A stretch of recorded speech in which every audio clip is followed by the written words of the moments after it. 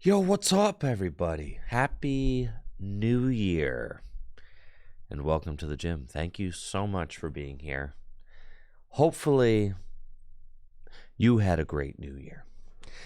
I got to relax a little bit. I was very excited about that. And chill out, got to play a little cards, but kept things very low-key for my entrance into 2024. Wow. Almost a quarter of a way through the new century. Isn't that nuts?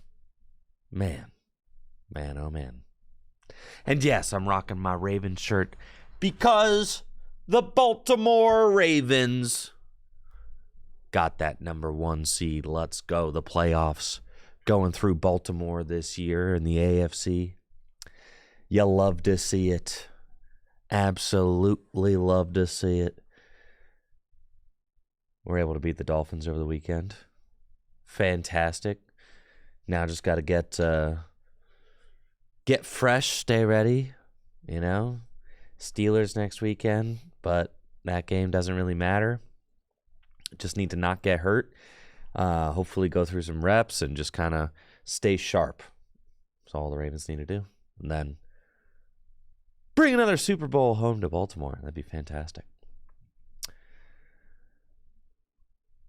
Thank you, Carrion, Reverend General, Incomplete Pokedex, and Lieutenant Surge for those subs to get the stream and the new year started. Carrion says, my Cowboys looking at taking the division. The Lions got robbed. Listen, I was watching the end of that game.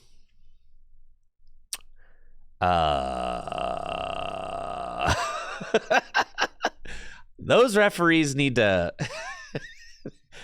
find new jobs.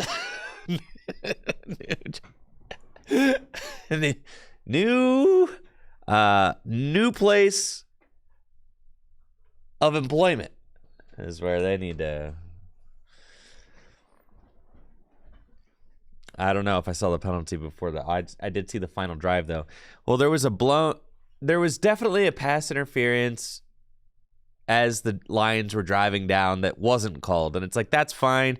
It's inside the 2 minutes. It's like, you know, let the players play. I get it, but then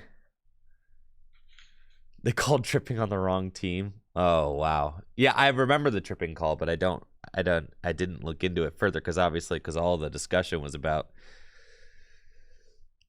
the insane. I mean, missed calls happen all the time, but on like the game winner, oh man. On the game winner, man. On the game-winning 2-point conversion to call it back because you got the wrong guy. Man, that's crazy. Wow. Just what a mess, you know? What a mess. Thank you, Espresso, for the subs. MQ. Chicken Strip 40.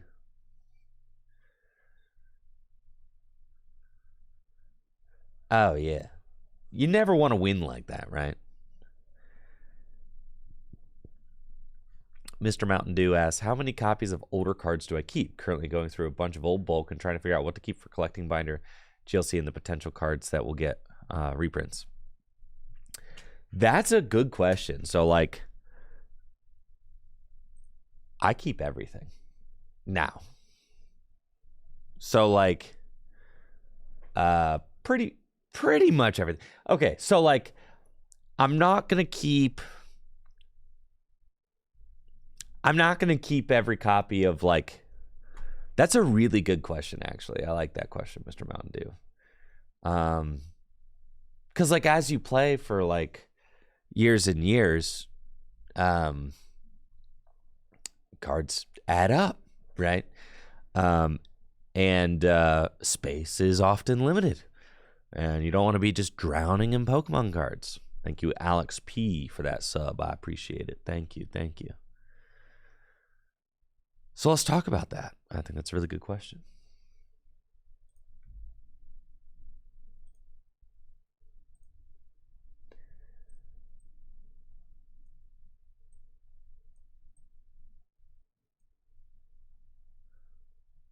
Yeah, Stealth Boy. I appreciate you using the full grip buy list, Stealth Boy. Yes, and that is a great option. I mean, I sell extra stuff to full grip all the time as well.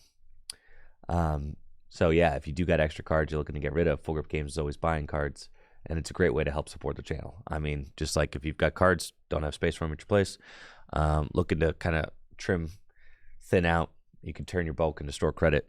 You can use the Full Grip Game buy list and sell your stuff to Full Grip Games. Really helps to support the channel. For me, it's a little bit different because I have like a massive retro deck collection that I have built. So like, and that's like for content, right? And stuff like that.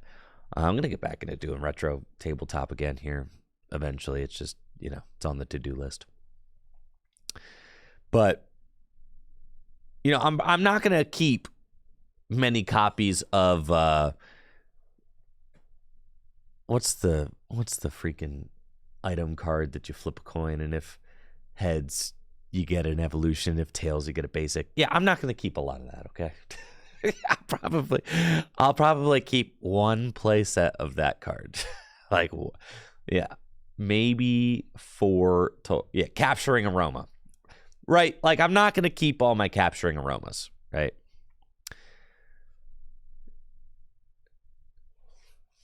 Yeah. I'm totally not keeping all my Capturing Aromas. So I'll bulk out. And that's the thing, is that I bulk out pretty much.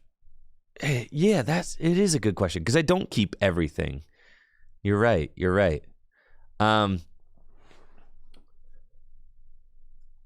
Yo, thank you, Jay Misplays. I appreciate that. I'm glad you like that. Thank you.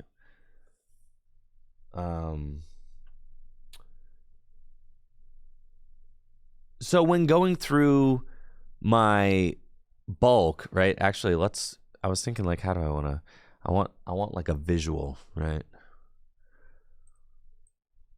When I'm going through my bulk, because you like amass cards for standard, right? But then they rotate out of standard. So then, like, how do you decide what to keep? It's a really good question. So right now we know that regulation mark, what, D is rotating out? Or is it E? D? D is rotating out, right? E is rotating out. Thank you. E. Boom. D was last year. Got it. Cool. So, like, Rescue Carrier. That's just a good card. So I'll probably keep, like, a playset or two of Rescue Carrier. Maybe one playset of Rescue Carrier. And then, like, for the Pokemon and stuff, it's at a certain point where it's like,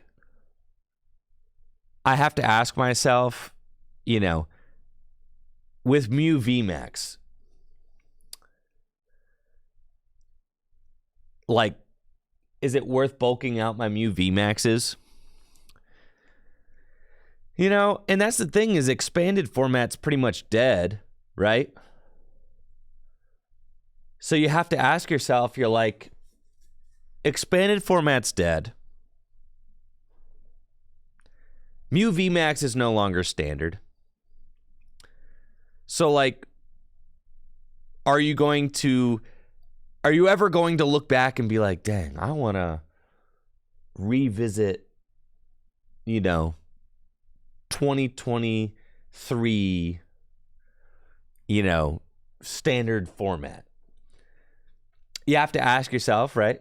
Will I ever want that retro deck built, right? In 10 years, will I want to go back and replay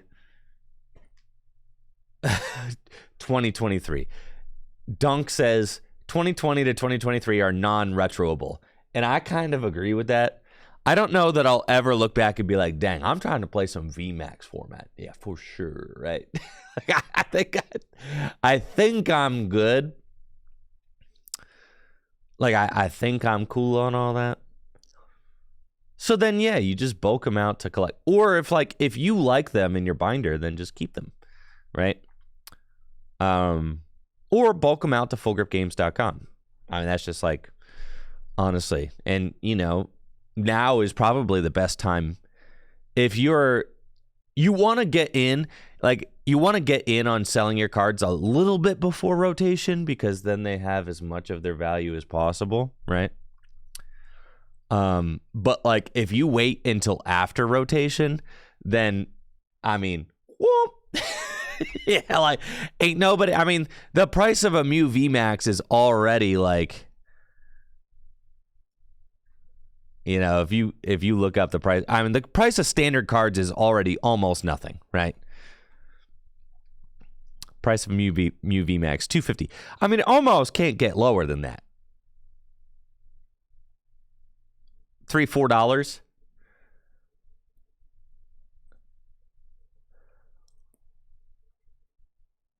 So if you're bulking them out, they're already not worth anything. At the end of the day, it is still a Mew card with 310 hit points.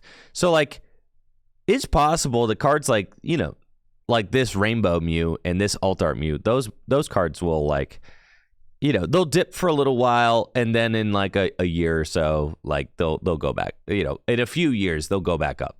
This card will just be worth a lot, down the line, for sure. This one, I'm not saying that this one will ever be worth anything, but this one, yeah, the alt arts will definitely retain their value, definitely, right? So, and the rainbow. The alt and the rainbow will definitely retain their value. But let's see. Seasoned spicy curry, I'm selling. Bulk those, bro. Bulk that card. You do not need any of these at your house, okay? You bulk that card. You don't need any of them for Gym Leader Challenge. And you know what? If you end up deciding that you need one spicy seasoned curry for Gym Leader Challenge down the road, then just buy it, okay? It'll be 10 cents. Do not keep this thing in your house. Bulk that, bro. But Cloth, your Cloth GLC deck, bro, bulk that card. Keep a couple play sets of Gloria for GLC. Just keep that for Gym Leader Challenge. I would keep one of each of the gloves just for Gym Leader Challenge, just in case, right? Bulk everything. Bulk them power tablets, bro. Keep a 2-2 line of Flaffy for Gym Leader Challenge. Cloth retro in 5 years. If you own this card, bro, keep it. This card seems nuts. Yeah, that's just an expensive card, bro. Some cards are impervious to rotation. This card does not care about rotation. That is just a cool card. Nobody cares. Nobody cares that Gengar VMAX is rotating out of standard format. Nobody cares. That is just a money card. Same with this thing. Nobody cares, bro, that Espeon is rotating out of standard. Some cards do not care about rotation. Thank you, Astro Zombie, for that sub in the 4 months. What about Moonbreon? Yeah, Moonbreon does not care about your rotation. Yeah, bulk all them fusion energy. Bulk your Skaters Parks. Yeah. So, my answer to your question, keep Judges, because Judge is just a good card. They'll reprint it one day. Again, they already have, right? So, Judge is still in standard. You bulk your Elisa's Sparkles. Maybe keep one single copy of Elisa's Sparkle if you won, Battle VIP Pass, keep them for GLC. So, basically just have to use your own discretion.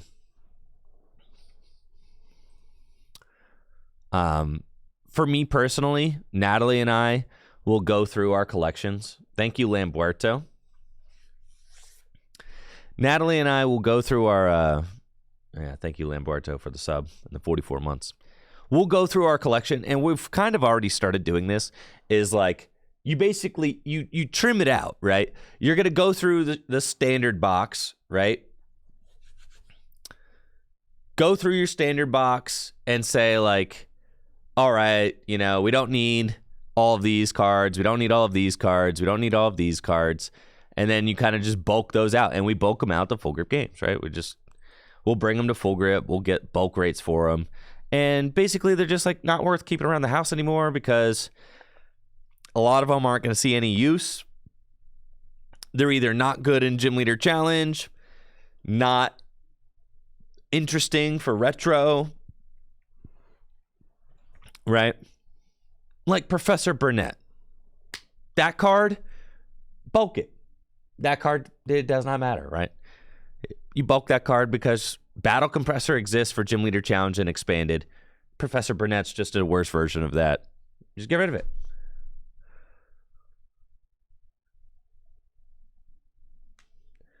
Prize card packs? No. The Pokemon Company International said that card shops are not allowed to buy, sell, trade prize card packs or anything that comes in them. So, no. Yes. TPCI sent a huge email out to card shops saying that they are not allowed to buy promos, basically. Yeah.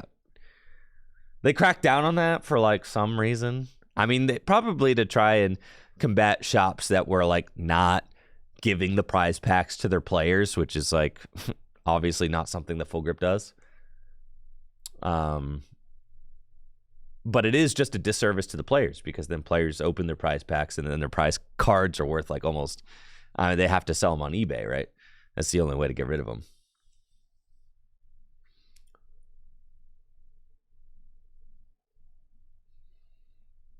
Tron Dragon, why would a card shop buy a card if you cannot sell them?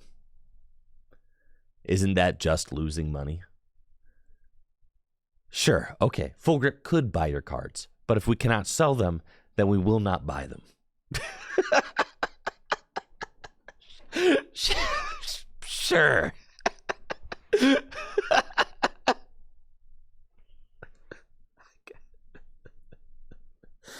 Ay, ay, ay.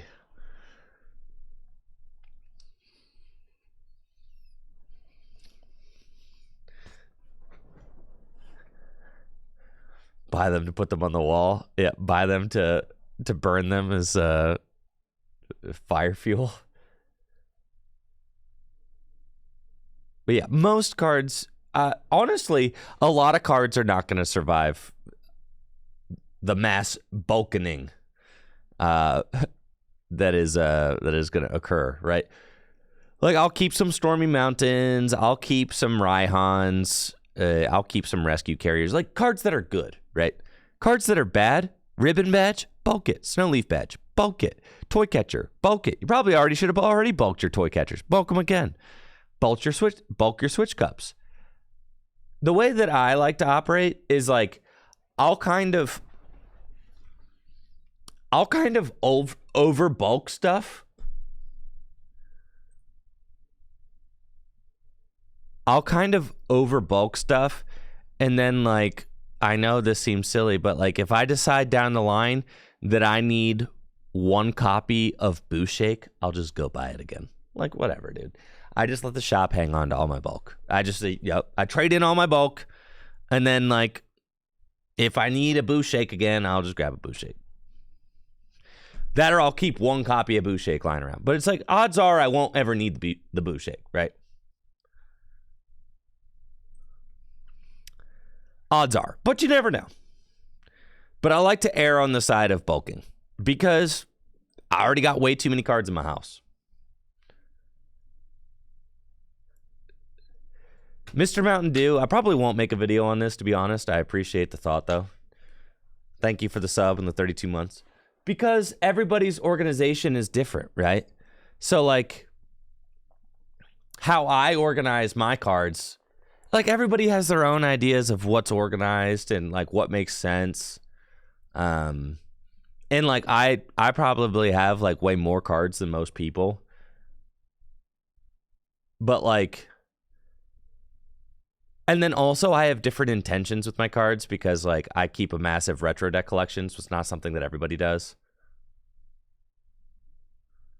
I could do a collection video again. I mean, my collection's changed a little bit since last time. There is an automatic card sorter YRG. It just costs tens of thousands of dollars. Yeah, that exists. There's no shop in your area that buys bulk? Well, FullGripGames.com buys bulk. You just send it in, and then we give you the cash for the store credit.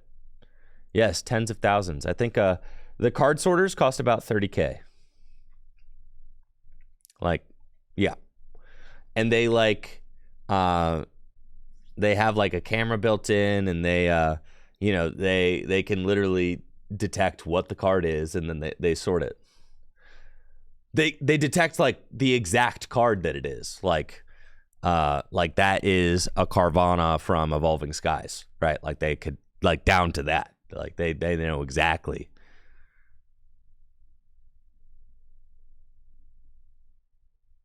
Yeah, I mean, Full Grip works with customers from Europe, yes, but it's just like it's probably gonna not be worth it for you to send your bulk in from Europe because of the shipping costs, right? So it's like, yeah, you pay to ship your cards from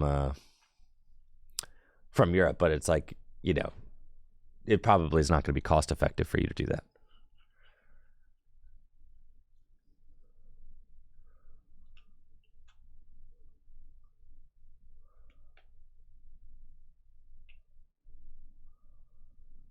Exactly. Well, that's the thing, DJ Backwards. Exactly, right? So some card shops utilize them. They're not as fast as like people.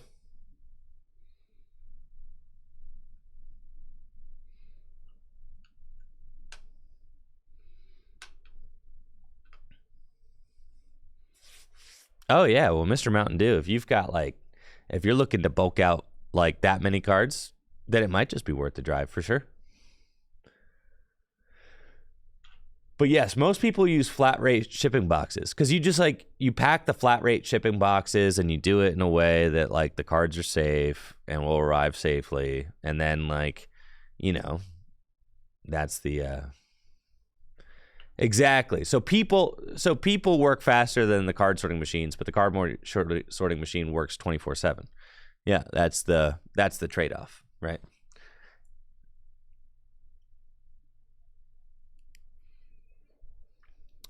And the card sorting machine can't do everything, but it could do a lot.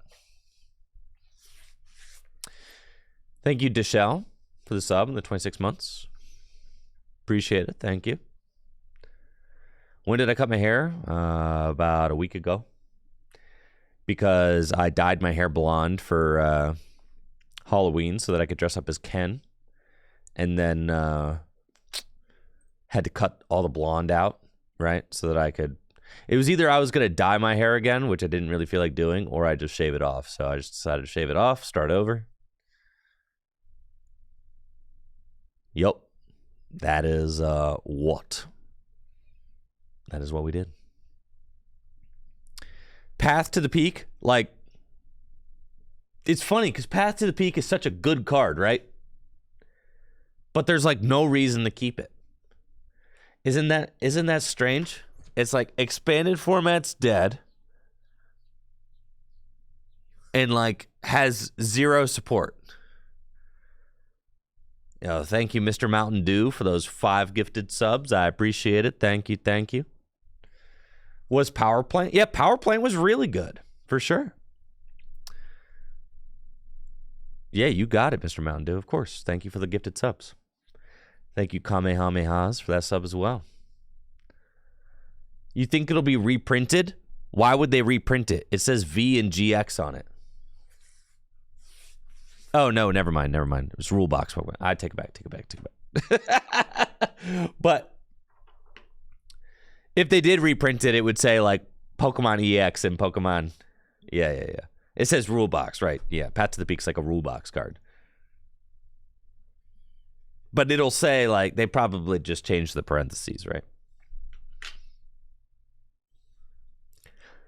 It's also a location from Sword and Shield. Yeah. I doubt though. I don't think that they're gonna. Yeah, Mr. Mountain Dew says I don't think that they don't really reprint stadiums. You're right. They really don't.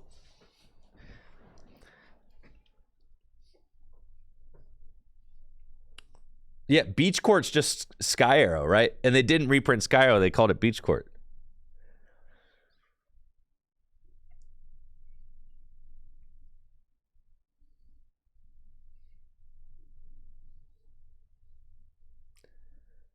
But yeah, they didn't even name it. Like, yeah, Beach Court is a reprint, but they didn't call it Sky Arrow. They called it Beach Court.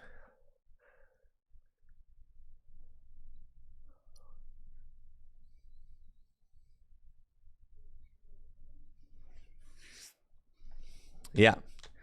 So, like, you could just bulk all your paths. You could just bulk them all. Isn't that crazy? Like, you can just bulk them all. Yeah. Dang, like, this card is so good. You just don't need it anymore. You don't need it in Gym Leader Challenge. You don't need it. Like, maybe keep... Nah, just like, you know what? If you end up needing Path to the Peaks for some sort of... No, because Expanded's just dead. Like, just is dead, you know? Ain't no Expanded.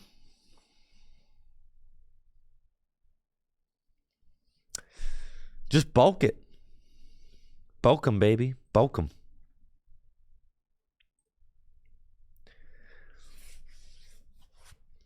Dunk says it's not even played in Expanded. Yeah. It's not even good in Expanded. Just bulk it.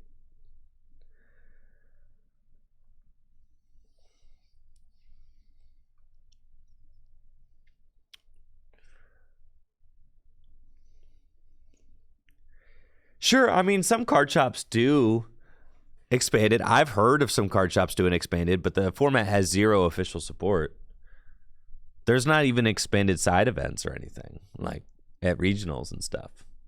Like, the overall community interest in Expanded is like extremely low, I'd say. You know, overall, it's gotten, yeah.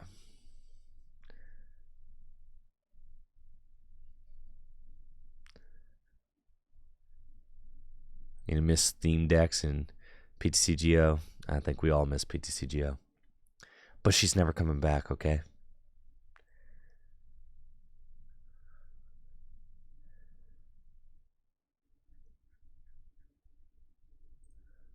So yeah, really, you know, which cards you decide to hold on to and which cards you decide to bulk is that's entirely up to you. It's a personal decision, right? So it's a good time to start going through your own collection, figuring out what cards you no longer need, right, for the upcoming rotation, and which cards you'll want to hang on to for either Gym Leader Challenge, Expanded, or personal retro collections or whatever. And of course, you know, fullgripgames.com is always buying cards if you ever want to bulk out your cards. Fullgripgames.com is a buy list. We're always buying bulk, singles, all that. There's instructions on the website. There's also a huge sale going on at fullgripgames.com now. 20% off the entire website. That's singles, sealed product, all that. There's just the tab up here, sell to us, and then buy list instructions if you want to read up on how to do it. It's all right here. A huge thank you to everybody who uses that resource. That is a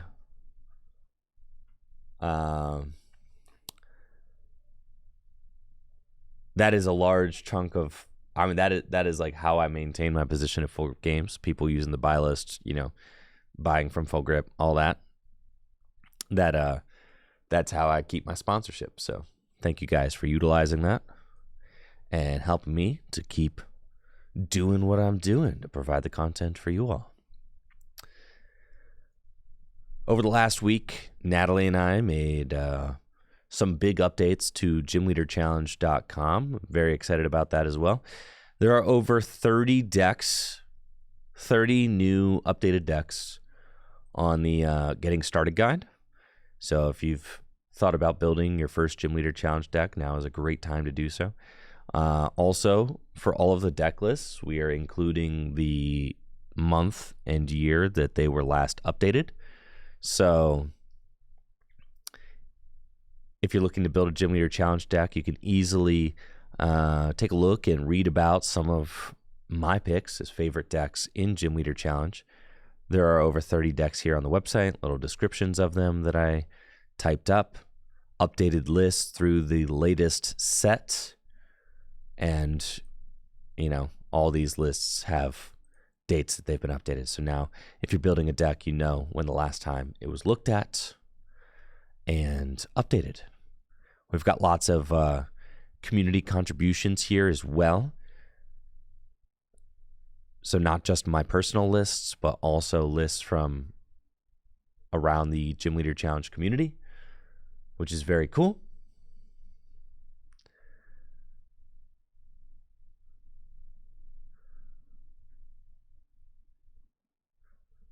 Here's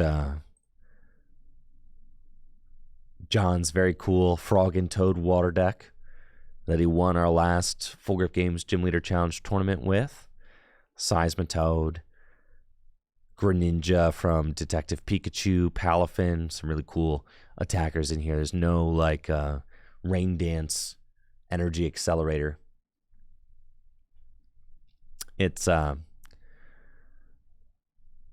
just low, low energy attackers like Seismitoad and Palafin. It's really sick.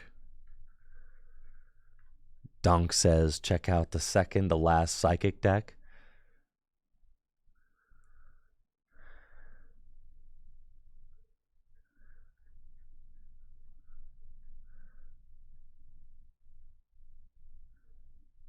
This is JD's list.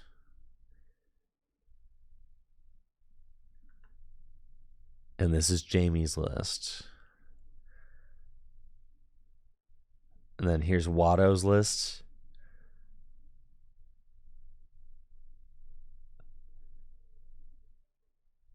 Oh, I need to fix that. That's a little... There's 2 U-turns? We'll fix that up. Thank you. That was just a misclick when creating that. Thank you, Dunk. I appreciate that. Thank you, thank you. We'll get that fixed right away. But yes, that's obviously a typo. This picture needs fixed anyway because there's this little visual glitch over here. All right, JD, we'll get that fixed up. Thank you for the heads up, though. I appreciate that very much.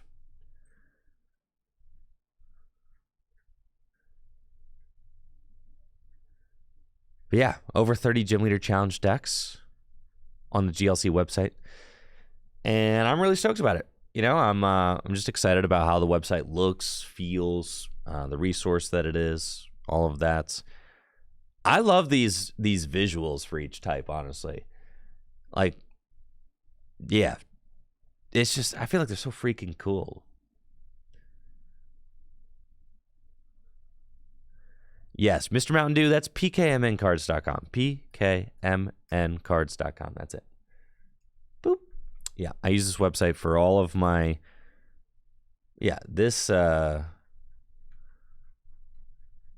like the best website for searching for cards, right? If you just want to look up like every Charizard ever, right? You can just type in Charizard, boom, there's every Charizard ever. Yeah. This is like the best Pokemon TCG resource on the internet. pkmncards.com. Thank you, Dallas the Deal. Yo, what's up, Dallas? I appreciate you. Thank you. The Full Art Sabrina suggestion. Yeah. And thank you, Jay's T, for that Prime sub as well. Bulbapedia is better? Nah. Bulbapedia is like organized like trash, honestly. I appreciate Bulbapedia for what it is, but I hate how this website is organized. Same with Cerebi. I respect Cerebi and I respect Bulbapedia, but as far as like looking up Pokemon cards goes, this is way better. Yeah. This is the best website for just looking up cards. You want to look up Blastoise? Boom, here's all the Blastoise. I respect those websites, but if I'm looking at cards, it's this website, PKMN Cards. If I want to know, there are some things I'll go to Bulbapedia for. Some things. Of course, Bulbapedia has more information, but like most of the time, I'm just trying to look at cards, right? But if I want to know what the Japanese name of a Pokemon is, I go to Bulbapedia for that. Right? So if I want to go like Bulbasaur, Bulbapedia, right? Like if I need to know like some real nerdy stuff, right? Like if I could, boom, that's where I'm going to get that. Like if I need to know the nerdiest stuff possible. Yeah. Yeah. But this website is pretty much garbage to navigate, so I try to go here as little as possible.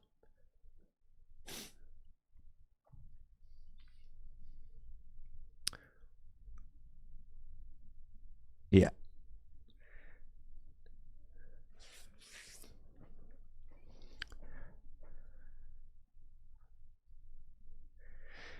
And then another thing that I'll use Bulbapedia for is like if I need to know like the name of every Japanese Pokemon TCG set, you know, go to like Pokemon TCG sets, like all Pokemon TCG sets. Boom, you're like, you know, like they got info like that here, right?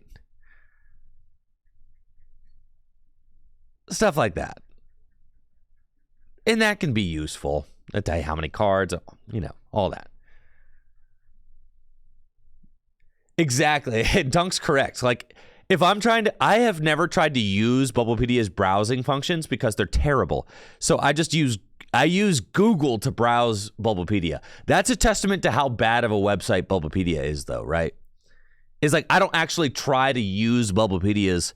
You just say, like Rocket returns Bulbapedia, right?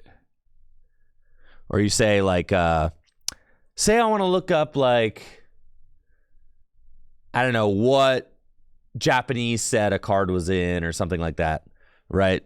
Then I could say like Zapdos Pokemon TCG Bulbapedia. Boom. All right. Zapdos, and then you have to go to the one with the TCG. Boom. All right. So like sometimes I'll go to like these.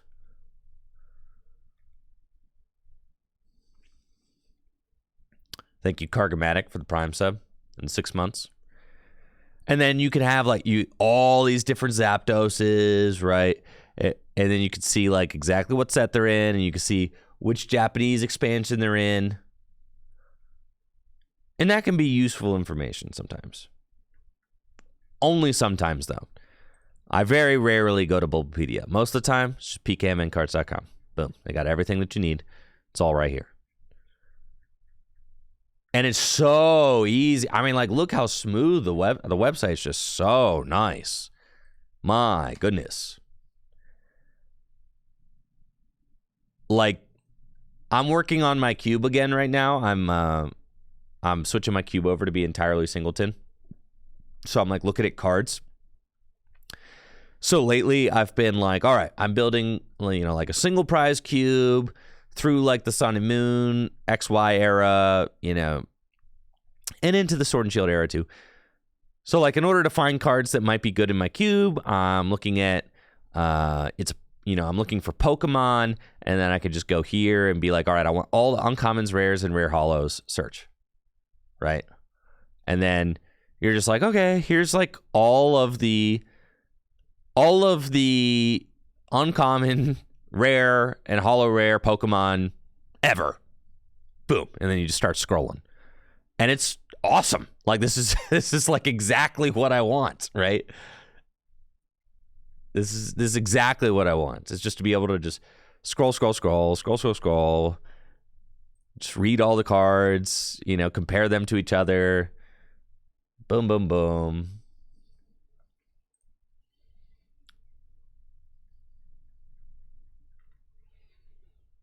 And I've really been, and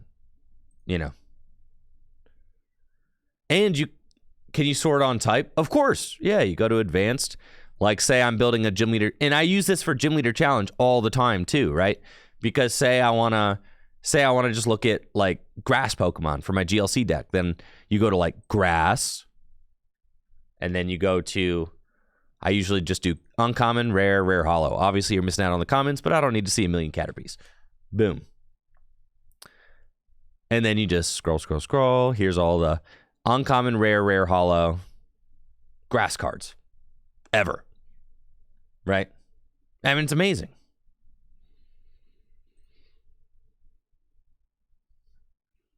And I do this all the time because it can and it's all chronological, right? So like the further back you go, the older you get until you get all the way, to these old guys here. So highly recommend pkmncards.com. It's my favorite website to use for browsing cards. It's just super easy to use. And the cards all look great. High quality image scans. Everything's just phenomenal.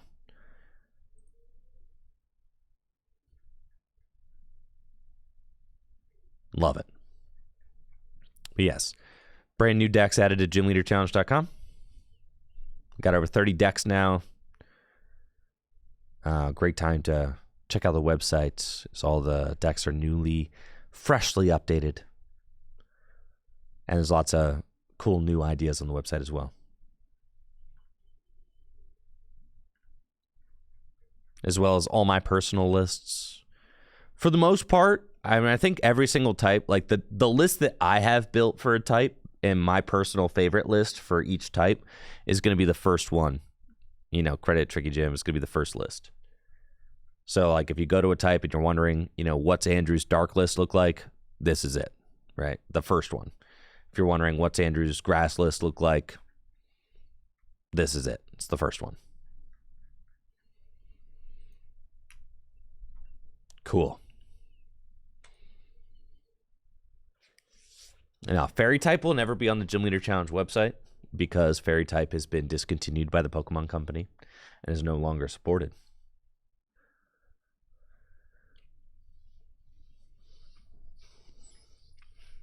You want to buy 2 to 3 Gym Leader Challenge decks. You don't have any cards. Which 3 are the cheapest? I'm not actually sure because I just kind of had all the cards. Pretty sure water is going to be relatively cheap. Grass is going to be a little bit more expensive because you have like a Roserade in there. But water, I'd say, is probably pretty cheap.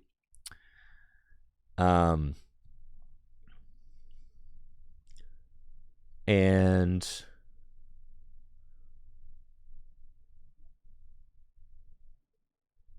I feel like colorless is relatively new. Psychic's pretty cheap. Yeah, you're not going to need any like real old cards for Psychic. I mean, like I feel like most of the decks are like similarly cheap.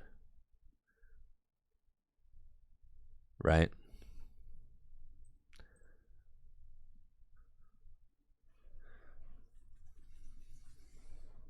That's awesome, Jedi Pastor. Yeah, most decks are about $30 to $50. Most Gym Leader Challenge decks. Yep.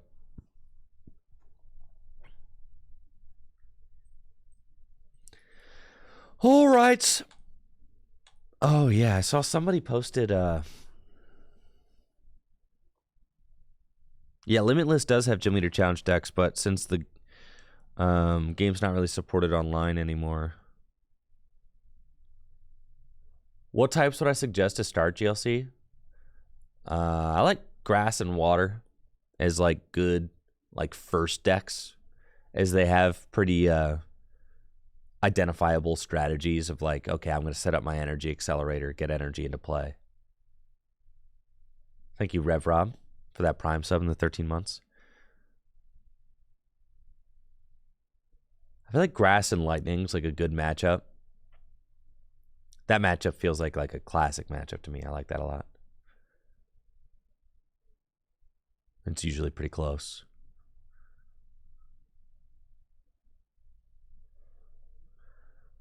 Psychic. I really like Psychic as well. I definitely recommend building Psychic. It's like the great equalizer. Dark is great. I mean, yeah. I'm just going to tell you to build the whole format. Because once you build 2 Gym Leader Challenge decks, you're just going to want them all.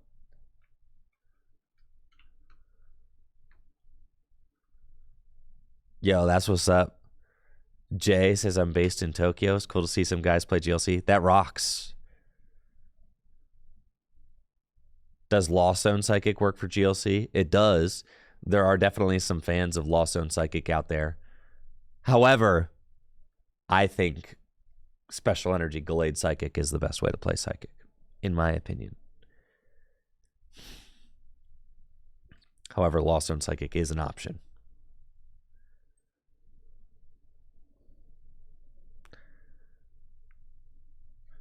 Oh, I saw someone had a Rotom deck list they posted on the X application. Oh, yeah.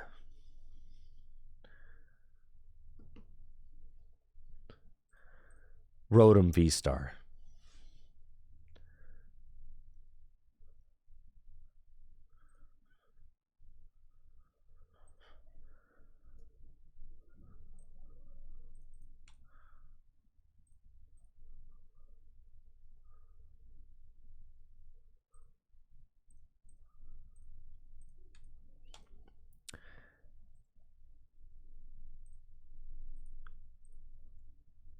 There's no way Rotom VSTAR is good. You're probably right.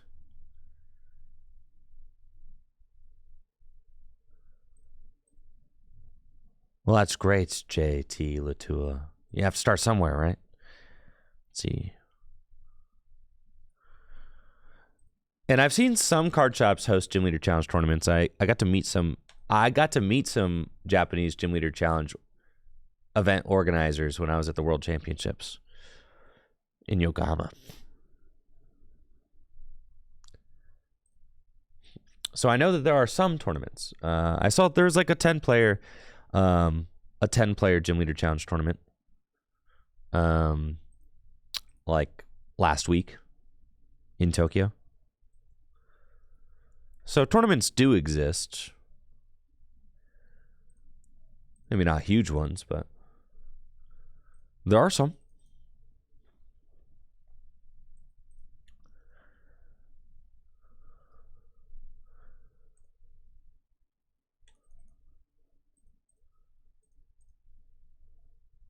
Yo, that's what's up, concerned. That's what's up. I've played against a Zeraora VSTAR Miraidon. Yeah, it's something you can do. It's an option. I just think it's a little bit it's a lot of investment, you know, for a card that could just be stopped by a single mana fee. What am I cooking? I don't know. I was scrolling Twitter the other day, and I saw somebody post a Rotom VSTAR deck list, and I was like, you know what? That looks like content right there. Let's go.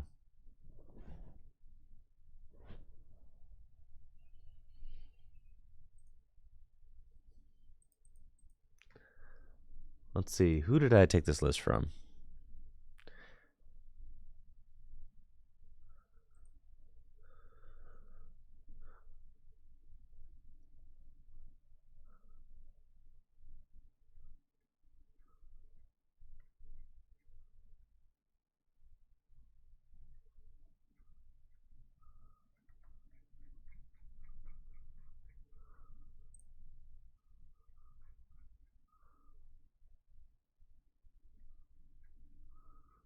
I don't know. Thank you, Mike the Giant, for that sub in the 9 months. Appreciate it.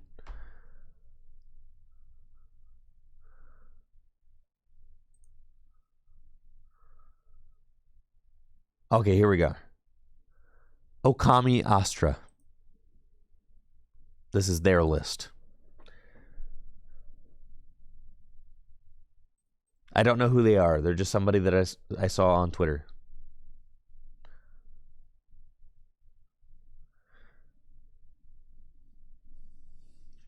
They say that Charizard's a tough matchup. Yikes.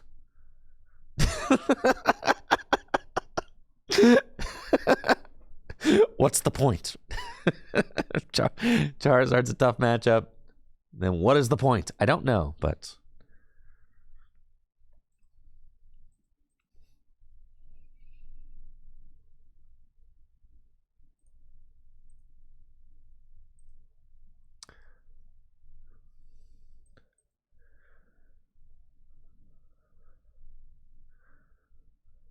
I think the TMs the deck plays a bunch of TMs with the idea that they just go to the discard pile, right?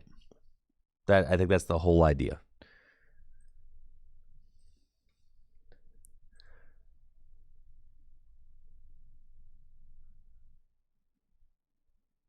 Super odd nest ball.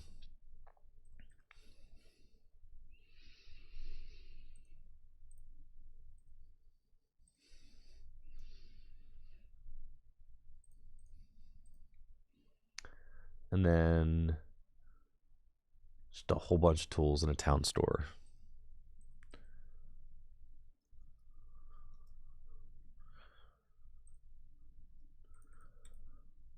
Lightning energy. No, get me away from here. Okay, lightning.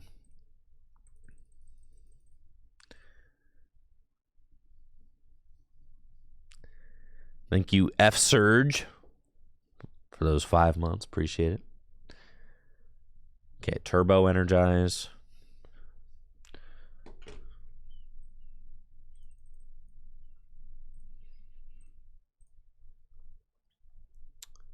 Devolution.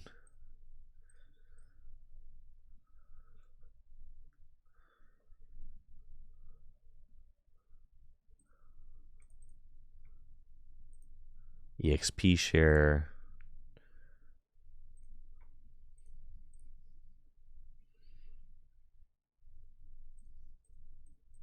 See, I'm not going to Portland this weekend, so I get to just mess around all week. How fun is that? I don't have to get sweaty until Charlotte.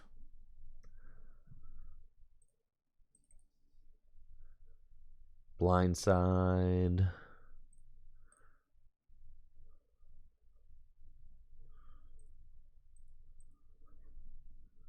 Evolution.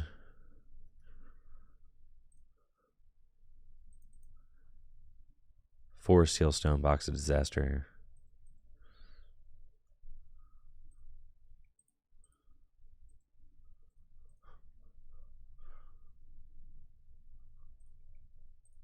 Thank you, Big Mac Lamont. Those sub in the 17 months. Thank you. I don't know. Might be a broken deck. Might also be terrible. I'm just taking a random deck list that I saw from somebody random on Twitter. Why are there 3 Cramorants in here? Oh, because we put cards into the Lost Zone. Oh, that is too funny. And then Cramorant can attack.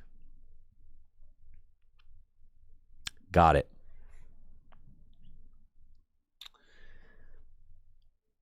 Got it, huh? We got Hisui and Heavy Ball. Okay.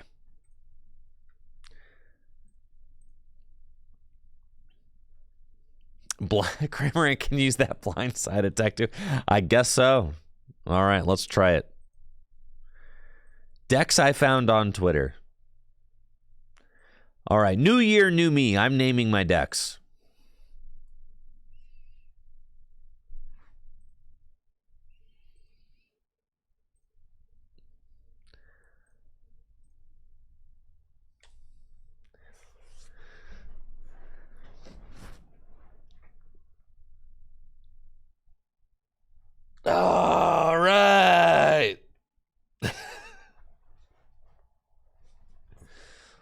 go.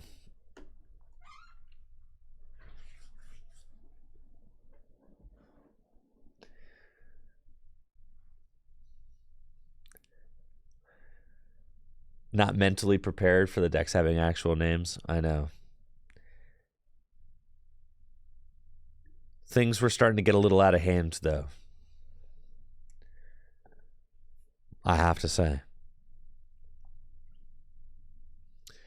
I love a little bit of chaos, but... All right, so what's the point of this deck again?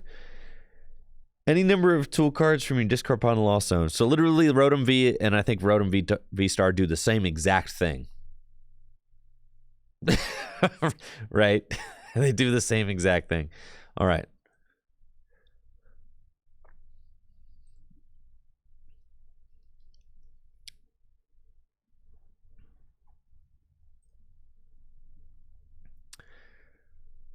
Looks like I'm playing against a Charizard deck. Going first with the broken Rotom VSTAR deck. Got a pair of Rotoms. Love that. Cramorant and an Ultra Ball. See what we got going on. Miraidon. We don't even need Miraidon. Gonna get Squawk. And draw some cards. EXP share. Cool. I think we're just trying to get a lot of tools in the discard pile right now. So let's do that. 4 Sealstone there. Caw-caw! Definitely want a lightning energy. That's good. We've got a lightning energy. Hisuian Heavy Ball. Can get another Cram.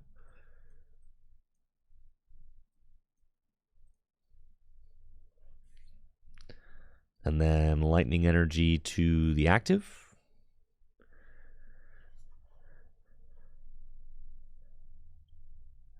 And instant charge. Neato. Let's see what my opponent's got for us. Battle VIP pass. Sure. And they've got Mew as their starter also. So they'll be able to grab an extra item with Mysterious Tail. Rotom VSTAR, what has 250 HP? It's not a lot of HP. It's got some amount of HP, not a ton.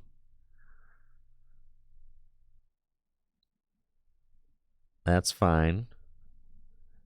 And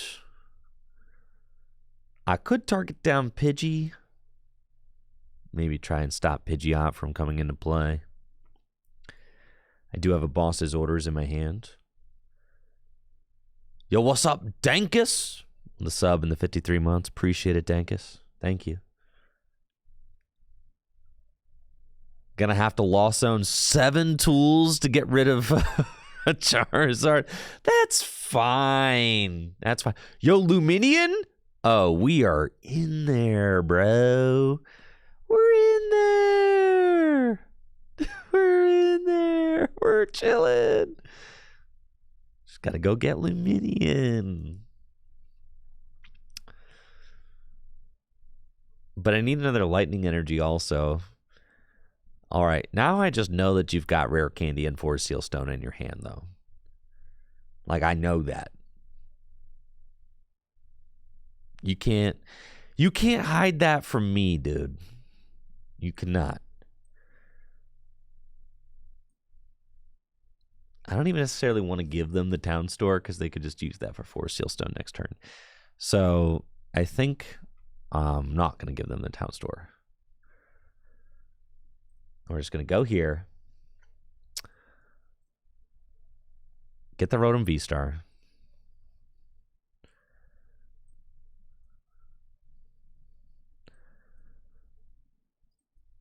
And Iono.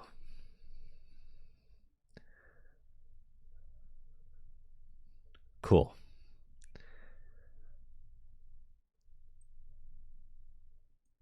We'll do that. to get the last Rotom V.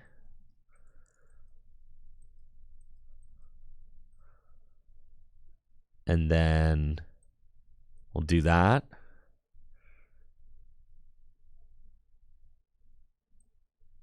Do that. What's Conversion Star do?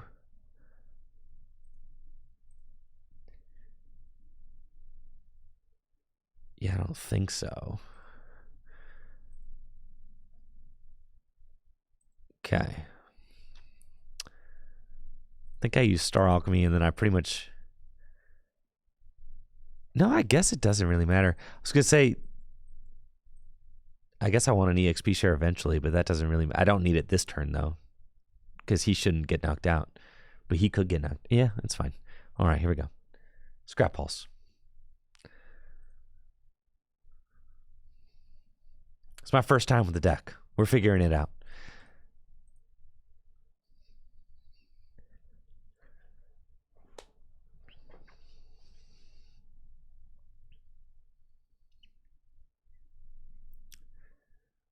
Should have saved our V-Star.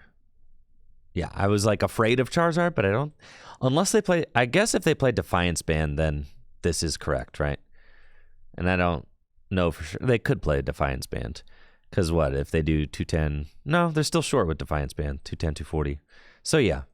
So I didn't need that this turn.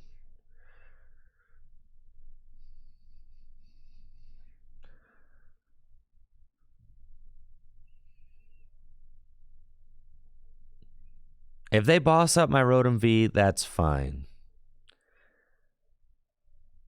This is... See, it was just bait, though. And now this Charizard's about to get absolutely toasted. 1, 2, 3, 4. And then they're putting 1 and 5. And then 6, 7. Right there.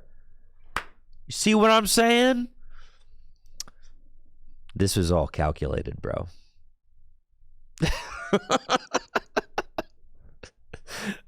This was calculated for show. That Charizard is getting destroyed right here. Yeah, that was just bait. Research those.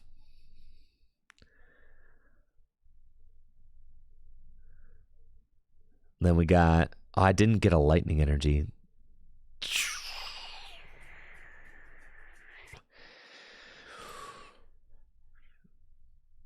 That's fine. I guess it's Cramorant next turn if I need it, right?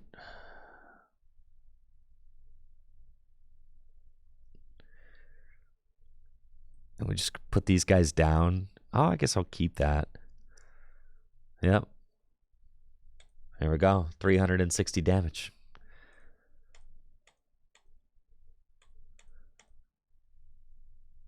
See ya.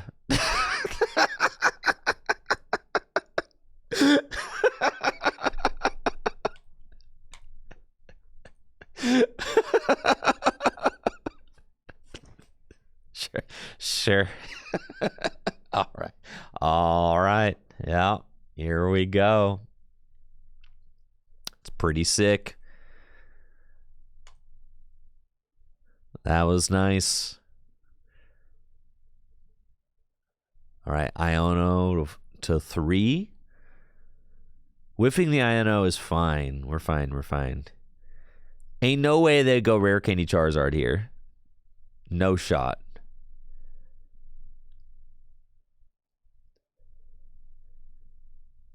See? And then I'm going to go to 2 prizes. Oh, thank you, Matt Wish. I appreciate it. And I'm glad that your kids like the Tricky Gym shirts. Thank you so much for supporting the channel all these years. And I really appreciate it. Thank you. All right, we got TM Devolution. We've got the Lightning Energy for the bench Rotom. We could just put both of these into play to get them discarded, but like, I don't know if I'm going to be able to power up to like that many tools again. I'm going to put at least that one into play. And then Scrap Pulse for the knockout.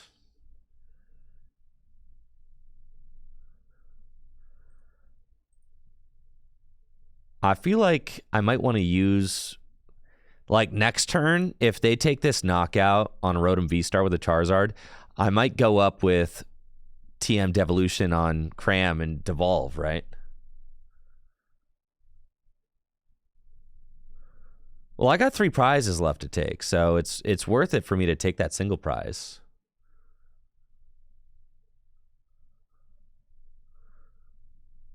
Definitely.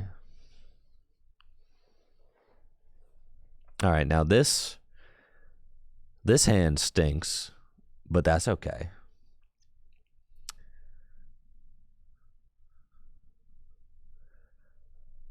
We're chilling. They don't have squat over there. They've got this guy. He's not doing anything. We got all the energy we need now.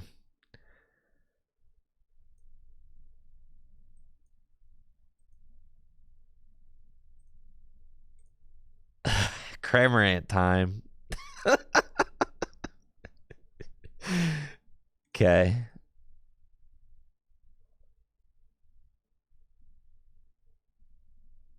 That's fine. I'm not doing nearly enough damage to deal with the Charizard right now, though. I'm doing, like, nothing.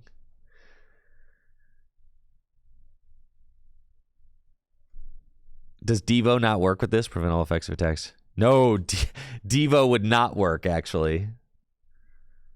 With the Toad Scroll online. Getting Iono'd again. It's fine. To 1? Not fine, actually.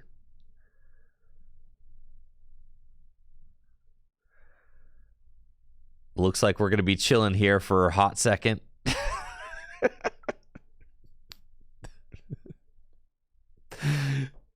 Man.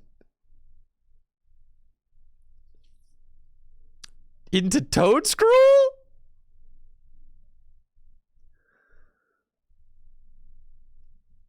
Man.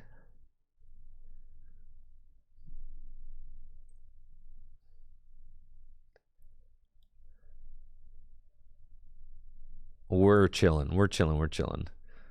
They got Charizard. What are they going to do with that Charizard? I'm a boss Toad Scroll back up.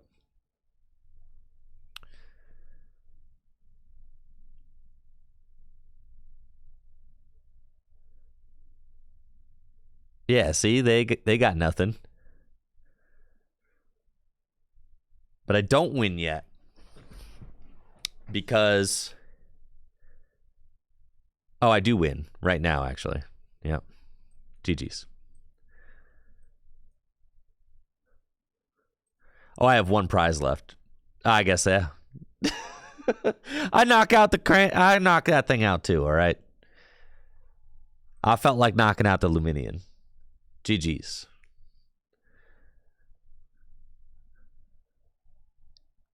See? Easy as that. Broken deck, dude. Holy smokes. Charizard matchup's free. What the heck?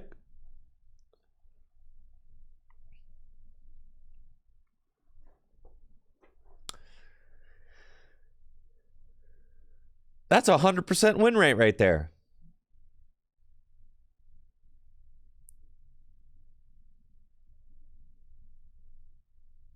Just leave it up for... I'm not going to Portland. No, I'm taking the week off.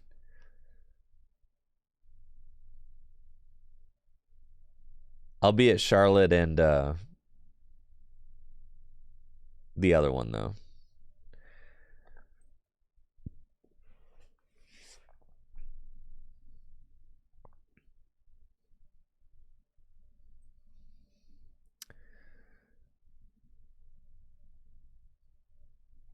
I'm kind of waiting to see what kind of happens at Portland, and then trying to basically adjust, and get kind of grinding in response to what happens at Portland.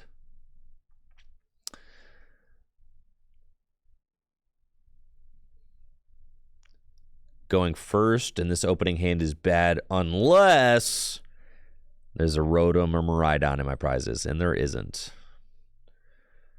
So I'm going to concede.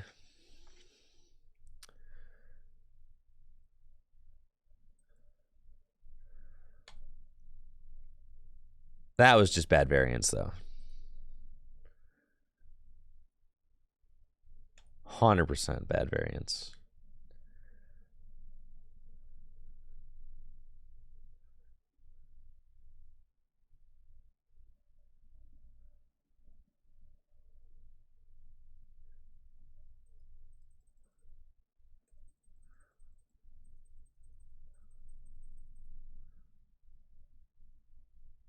Yo, thank you, Jedi Pastor.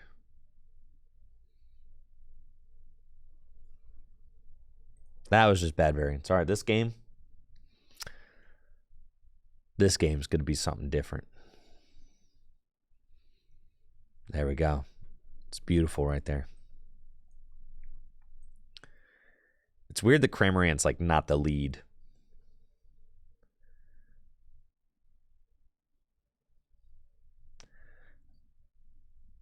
This matchup seems kind of free. If this is stall, I don't know what I'm up against. All right, I don't really know what I'm up against, but there's a Mawile here. They can't stop me, though. We're chilling. Every Pokemon in this deck can attack. So I don't think that there's anybody that can really trap active. They play Stormy Mountains, though, so maybe it's not a stall deck. Oh, you're playing Rotom. Oh, so we're playing a Rotom Mirror. Is that what's happening? Like, what? Man. What is happening? Oh, no.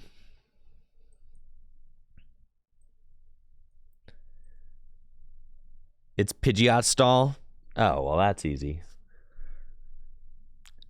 Pidgeot stall plays that card? Good to know. All right, they're still bodied, though. It doesn't matter. Cool, let's do that. Dang, that card's broken.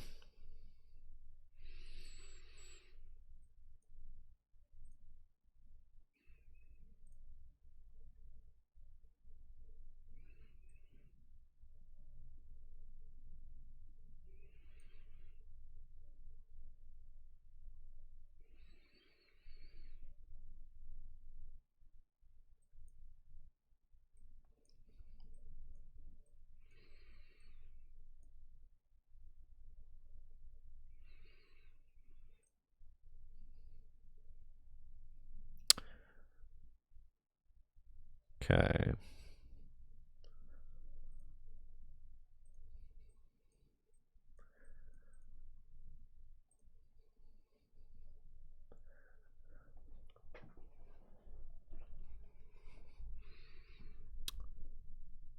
This is probably fine.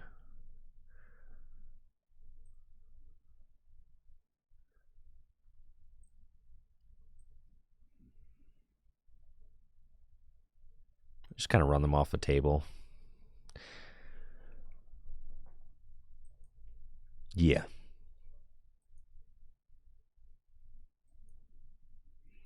That's cool.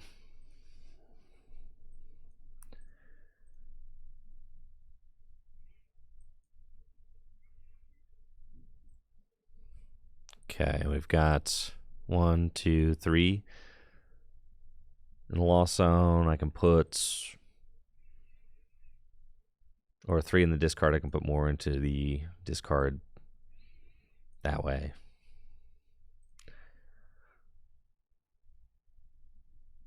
And let's just scrap pulse. Do that. Take knockout. I think that's fine. Like, if they set up Pidgey, we take a knockout against Pidgeot EX very easily. I've only got Rotoms. I can use Turbo Energize to get extra energy on this thing if I want to. It's fine. I wanted to get another Rotom out just so that I can draw cards if I need to. Could also use my conversion star. They've got the Mimikyu, but little do they know that I play Cramorant. Yes.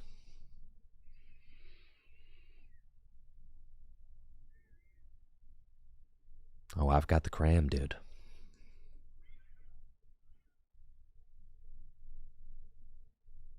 Okay.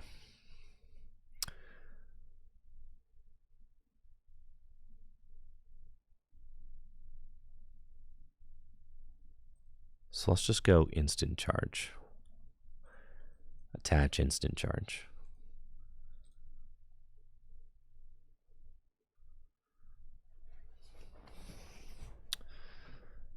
And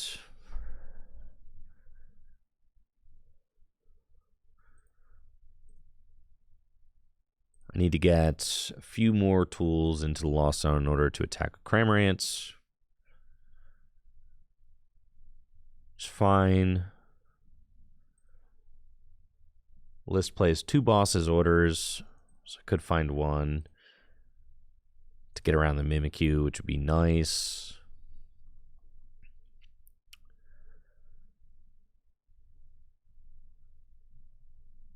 I don't want this Miraidon. Yeah, I don't want the Miraidon in my hand for that reason. Unfortunately, I can power up the Miraidon. I just would rather not. Obviously, it's just going to be there all game now. And I couldn't. I mean, if I Ultra Ball it, then it's fodder for Echoing Horn. So it's not like really great, but that's fine. Okay.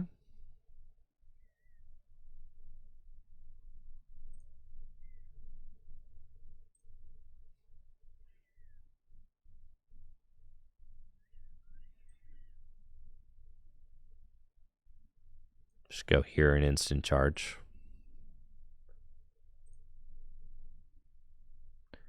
Not sure if the Miraidon getting snagged lost me the game, but we'll see.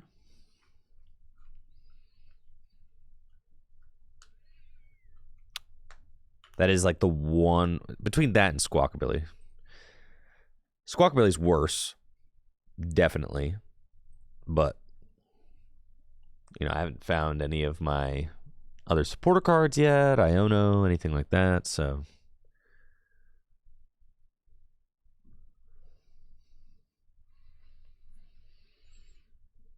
thank you, Logan Berry, for the sub in the 14 months.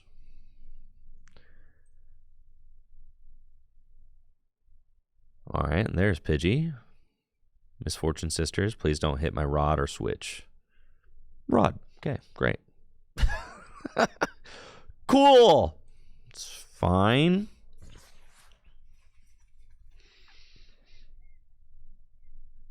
It's not a lightning energy. I really am just not seeing supporter cards, which is kind of unfortunate. There they are. Cool. So that's fine. Go there.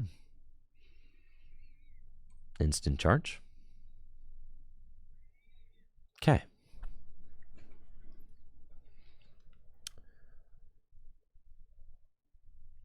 I should kind of be okay, honestly. I mean, Miraidon's doing 220 every other turn.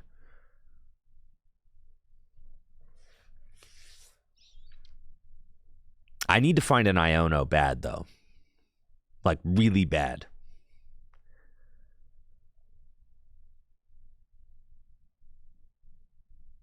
I have to find an Iono, and the fact that I haven't seen an Iono yet is, like, really killing me. This thing having 120 hit points also really killing me. That's okay.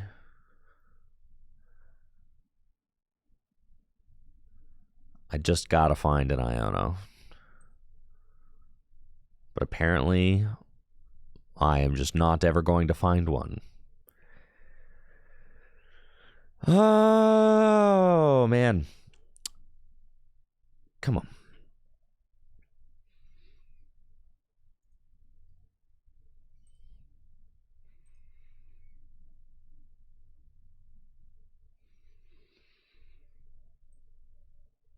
That's fine.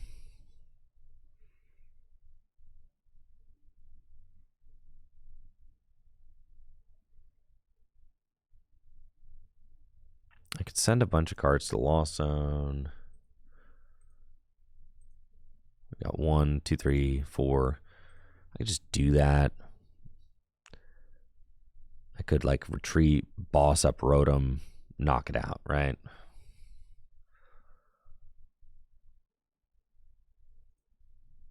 $40 more.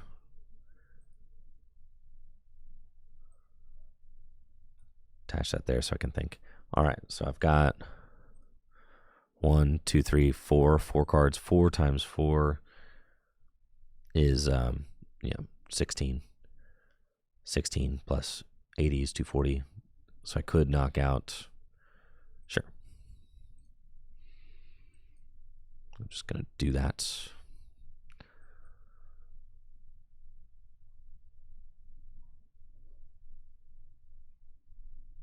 Put the Cramorant down. It's fine. And Scrap Pulse.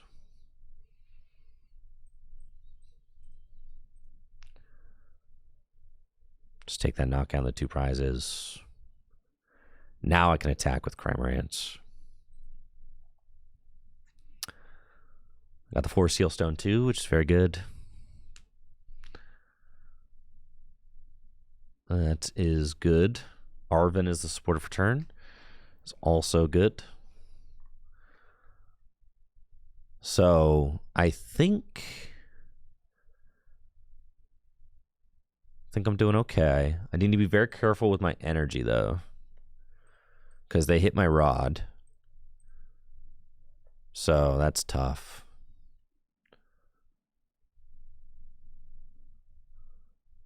I haven't used my VSTAR yet. That's it. Cool. All right. I think I'm chilling here. Because I have to get this hand like out of here pronto. So let's go energy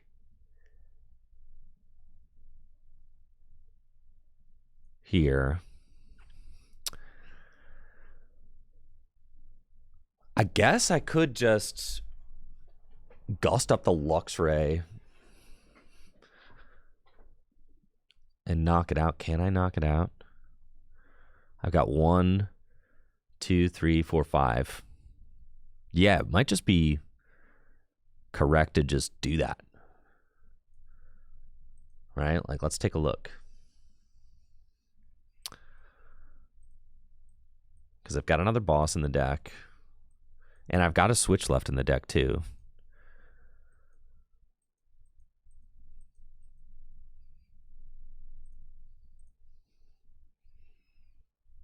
And that's fine.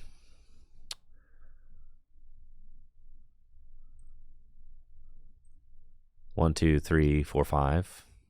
Or no, that's not 4, 5. 1, 2, 3. Okay.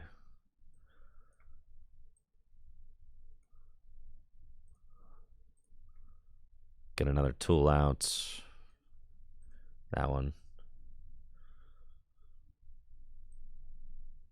Ultra Ball away those.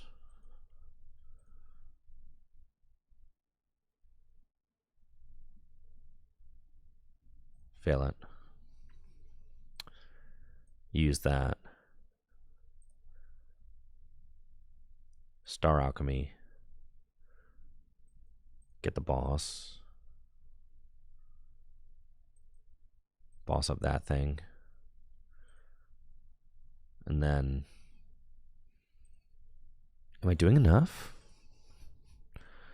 1, 2, 3, 4, 5. 5 times 4. 200. Yes, okay. So it's calculated with the subtraction already. When you knock out the Luxray. 240.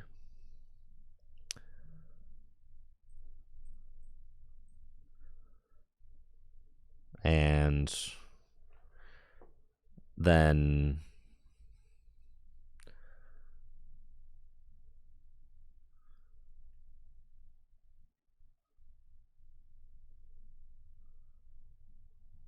we just have to find a way to take one more prize.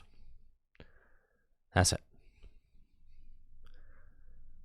But they're Sydneying here, and they're going to see my Squawkabilly. I need to find an Iono, dude. Come on.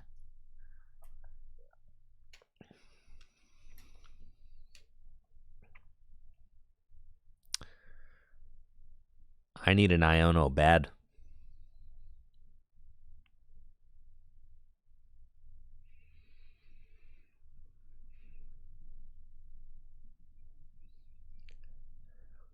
Just fill my bench, I guess. It's true. If I get Cram and Rotom, then they cannot. That's true. We'll do that. Good thoughts. Let's see. How many energy do I have left in the deck, though? Just one lightning left, though.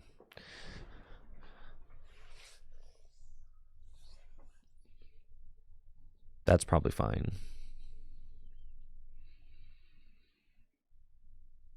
But then they could still just gust up the...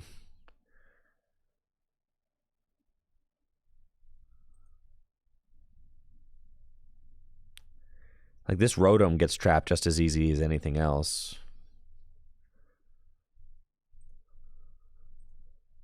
So I think it's not worth it.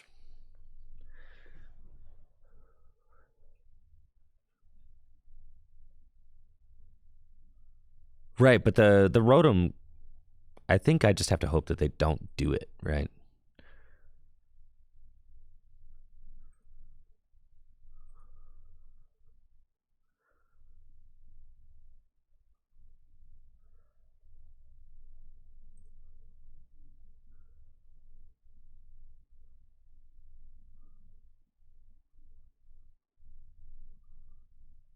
Huh. It's fine.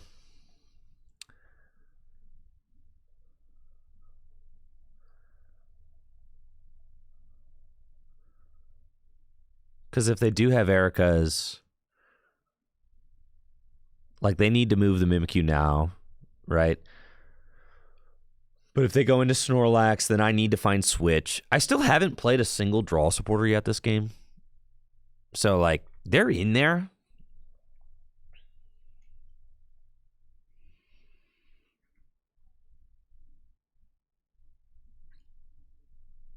And I have the one Switch in the deck. All right, they go Snorlax. And then if I go Switch, I win. But I just have to have the Switch right now. And it's in the deck. I just have to find it. That was not it.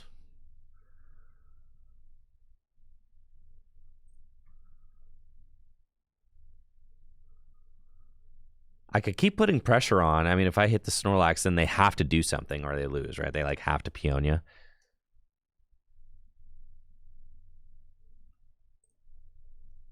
I think I just go instant charge. Oh, blindside? Holy smokes, I could blindside for game?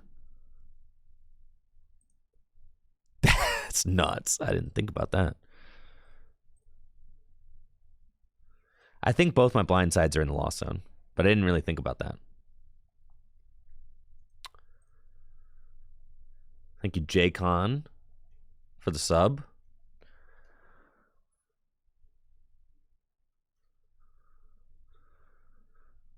That's kind of fun, honestly. Cramorant using the TMs for free.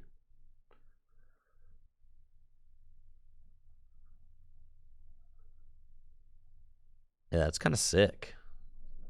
You don't need three. You know, Cram can use them for free because of the Lost Provisions ability.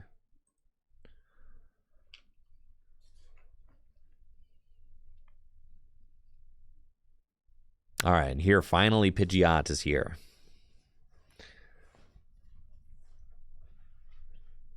But it feels like it's probably too little too late.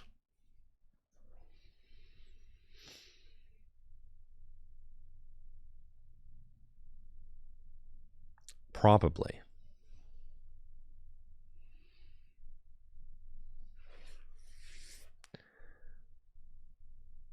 I just have to find my switch.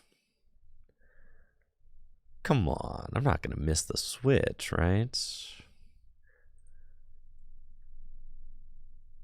What would be the odds of that?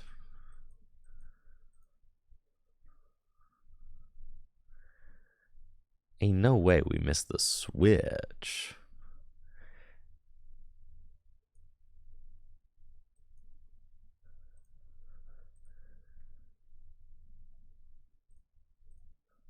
All right. 7 out of 9 times we hit the game-winning switch. GG's.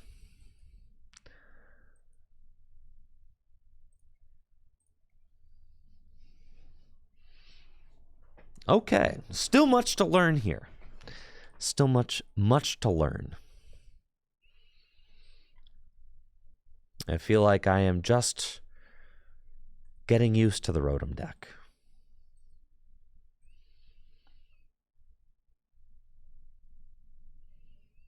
The deck's kind of cool.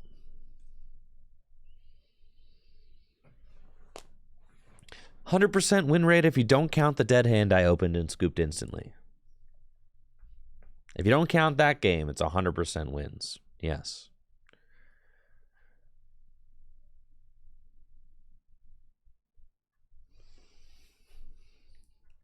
Yes, I opened a Cramorant Pass with like...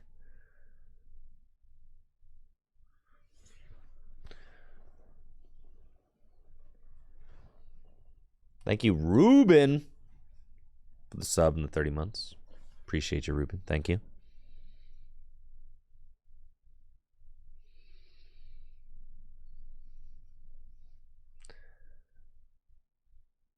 Yo, let's go, Mouthface.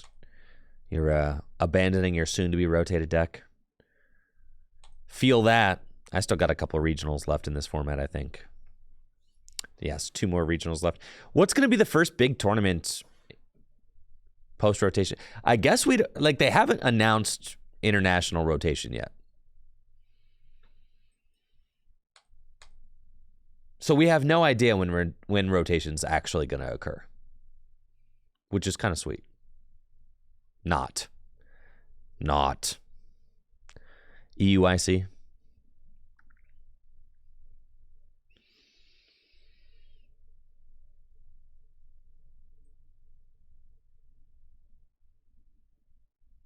I mean, I think we just lose here.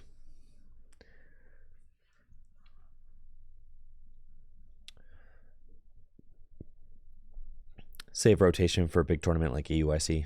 Yeah. You know, I'm not playing against Lost Zone Kyogre. That's fine. You have fun. They could also be bricking, but then I'm about to Iono them. I was just like, I'm good, you know. Am I going to EUIC this year? I was planning on it, but I'm not sure. We'll see.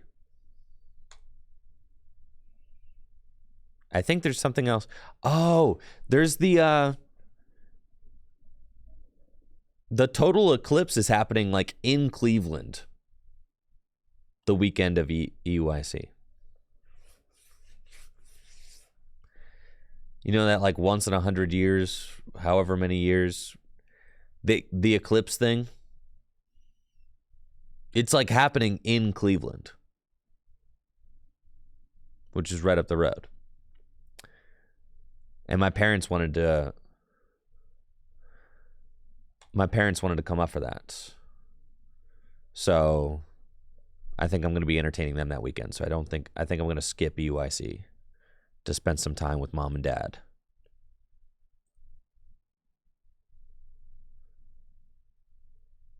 All right, Golden Go. Interesting.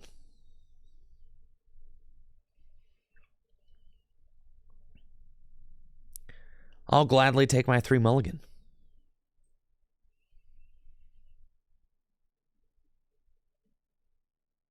Going first against Golden Go EX. I've got a fine opening hand thanks to Mid Rhydon. Go grab a couple of Rotom. Check the prizes. I've only got one Rotom VSTAR in the deck, but I've got another one here in my hand, so that's okay. And since we opened Mid Rhydon here, I cannot get the turn 2 attack. This deck only plays one copy of Switch, and I appear to have prized it, so it's fine. We'll just set up Lightning on Rotom and put Box of Disaster. Fine, we'll do that. Just play the Box of Disaster, please. Oh, that's a... Never mind, that's a tool. I was thinking this was Toolbox. Wrong box. Charge. Yes. I was getting it confused with this box. I'm thinking that this next turn I'll probably TM Turbo Energize just to get some extra energy into play.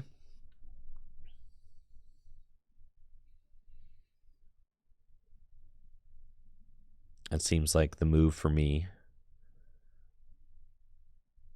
This should be kind of a one-hit KO battle, right? The Golden Go EX deck can definitely one-hit KO my Rotoms pretty easily. Only 5 energy needed to discard. My Rotoms can one-hit KO Golden Goes as well.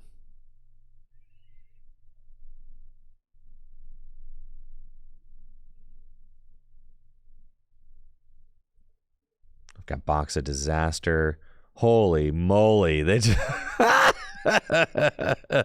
you love to see that. Yes. Pokestop when it discards 2 of your Gimme Ghoul. Yes.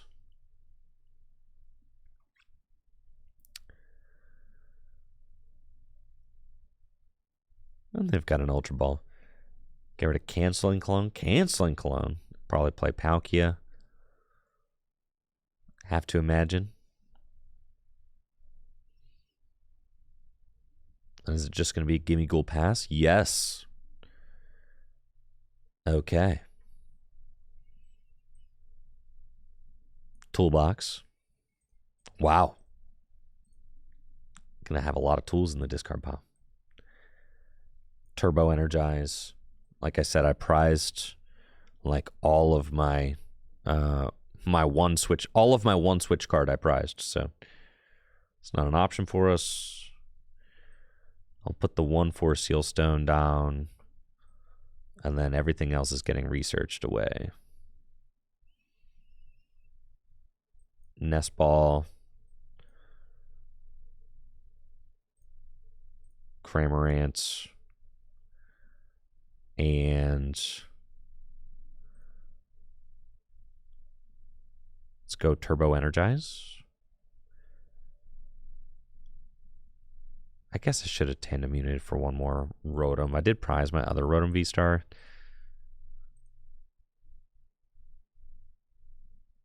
That's fine, though. And then we go Turbo Energize.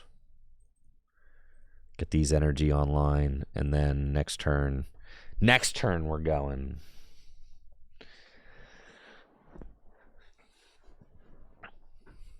Yes, the perfect board.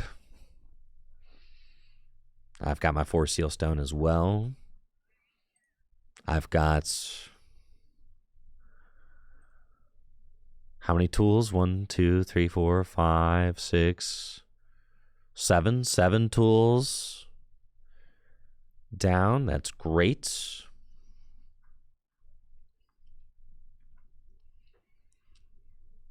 They don't have an energy drop, so there's probably no chance they get a big knockout.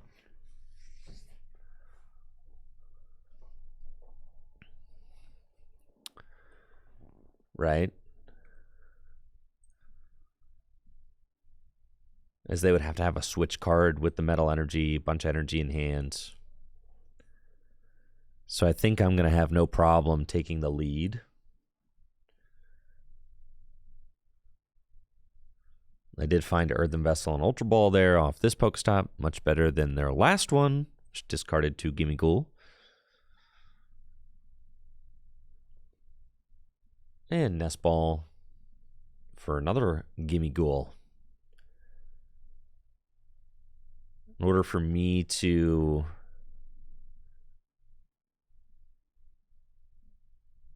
do anything meaningful this turn, I probably have to Force Seal Stone for Boss's Orders. Fine play, honestly.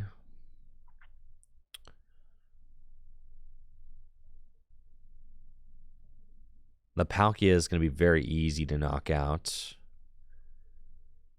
But I could just tank the Golden Go while it's there.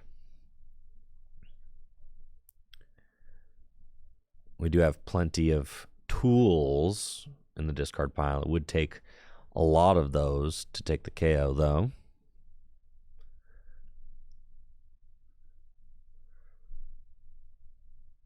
And Palkia would just require 1.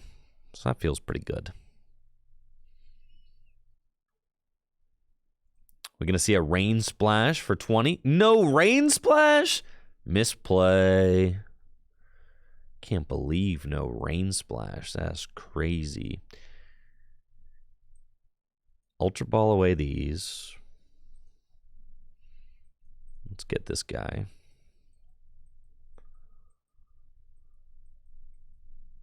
And then use our Star Alchemy to get Boss. And it looks like I prized a Boss as well. We'll evolve there. And now I can use Pokestop. Oh yeah, we hit 2 lightning. And 1 tool though. We did hit 1 tool. That was cool. And then Town Store.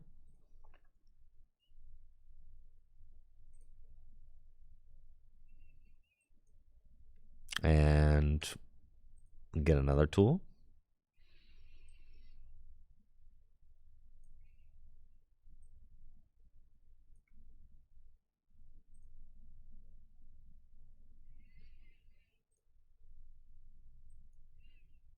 I feel like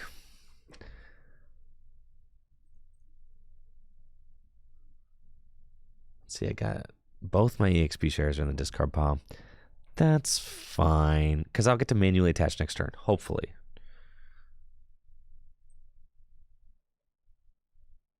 I think we just take the Palkia. And then, because it's more likely that I'll be able to stream back-to-back knockouts. So we just do that.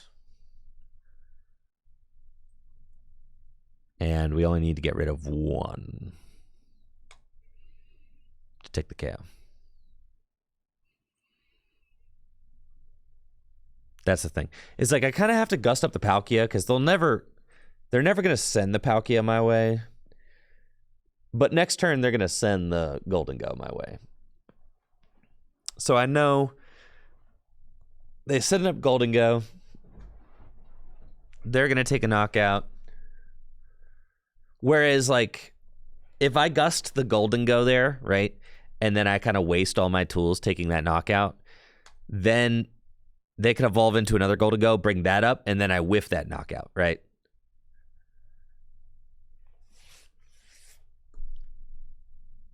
The problem is if I whiff energy 4, 5, 6, 7, 8, there's only 1 energy left in my deck. Hitting the 2 lightning energy off of that stop was pretty terrible.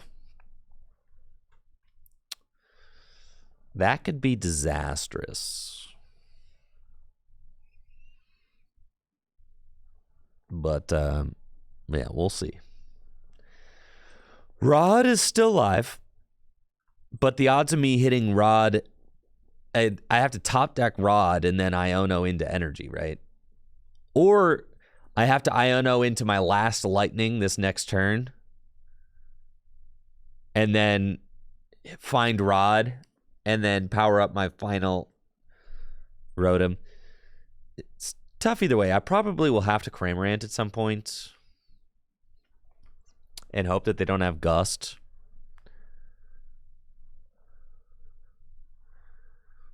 Ooh. Gate is kind of fun. You could play Mirage Gate, couldn't you? That's funny. Okay, we're going for the knockouts. There's another Cramorant. That Cramorant doesn't really matter.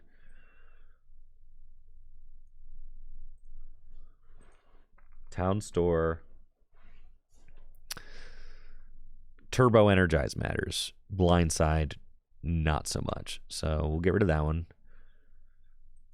Ultra Ball here just to thin the deck. Grab that. There's Rod and one Lightning left. Okay.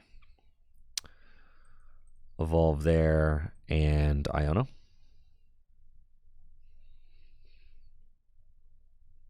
Ooh, we find Rod, but we do not find Lightning. It's fine. It's better than nothing. I do get to play it. Chuck those Lightning back into the deck. And then I have another Iono, so that's fine. Because we can just go Scrap Pulse, take the knockouts. So we're doing 80. We need to do 80 plus we need 5. 5 times 4 is 200 plus 80. Okay. 1, 2, 3, 4, 5. 280. And we go down to 2 prizes remaining. If they manage to get this knockouts, then... If they manage to get this knockout, then next turn I go Town Store for Turbo Energize, Iono, right? And then, boom, we power up our Rotom again. And hope that they don't have... They probably won't have Boss Knockout for game. Probably not. Off an Iono to 2.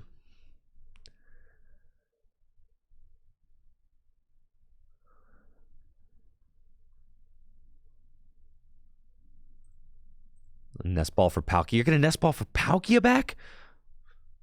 That's crazy. My other boss is prized.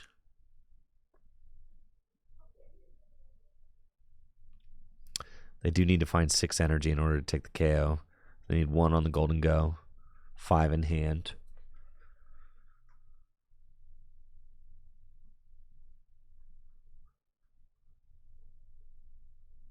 And there's Earthen Vessel. Thank you, badbuilds.com, for the Prime sub in the 10 months. Pokestop. They got Superior. Oh, yeah. They're taking the knockout. But I've got a good response in my hand.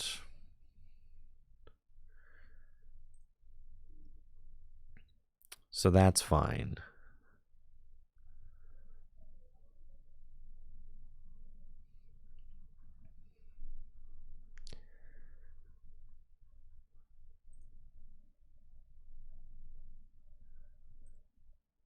Let's see. How many tools do I have in the discard pile? 1, 2, 3, 4, 5, 6, 7. Yeah, plenty. Plenty. Now, if this Rotom had an EXP share on it, why are you cross-switching? You're going to lose the game if you do that.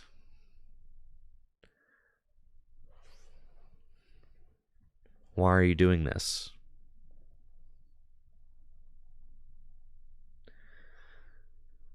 They missed it. How did they miss? That's crazy. Well, now you definitely lose.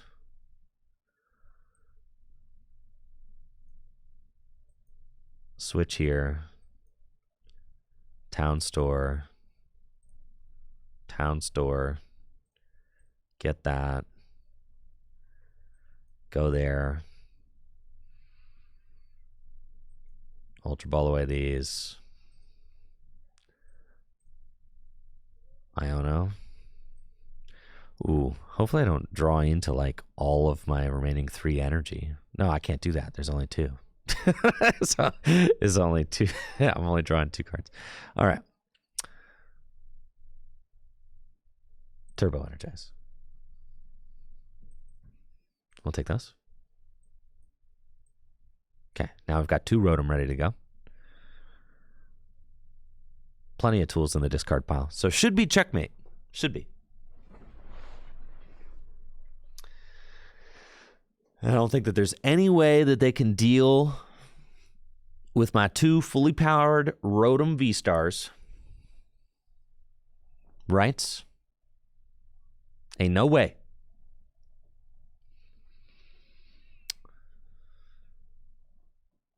We've got instant KO on deck. Because if they don't do something, I'm just going to start spitting. Which is fine. This deck kind of goes hard. It's kind of cool.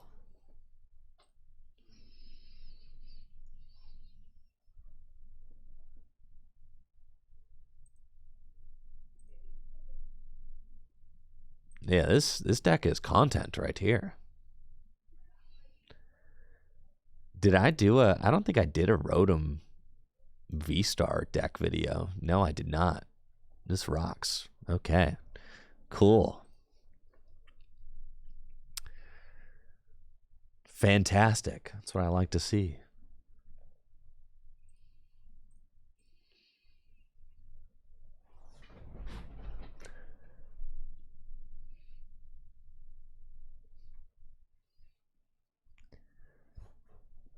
Oh, here's Okami. I'm playing your lists. What's up? I found your list on the on Twitter. I'm playing your list right now.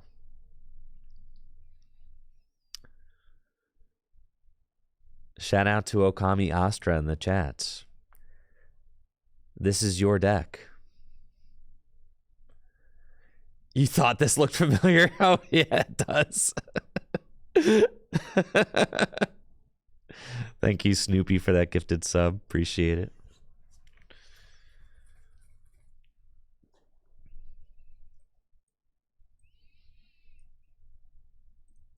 All right. We should just have this dub wrapped up.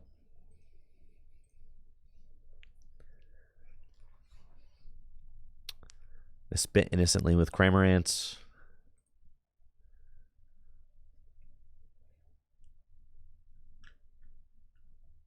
Have I lost a game yet? I opened Cramorant and like 6 tools one game and scooped. But other than that, I have won. Where can you find the list? It's right here. You can check out Okami Astra on Twitter.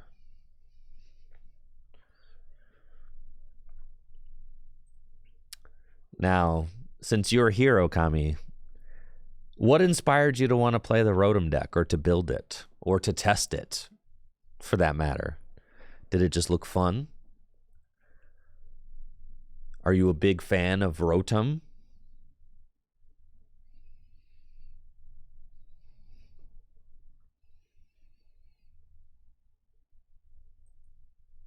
And here comes Rotom VSTAR.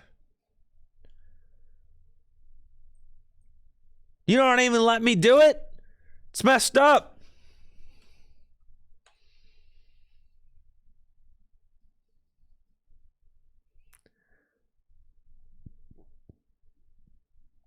It's messed up. It's so messed up.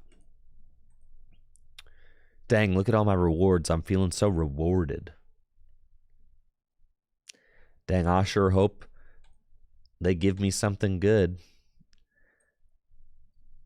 Wow. Look at all these rewards. So many rewards.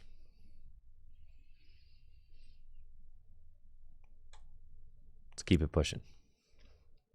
Kami says, one of my best friends have been trying to get it to work since it came out. Went from the Tower of Darkness builds with Porygon, but couldn't get it to work consistently. Yeah.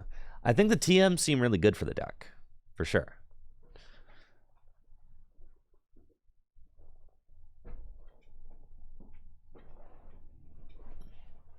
Yeah, the TMs seem great.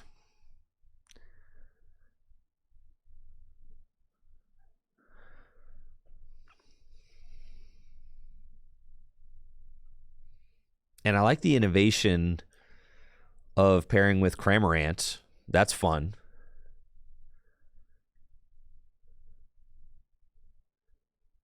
Oh, that rocks. Well, good for you all, Okami. That's awesome.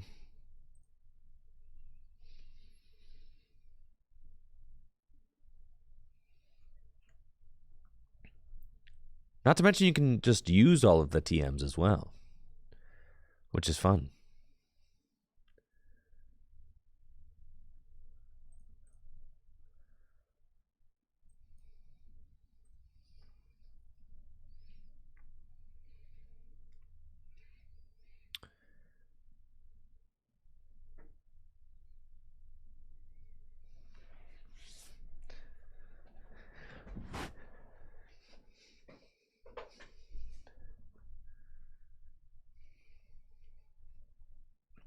Uh-oh.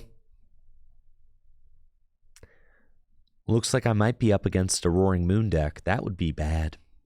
That would be, that'd be tough. Not gonna lie. But we'll see what we can do. Ultra Ball away these. And get mid-Rhydon. Can use mid-Rhydon's tandem unit to go get a couple other Rotom. And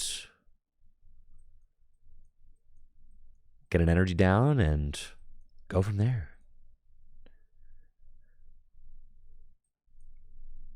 Charge. Could be Miraidon. Could be Roaring Moon. I really have no idea. But I've got the Forest Seal Stone. Either way, they could take a knockout. It is Miraidon. So maybe I overbenched, since this will allow them to take a knockout with Raikou. But it's fine either way. I wanted to get an aggressive start, since when you see Mew EX, you're usually cued into the fact that your opponent's going to be having an aggressive start. Yeah, I was kind of assuming the worst. They got double generator, so they're hitting that knockout every time anyway. And then Peony. Oh, yeah. Now, this is a matchup that we can win. Definitely. Going to be a little tough, but, you know, Rotom VSTAR does have the awkward 250 hit points. It's not the easiest number to hit.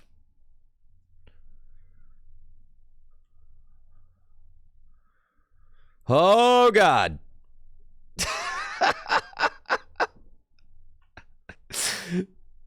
Yeah, my opponent's got 5 energy in play. All right.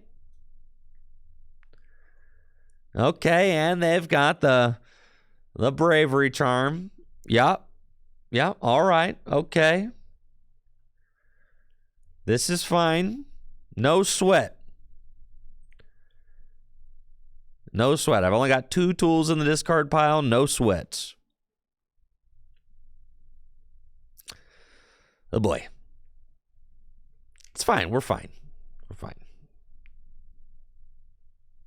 It's fine. Okay, I could go. Yeah, it could be Conversion Star. Could be. I think we just Iono, try to take out the Raikou. Toolbox. Could be big. Could also be nothing.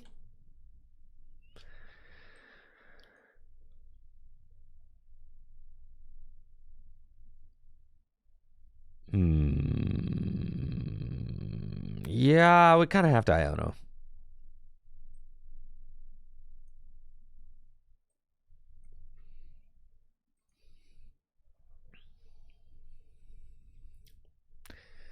It's not a lot of tools, if I'm being honest. 3 lightning prized. It's not great.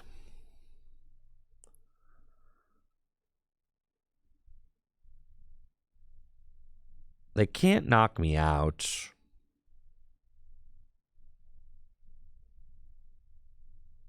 So I think I just scrap Pulse for like 80. It's fine.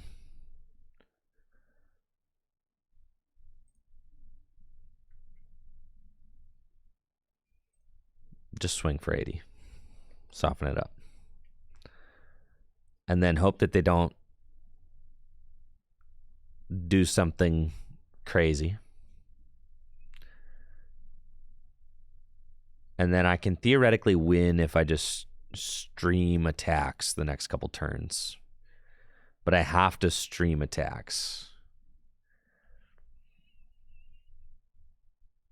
Like big ones. I really didn't want to use my V-Star power there in case like Conversion Star ends up being good this next turn. My opponent hit 2 energy off Generator again, but that's fine. It's fine.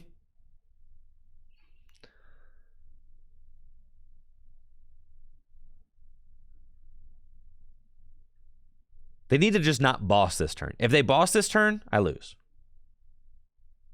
Probably. But if they swing into Rotom V-Star for not a knockout, then I can win.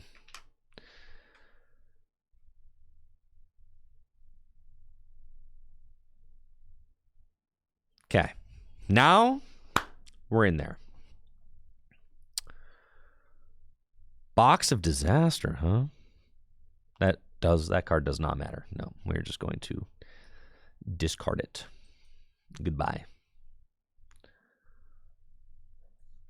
Okay, we got another toolbox. So we play the toolbox. Okay. And then we've got Town Store. And we play the Town Store. And we got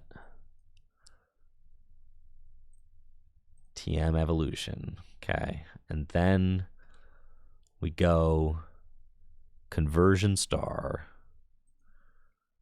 And we go 1, 2, 3, 4, 5, 6. Okay. And then Ultra Ball.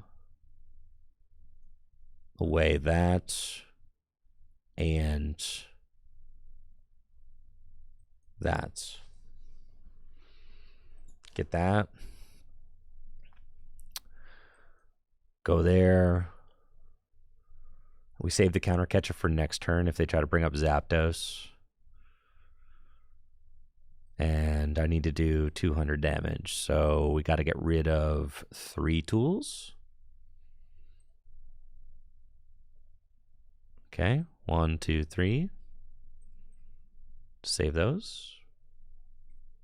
And Raikou is a goner. Cool.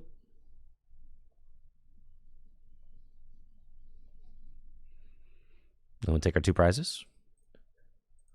Iono would be good. Cha-ching. Okay. Let's go.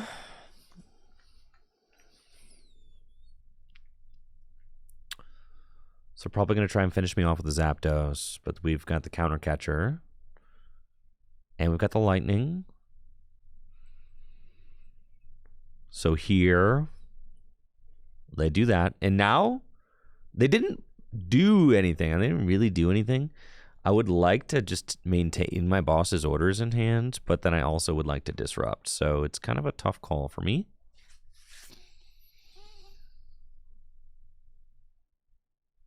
Because if they just boss this Miraidon, they win.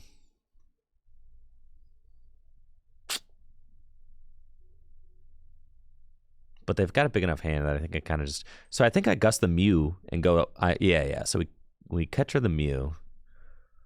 We do that. And then... Town Store...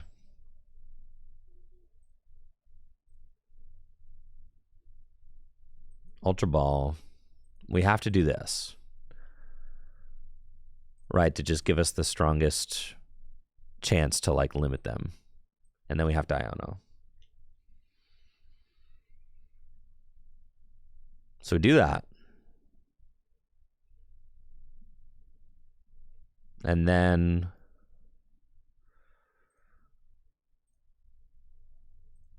I don't really need anything else. I just need to find boss. I could Super Rod, like, one lightning back into the deck.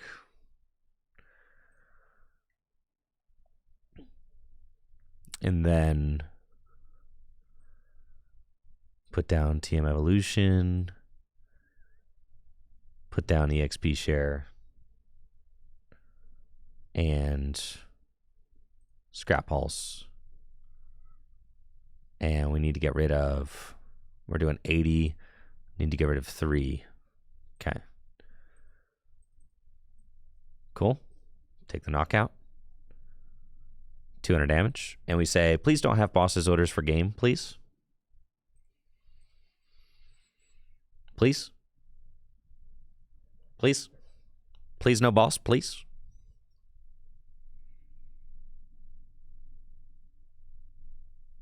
Man.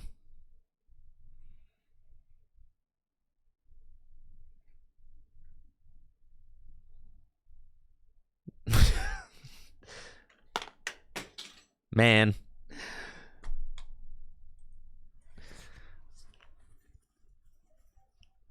Tough, you know? We were in that game, though.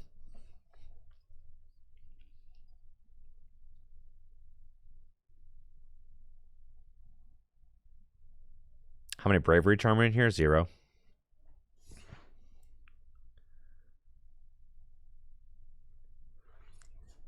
We don't have to put down liability. It was close. It was close.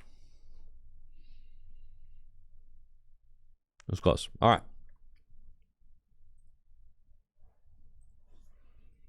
This is the list that we're playing right now. Shout out to Okami Astra here on the X app. Hang tight. I'm going to take a quick break. I'll be right back after this. We're going to show off a little bit more of the Rotom deck.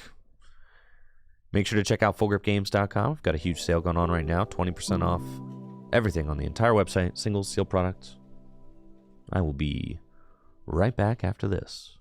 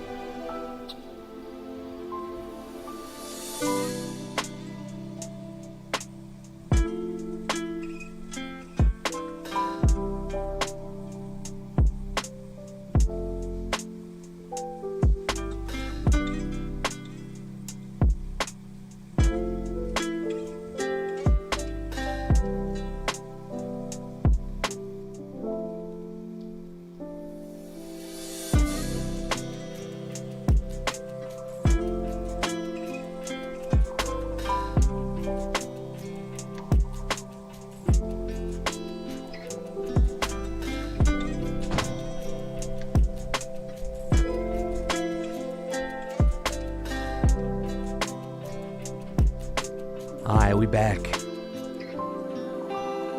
Thank you for the patience. Let's go.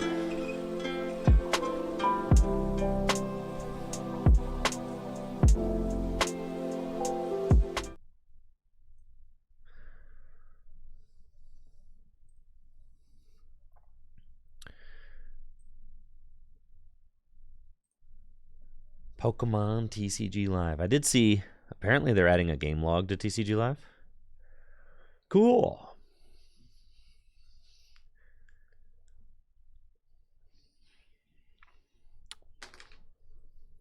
Yes, a game log. It's hard to be, you know, I decided 2024 is going to be the year of positivity. Positive, Jim. If I don't have anything nice to say, you know, and I don't.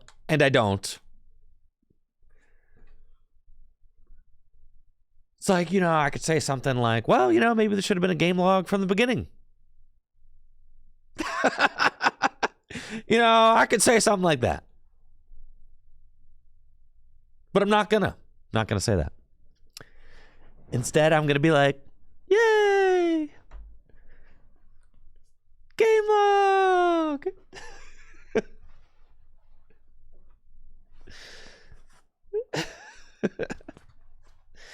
Woohoo!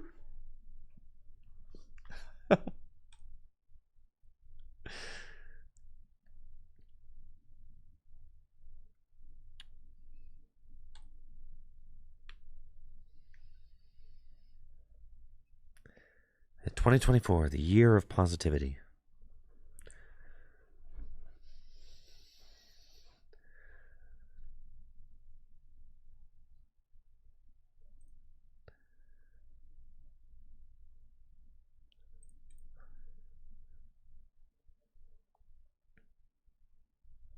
Okay.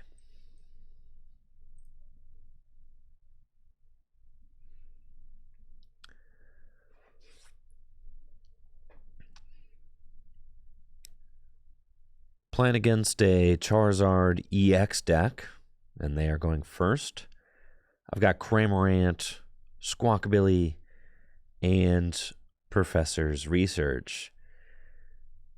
They've got Delphox V and Bidoof. All right, this is not just any Charizard deck. This is a spicy Charizard deck. And they think I'm playing Lost Box, so they go straight for the Delphox V. However, this is not Lost Box, all right? Not your typical Lost Box normie over here. This is a Rotom VSTAR deck. We'll go EXP share. I feel like I don't need to go EXP share. Turbo Energize. Oh, that's a good tool to find. Attach Turbo Energize here. And then do I care to squawk? Squawking could be nice. I don't need to squawk. Squawking, I feel like, is something you do if you've got nothing else going on.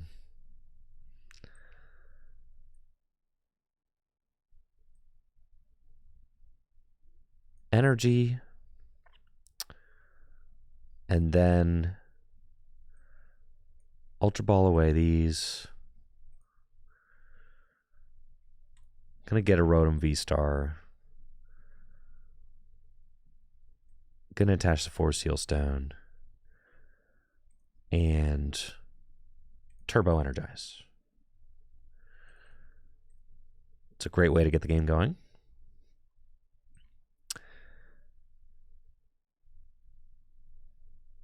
I do not think that they...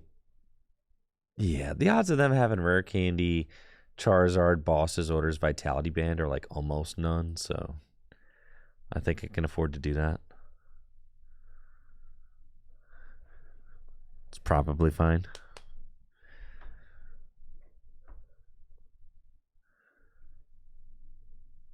I Ultra Ball for the Rotom VSTAR just to get a couple more tools into the discard while I have them. I mean, they could just Iono me, right? And I didn't want those to get Iono to the bottom of the deck, right? All right, they go Rare Candy Charizard. Looks like they are looking to swing with the Delphox. I think they're full on just committed to the Delphox now, right?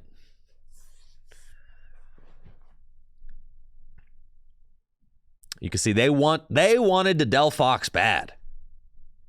They wanted it. Like, I started this. I put this Delphox down thinking you were playing Lost Box. And my goodness, I'm going to attack with it. So here they go. Magical Fire. They take the knockouts. That's fine. And we've got this guy.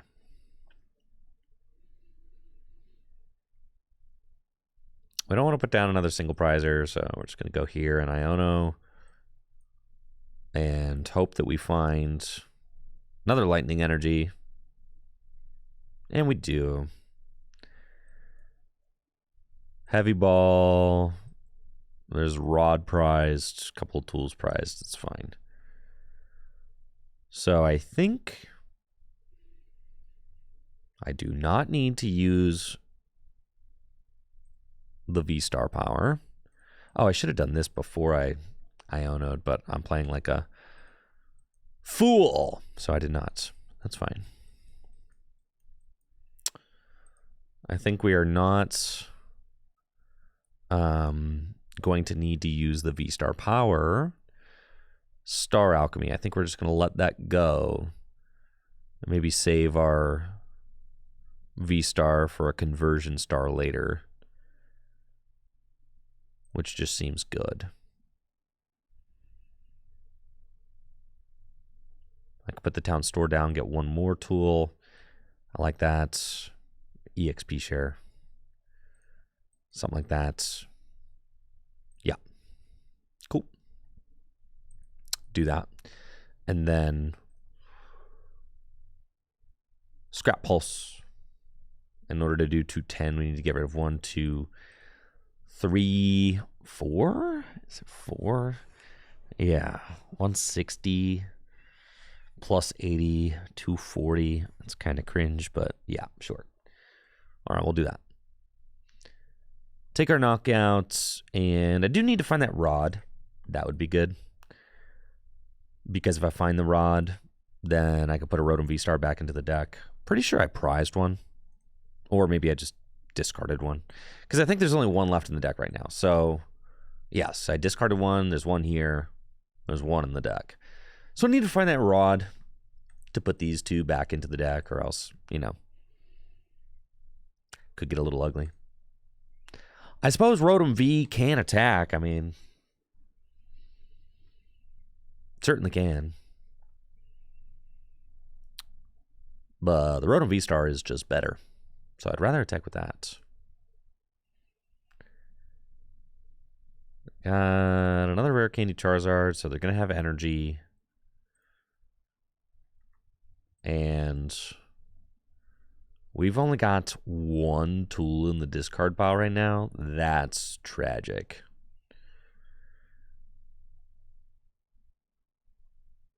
Collapse Stadium and Burning Darkness. They don't have Bibarel.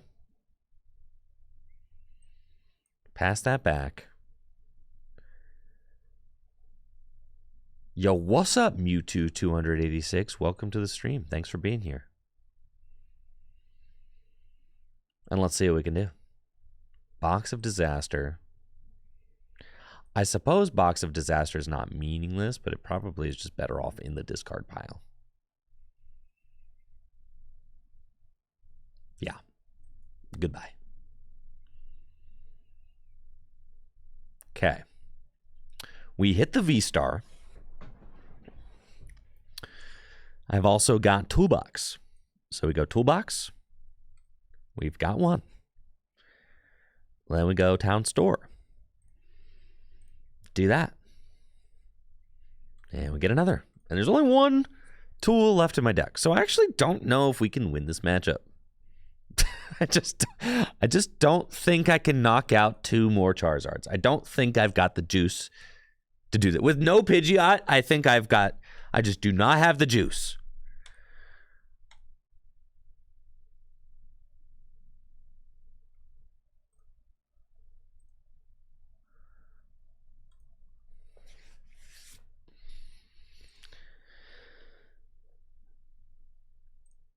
Right, because I can scrap Pulse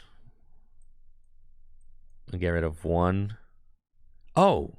I meant to VSTAR. Instant concede. It's my bad. Sorry. Wrong click.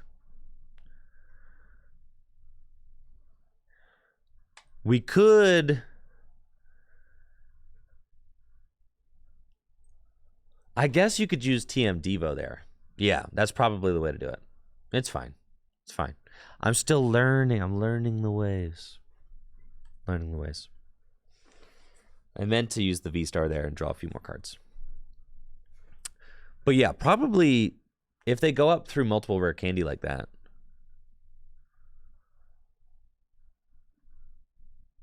They were doing 240. I mean, yeah, but they probably play Vitality Band like most lists do.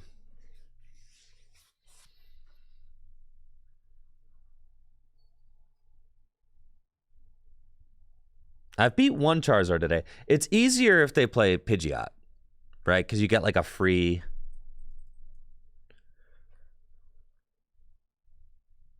Yeah, we should have done the Devo. I'll look out. Next time I play against Charizard, I'll be looking out for the Devo play. Definitely. Cool. Also, going first, I feel like helps versus Charizard if you get an energy drop. Okay. I don't know what I'm playing against here, but I've got a great opening hand, so looks good to me. We'll just attach lightning energy and instant charge. I'll kind of wait and see what my opponent's got. Hopefully it's not like, you know, a one-hit KO on my Rotom. Gibble! All right, I was not expecting Gibble. Not gonna lie. This is not what I thought I'd be up against. But it's looking like it might be Garchomp. Oh, yeah. It's Garchomp for sure. Is Garchomp weak to lightning? Probably. It is water. And you play... Holy moly. What have I stumbled into? Path? Goodness. Goodness gracious. What are the kids getting into these days with their Garchomps? TM Devo seems like not bad against this deck.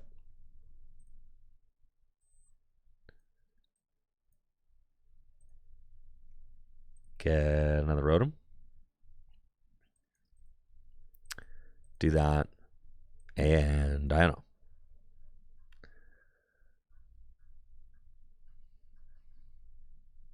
Okay, there's some lightning energies right there. And go. There's no way they like knock me out, right? That's like that. That's not happening, right? Right? I think I'm chill in that regard. Yeah. Okay, we'll get an EXP share though. I'm like pretty sure, but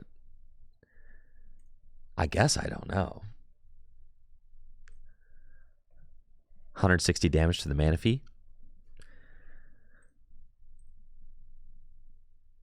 And I've got 3 lightning in hand, but that's okay. They're coming up with Gibble. All right, I pulled up the website so I can look up Garchomp. All right, what does Garchomp do?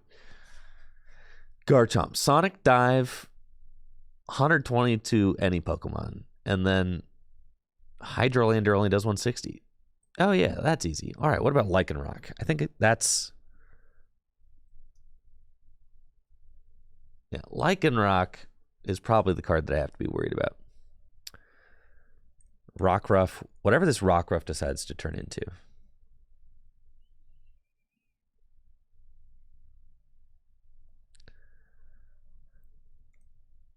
Yeah, you probably just slam the TMs down right when you see them, right? Because then they just go to the discard pile instantly.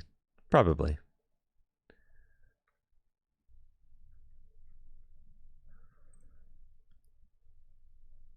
It's probably true. I got Irida, but if you put Garchomp into play, that's an easy knockout for me. They're probably playing... You think it's Lycanroc EX? Yeah, that's definitely what it is, right? Lycanroc EX does one-hit KO Rotom VSTAR, but it's fine. Both Pokemon are worth 2 prizes. So...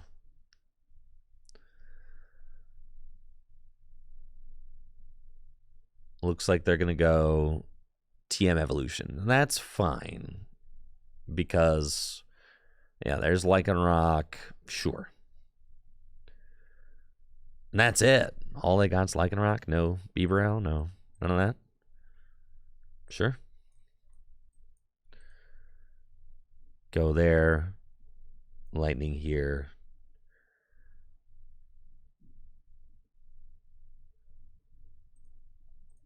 Thin the deck.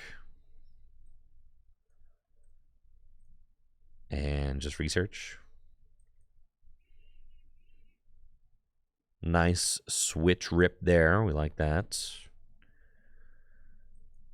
Nest Ball.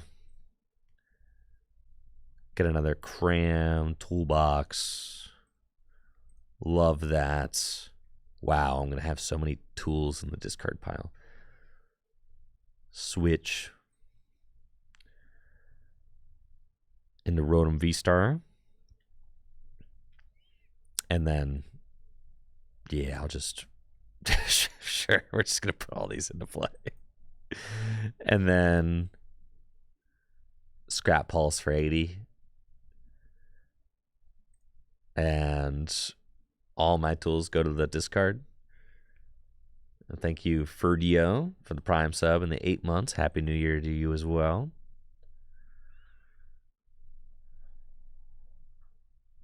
And all 4 of those tools get discarded. At this point, I'm doing an absurd amount of damage. I've got 6, 7, 8 tools in the discard pile. So that's the ability to do 8 times 4, 320, 400 damage.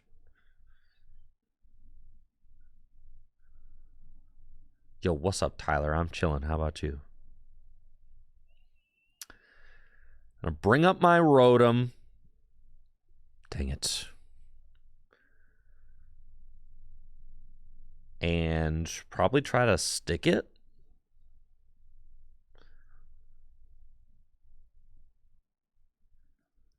Right? To buy themselves a turn.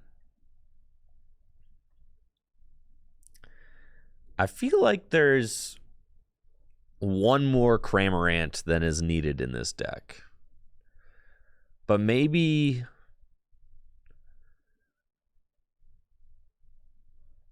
If Astra is here, maybe they can tell me why there's 3 Cramorants. Yes, of course, Astra. Yes, thanks for kicking it during the stream. I appreciate it.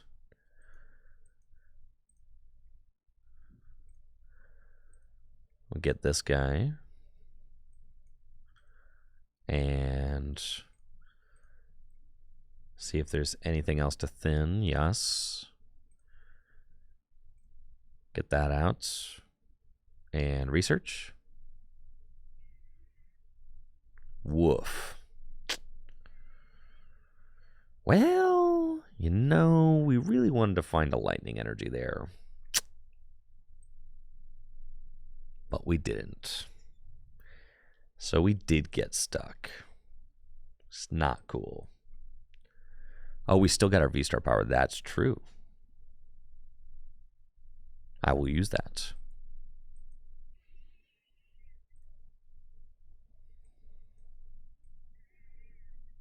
For lightning. I forgot about VSTAR power. We'll have to do that. Sure.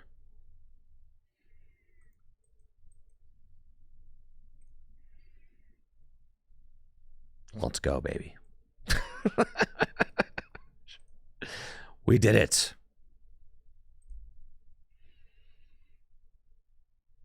Scrap Pulse. In order to take the knockout, I need 2 would put me at 80. That's enough. 160 times 2, 320. All right, done. Now, obviously, I shouldn't have played the Ultra Ball. I was expecting to just use instant charge there.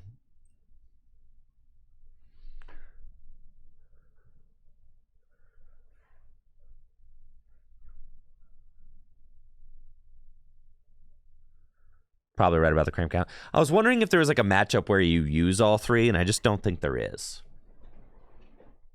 Right. I admit, I definitely agree that putting your opponent on odd prizes sometimes is really important, but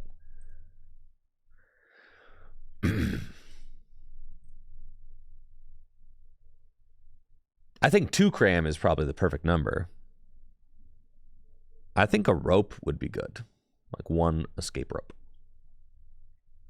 I don't feel like you need 3 cram.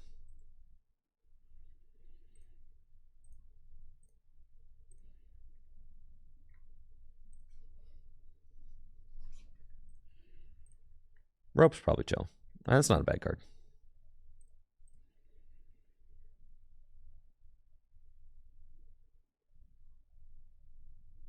I also... Yeah, Roxanne is fine. That's fine.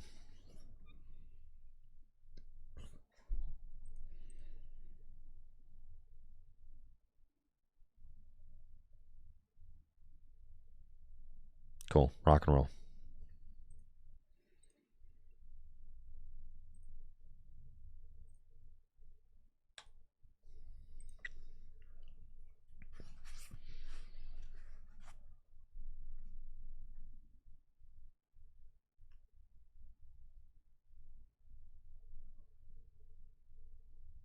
What kind of meta decks are we going to beat? Let's go.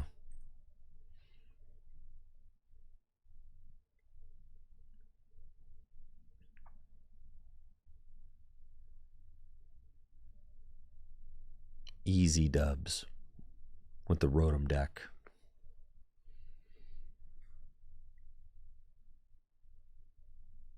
Can't believe it.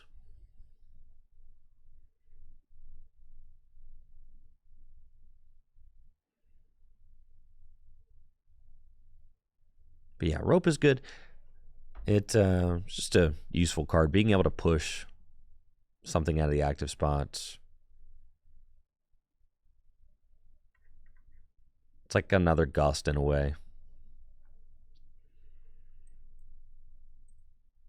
Speaking of that, another gust I feel like would be good as well.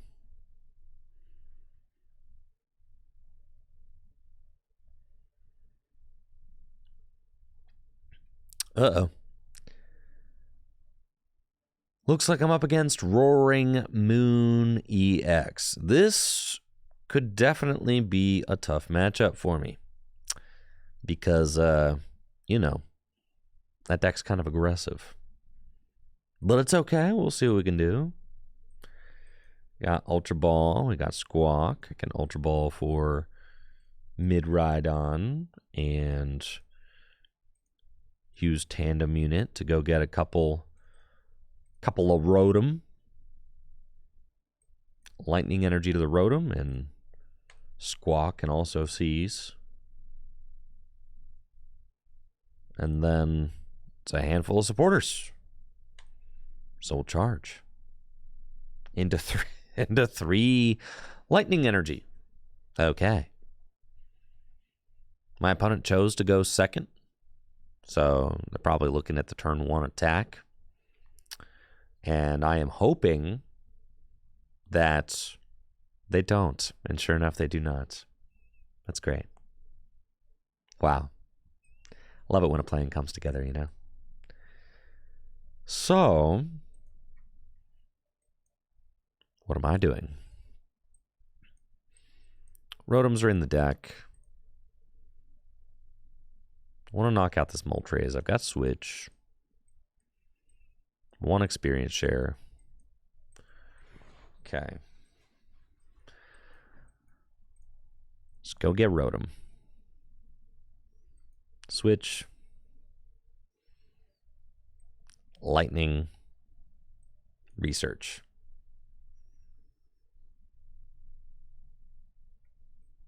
Rotom VSTAR. Toolbox. Oh, baby. Kind of want to keep the EXP share. We've got 2 tools in the discard pile now. So we got to Conversion Star, discard 1, 2, 3.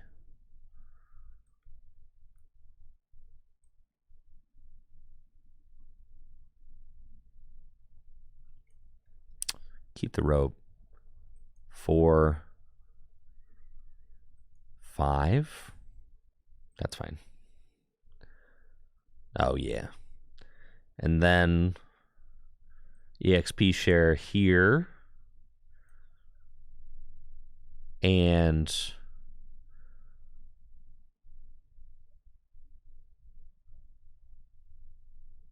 we're chilling. Scrap Pulse. 4 puts me at 160, 160, plus 80, 240. You're out of here, Moltres. Cool. We'll take our 2 prizes. With EXP share down, like, kind of chilling, you know? I guess EXP share doesn't... Ooh, the problem with this is that EXP share doesn't work if they use gouge. So I guess that is a little bit scary. But who cares? We win. But if they gouge, then I can just knock out with Cram. Broken deck. Broken deck, bro. Broken deck. Absolutely broken. Yo, you could play like 1 Mareep and 1 Flaffy in here. Just a 1/1 line.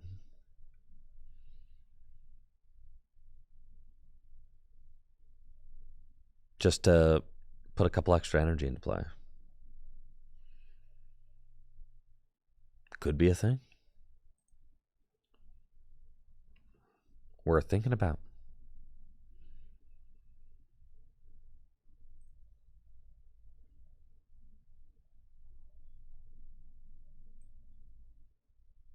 Sure am, L. Andrew. Sure am. It's a list I found on Twitter, but we are tweaking it a little bit. So wherever I end up with it, we will definitely share.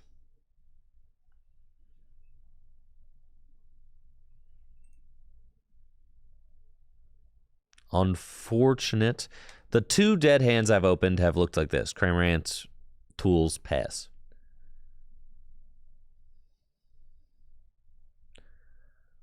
It's like, you can't... You gotta have some faith, right? I'm playing against a Charcadet. You have to, like, trust, right? I'll be fine. Gotta trust.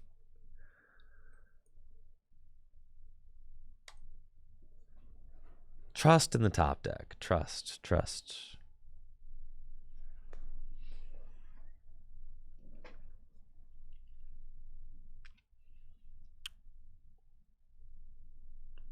was talking to Michael Zealy over the weekend, and he said that he's excited to see what new ball card we get. And I was like, oh, that's a fun speculation. Because he was saying the first like set after rotation, we always get a new ball card. Or the first like the beginning of a new block or whatever. Do you know what I'm saying? See the INO, we trust.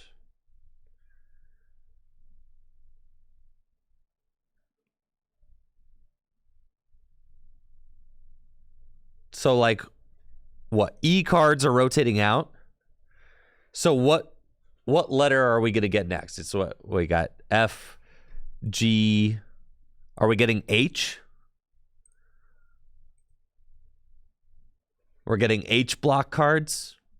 Apparently the first set in any block, you usually get a new ball card. We're on H, right? So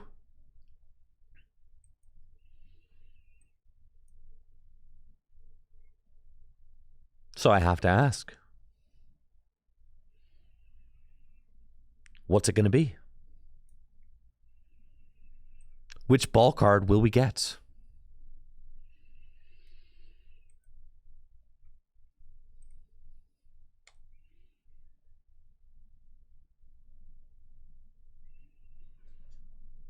Timer ball? I'm hoping for dual ball. All right, we lose Battle VIP Pass. Bring in dual ball. What do you think? Dual ball better or worse than Battle VIP Pass? Master Ball A-Spec doesn't count.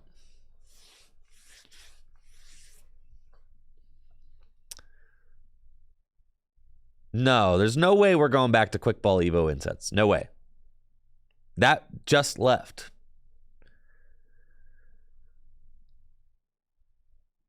Dual ball is what? Y'all don't know about dual ball?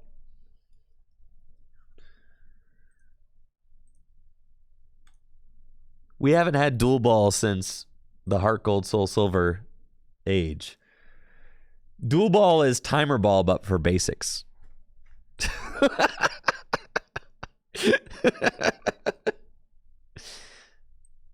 You're telling me that wouldn't be sick? Come on. Y'all are haters, bro.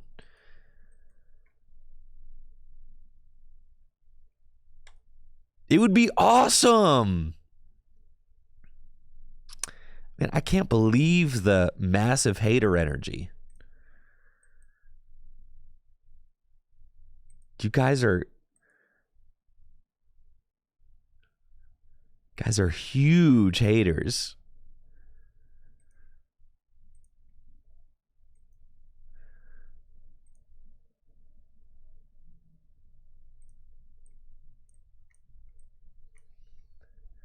I think dual ball would be cool.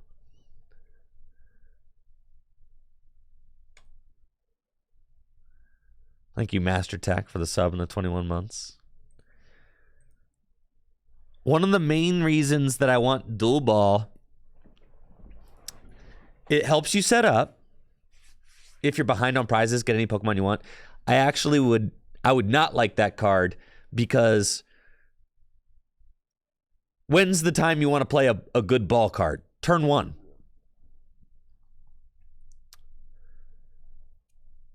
Right? You want to play ball cards on the first turn of the game. Specifically, if you're going first, you definitely want to be able to play a ball card, right? To set up. So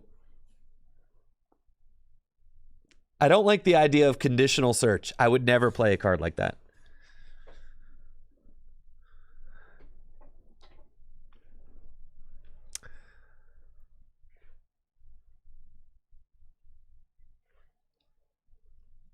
Useful on turn 2 after Miraidon hits you for KO. Yes, but what you would rather have is another backup attacker turn 1 to promote after Miraidon hits you for KO. Imagine you just open like a a counter ball that you can only play if you're behind, and you're like, oh, well, you know, I would not get donked right now, but I opened my counter ball and I can't play it, and then your opponent donks you. Just is like, I feel like the last thing I want is my Pokemon search to be conditional. That's the last thing I want.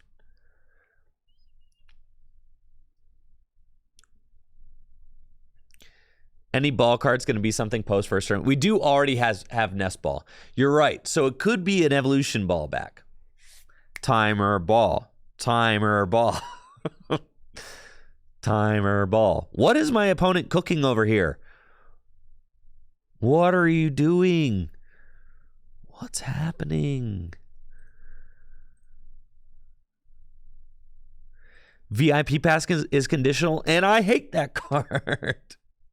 I do not like VIP pass. No, I do not.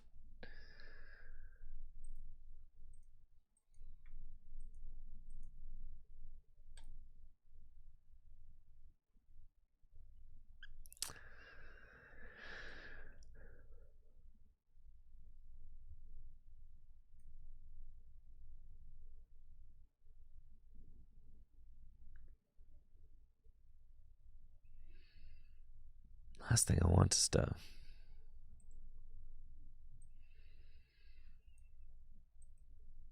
knock this thing out. I don't trust it.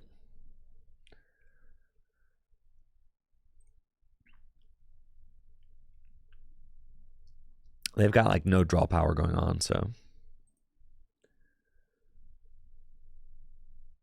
Can you use the Dunsparce from 2003 in GLC? It was reprinted in 2018. I do not think so. There is a difference between those cards.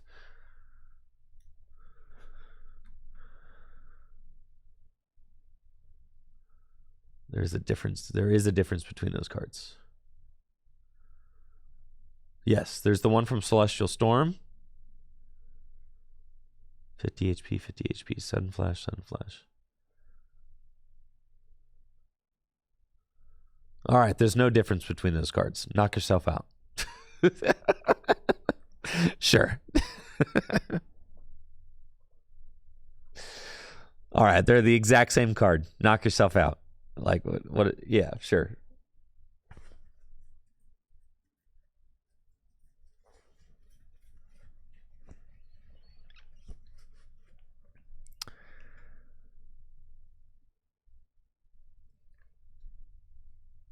Okay, now this thing, if it's at full HP, it takes 80 less damage from attacks, and you're taking minus 30, so you're taking 110 less damage from attacks. Got it. Okay.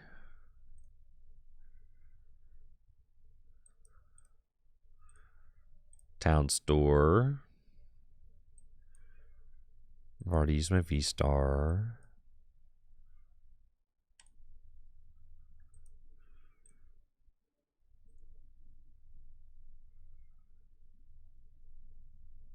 I've already used my, have not used my rope, but that's fine. Let's just research. There's a rope. Drew into a lot of other tools, huh? I think we just blast this thing to smithereens and then just kind of let that be that, you know?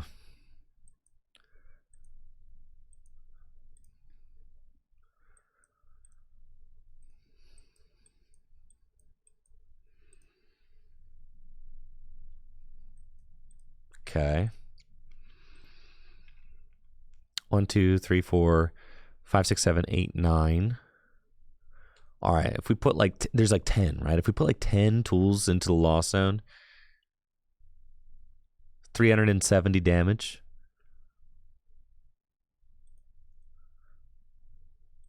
All right. How much damage? So you're taking minus 110. Okay. So I have to do effectively 370. So Scrap Pulse. So in order to do effectively 370,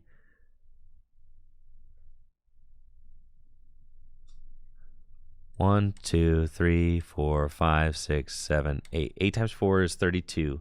Yeah, that's it. Not all of them. It's just 8. Do I have to do all of them? I can leave 2. You guys are tripping. 8 times 4 is 32 plus 8 is 400. No, you guys are tripping. Yeah, see? Told you. Never trust chat math. Never. Never, bro. Never trust chat math.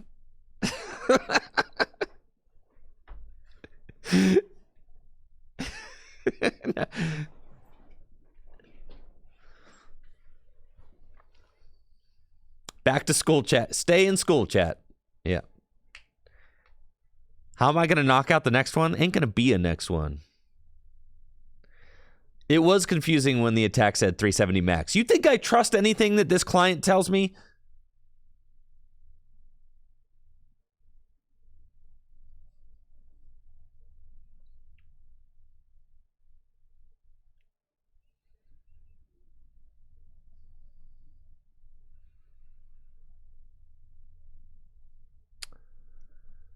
So on the Dunsparce from Bulbapedia, the EX Sandstorm print of Dunsparce Strike and Run attack was mistranslated, allowing the player to switch Dunsparce out, even if they had not put down at least one bench Pokemon that turn.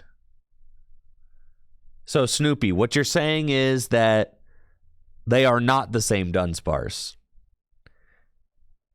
So then I amend my statement. No, you cannot play the old Dunsparce. They are not the same. Thank you, Lunas, for that sub in the 3 months. I appreciate you. Thank you. Dude, what am I supposed to do about these Armarouge? I can't knock this thing out.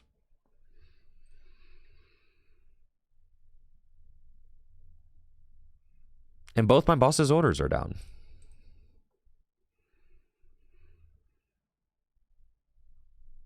Dude, you're just going to deck me out.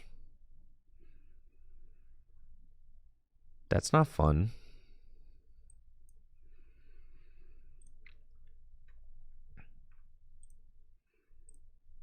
You're taking minus too much.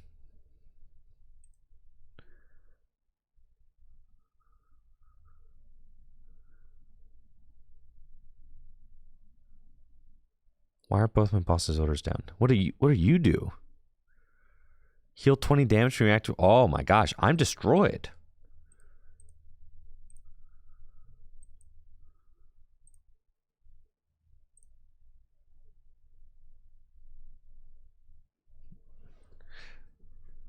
I need to get out my Miraidon.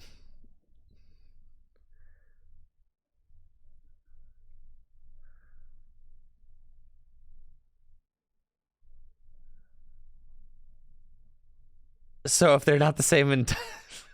Why are you guys trying to play a 2003 Dunsparce in Gym Leader Challenge? Huh? Why are you doing this to me? Go ahead. If you play the Dunsparce, go ahead and play the 2003 Dunsparce. I don't care, okay? But if you've got to argue with your local...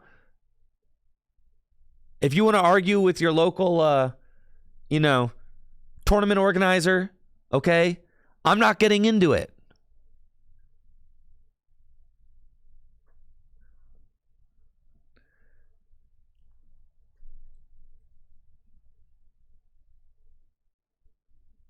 This is bad. Okay. Let's see.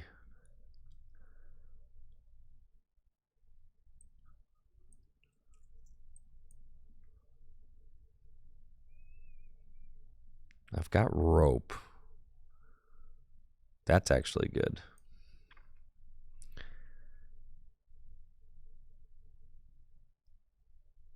Huh.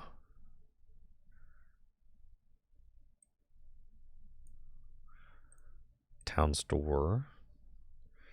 Why is the Armarouge deck destroying me? Yo, chill.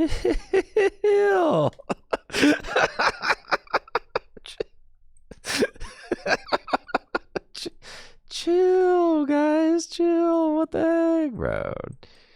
All right, what do we got? We got 4 energy left in the deck. All right.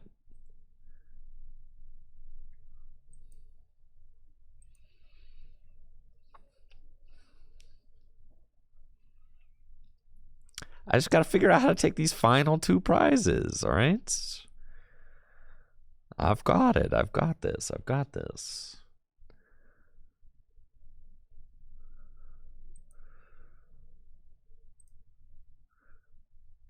Turbo Energize.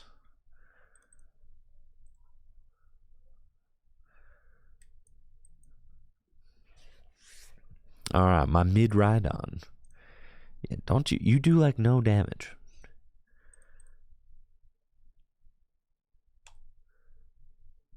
So they're trying to get up an Armarouge. All right, so here's the deal. Per the Dunsparce question, officially, I follow whatever TPCI said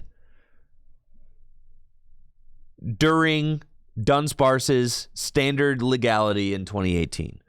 So if TPCI didn't let you play the 2003 Dunsparce, then I can't officially let you do that either, okay? Because it's easy. It makes my life easier if I don't contradict their rulings, right?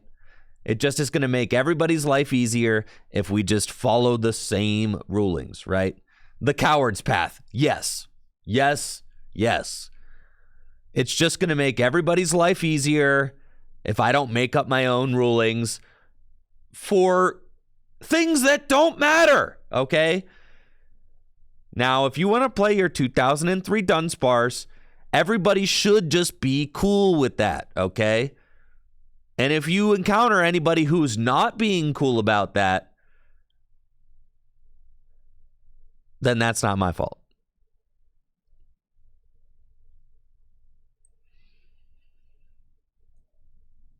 Everybody should just be cool about it.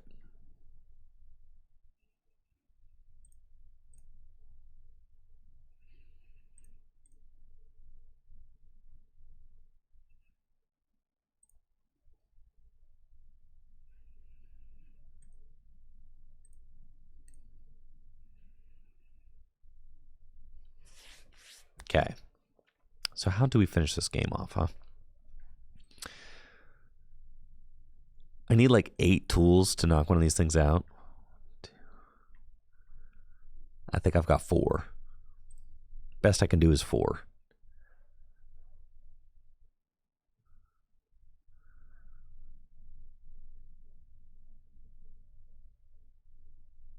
Well, I guess if they don't have the tool one in the active spot,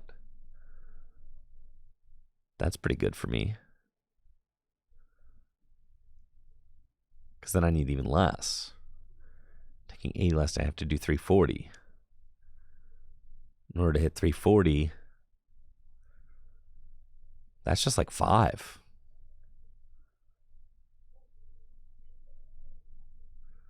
They're about to start one-hit KOing me. That's fine. It's not fine. Counter catcher? All right, they're afraid of my mid. Oh, yeah, they're bodied. They lose.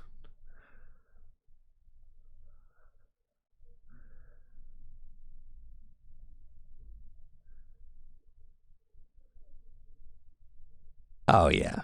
It's over for you. Let's go, dude. I think so, anyways. You're totally roasted. Toolbox. Nothing.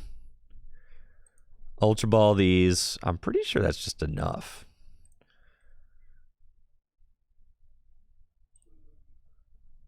I'm only doing 200. It's not enough. How is this not enough? How is this not enough, bro?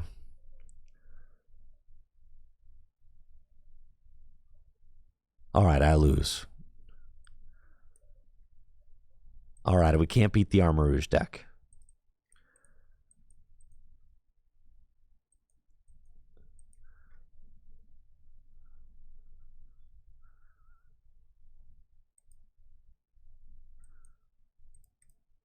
We're out of juice, bro. Minus 110.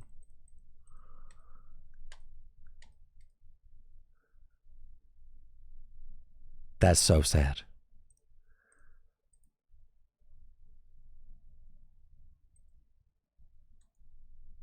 All right, I needed 2 more tools in the discard there. I think I could have won that if I respected my opponent's deck and really knew what I was up against. But instead, I was like just kind of going through the motions, getting rid of resources.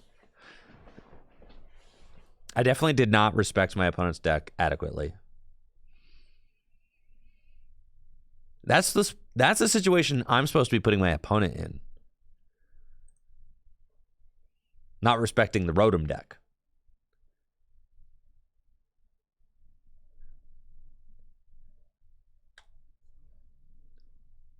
Does it make sense to add a vacuum? Not really. I don't really know that we need it.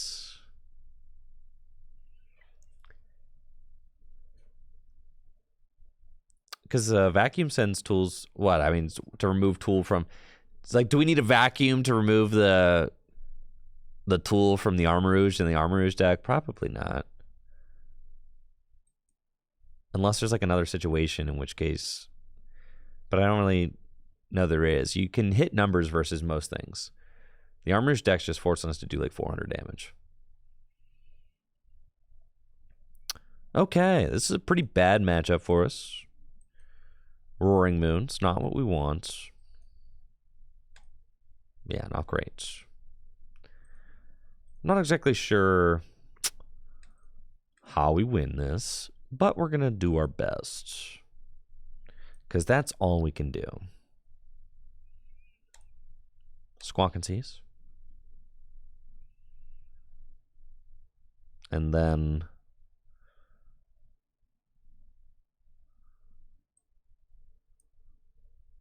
Don't want to give them Town Store.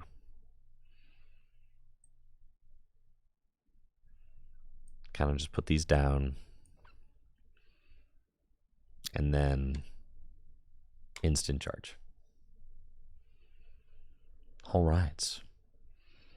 And maybe my opponent won't knock out my Squawkabilly turn 1. Maybe. Fingers crossed.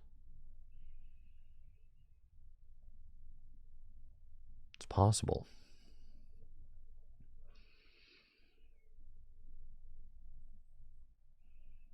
They're playing a water energy, so they can attack with Radiant Greninja.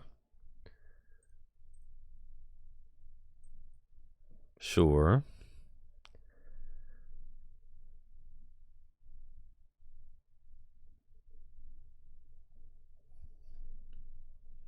They need... Nope, they scoop. Great. Love it.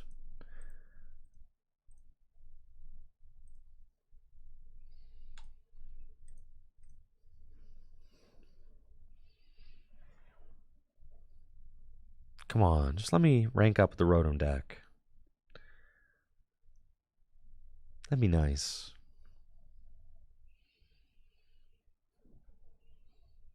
I've definitely somehow won against all of the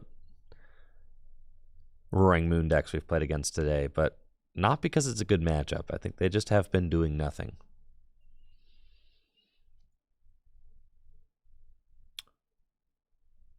Yeah, my opponent's Roaring Moon decks, they've just been like opening and conceding. It's kind of sick.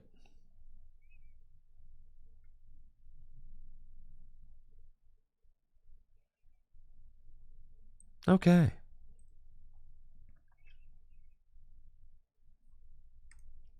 Fire deck. Sure. What is my opponent doing with the Moltres? What is happening here? Mela, Magma Basin, Moltres, Charcadet. Bro. Not the Charcadet spice. Listen, I've had enough Charcadets for one day.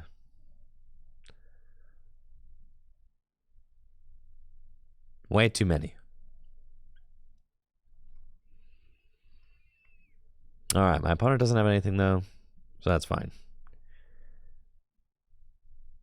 We don't have an energy attachment, which is kind of sad, but that's okay. I can just get rid of this whole hand.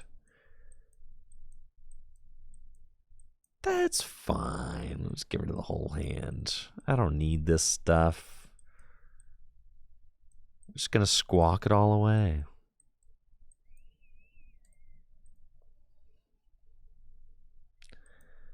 Nest Ball for the squawk. Ultra Ball.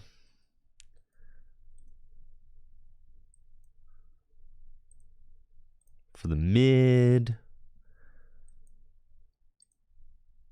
Go get my other Rotoms. Squawk and Seize. And there we go.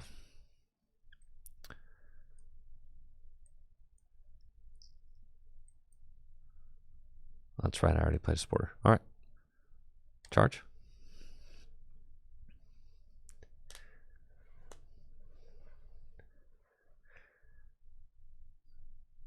And they've got Iono off the top. Or maybe they just had that in hand the whole time. They got 4 TMs off of that. Okay. In fact, all 3 Technical Machine Turbo Energize are in my hand now. It's kind of interesting.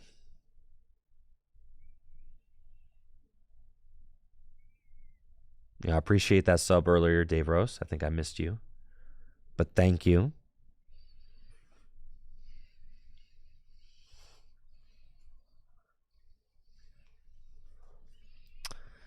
All right, Armarouge, my nemesis.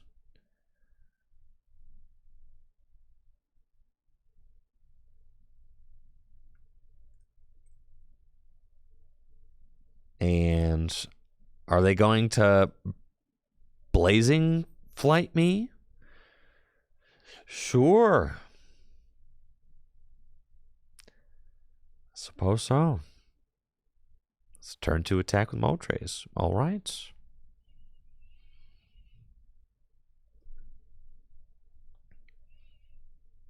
Better than what I've got.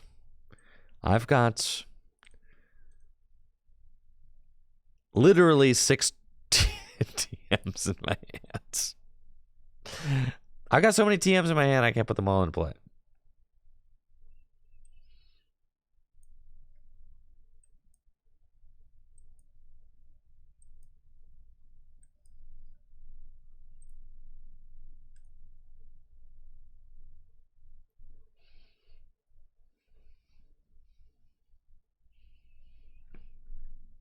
All right.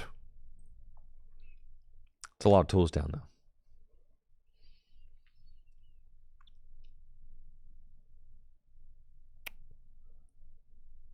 Zinnias. Yeah, they're kind of cooking, dude. They're cooking. They're going to knock out my Rotom. There's an Entei. And they can free retreat into Entei, move the energy up. And if they fully bench out, they're knocking out my active Rotom. Bro, do not do this. Don't you dare. Do not. Please. Listen. I'm trying to start this year off right. I'm not trying to lose. Losing to one Armarouge deck, I can bear that. I cannot bear to lose to a second Armarouge deck. Thank God. All right. I cannot. My heart can't take it.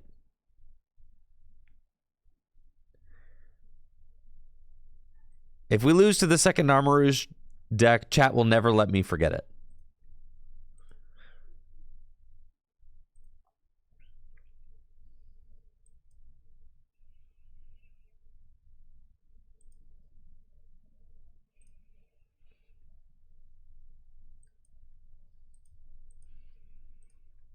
I mean, this is not good.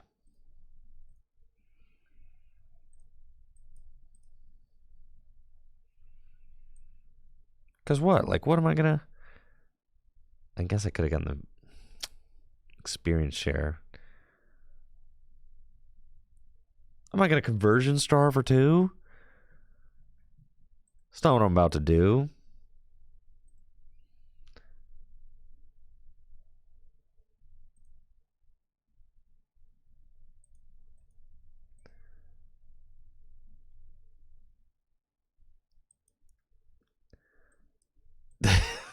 This is so bad. And my tool was priced. Yeah, this is just... It's not good. It's not great. It's fine. All right, 4, 160. That's it. You really don't want to... Oh, this is just all bad. Yeah. Please give me like the research or something. Thank God. All right, and the EXP share. All right, fine. I'm getting cooked out here, dude. I'm getting absolutely cooked.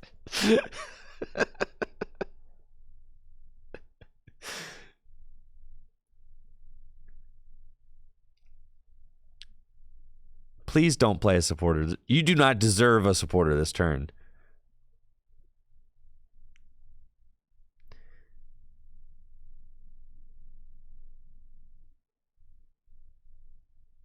I will never know peace.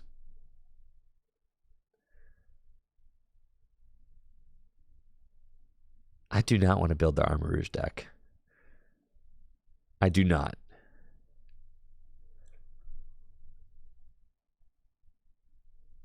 It's the last thing I want to do.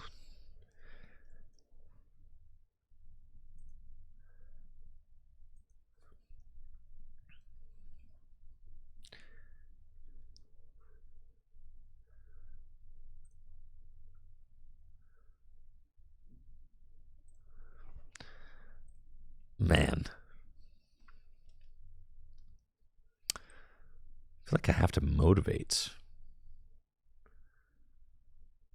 But I'm not doing any damage with motivates.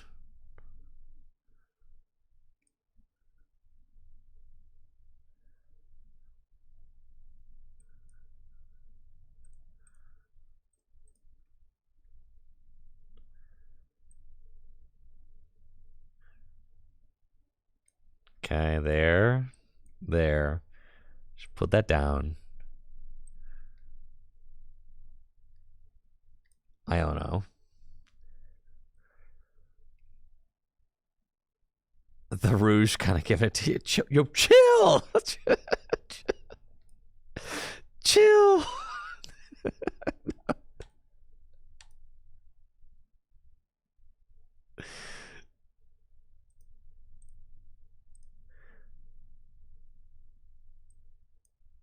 All right, here we go.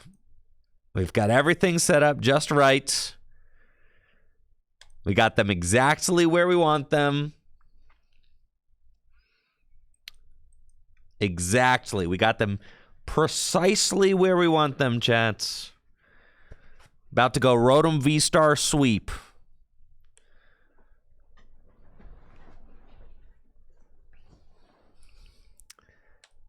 We're not losing to Armarouge's game. We're not. We can do this. 4, 5, 6. Maybe we are losing to Armarouge. They're going to like... No, not losing to Armarouge.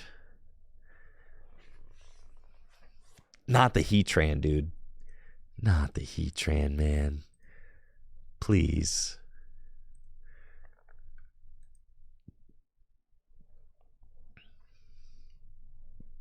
They don't need draw support on board when they're just going to draw everything that they need.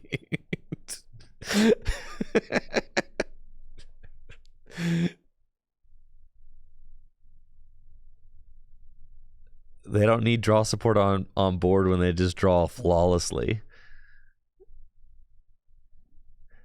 Like, I'm going to Roxanne them.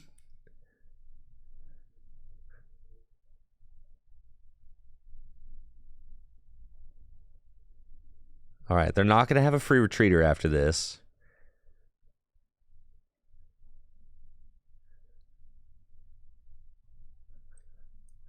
It's got to be this. Thank goodness I got that.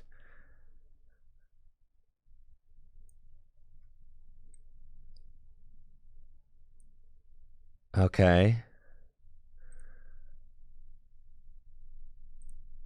The last thing I want to do is sack a tool to get rid of this, but I have to.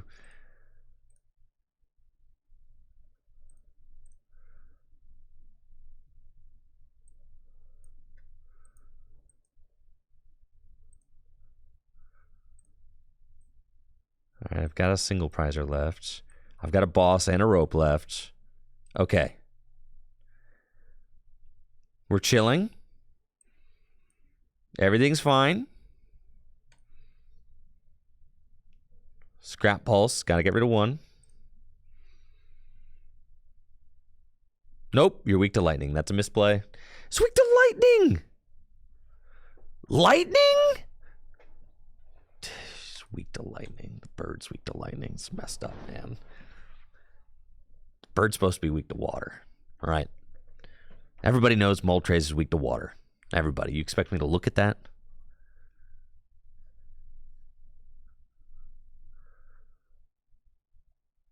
You think they just have the boss in the hand? 100%. You've got to be joking me. You got to be kidding. This is my life. This is how we're doing this. This is how we're gonna do. This is how we're gonna do this.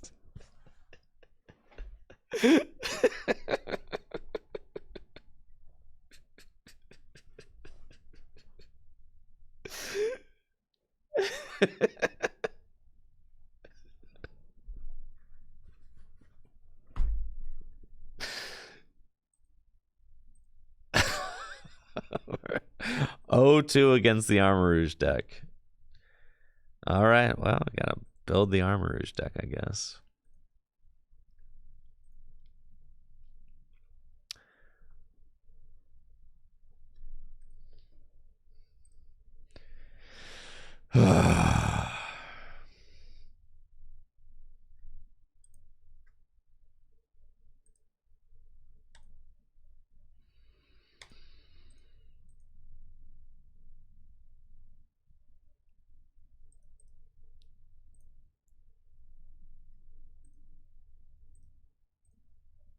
No way.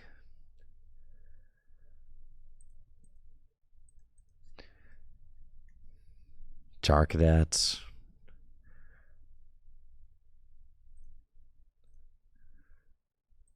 This Charcadat seems good.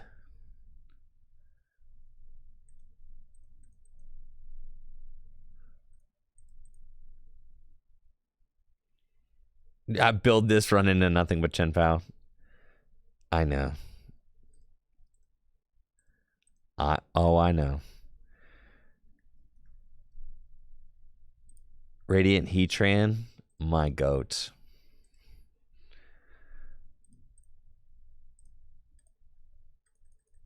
Losing to a Charcadet, bro, twice in the same stream. That's disastrous.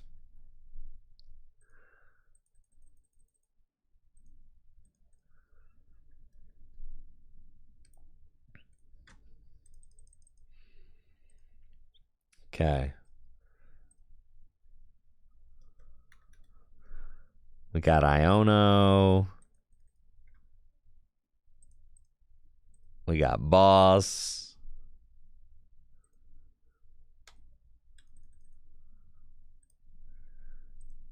We got Research.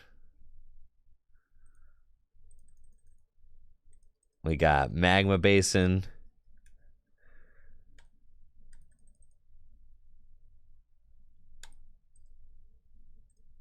You got Earthen Vessel. Does this deck get bodied by Moon? Of course it does. It doesn't beat anything except for my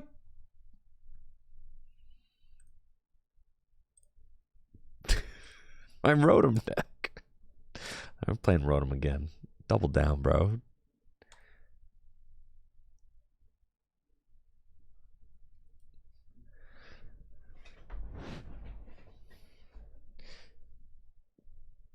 Maybe the Armarouge deck's tomorrow. Listen, I won't lose to Armarouge a third time.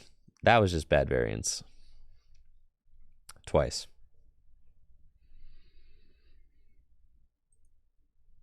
Roxanne right into boss. What the heck, dude? It's messed up, man.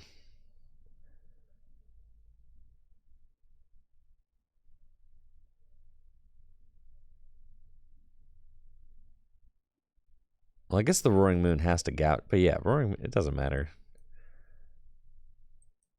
The Armarouge deck should do okay against Charizard, I guess. To be fair, I've got a bad Roaring Moon matchup, so...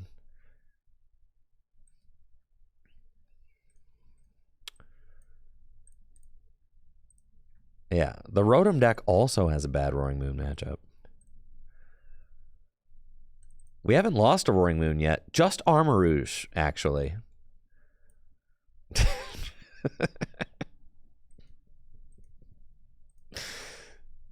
Yeah, just been losing to Armarouge.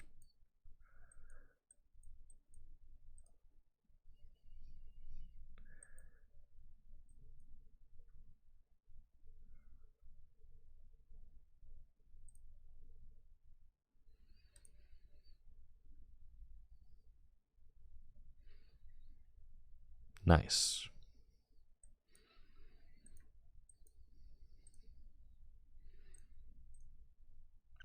Okay. Okay.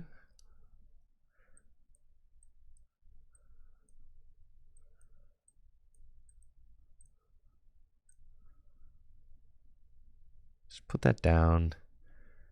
Put that down. Put that down. Instant charge. Let's go. We got them right where we want them. Perfect turn one. Flawless opening.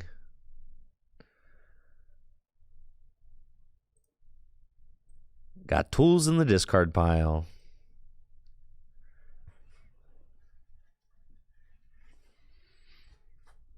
Oh yeah.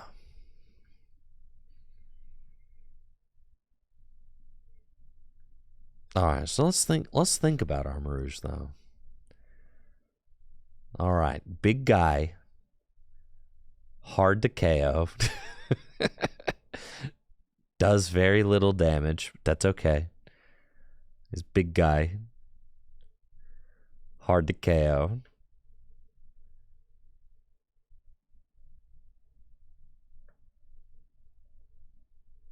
That's basically it.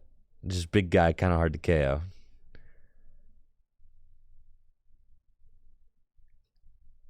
Can do a medium amount of damage. But the medium amount of damage is the perfect amount of damage needed to deal with my very medium Rotom VSTAR deck.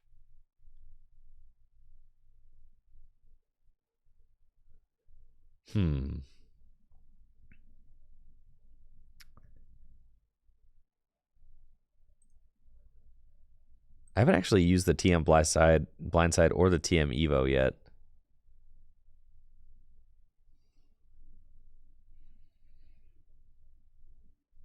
Oh, they got the Sadist Vitality. I'm feeling like my Miraidon's going down.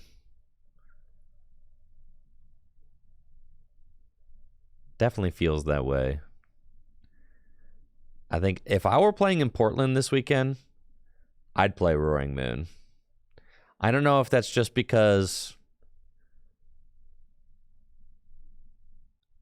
I'm having my standard Joker moment or like... I don't know. Yeah. Roaring Moon just seems like the vibe right now.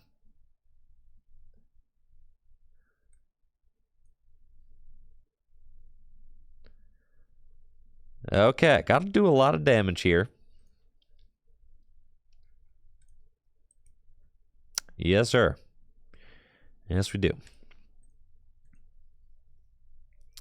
Not exactly sure which Roaring Moon variant's my favorite, but I don't think that I like the Darkrai VSTAR one from Japan. I liked that list. Is it worth it to counter catch or anything?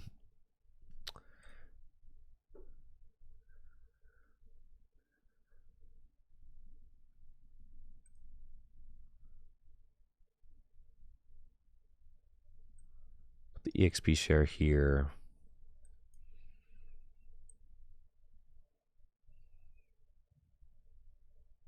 Yeah, I think we just cannot win.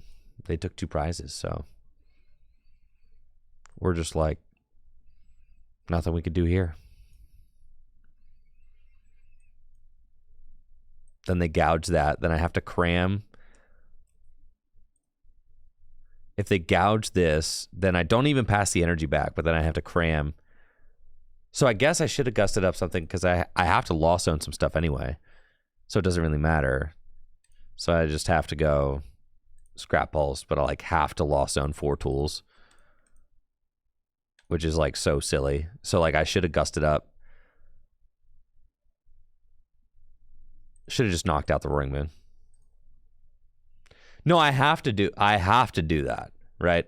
I have to let go of the tools. But I should have gusted up the Mew. I know weakness, but I should have gusted because I have to be able to knock out. Because this is not gonna EXP share is not gonna trigger when they gouge me, right? It's not good.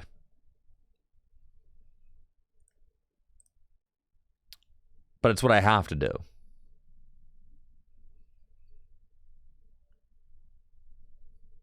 Yeah, I should have taken out the Mew EX instead. Oh, congratulations, Water for my soul. Congratulations. Yes, so they gouge. Then I go Iono. Because the XP share doesn't proc, so that's why I had to put the cards into the Lost Zone so the Cram could actually attack. So we put up the Cram.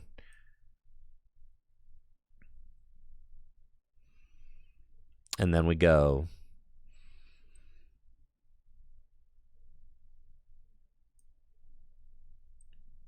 Lightning Energy here. And just, I don't know. We say, all right, you need to not have boss for game, please.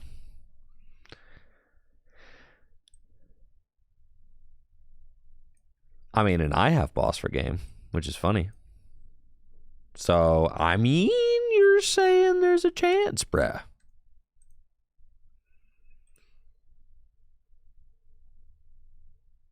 Iono's just going to give them boss. And you're so right.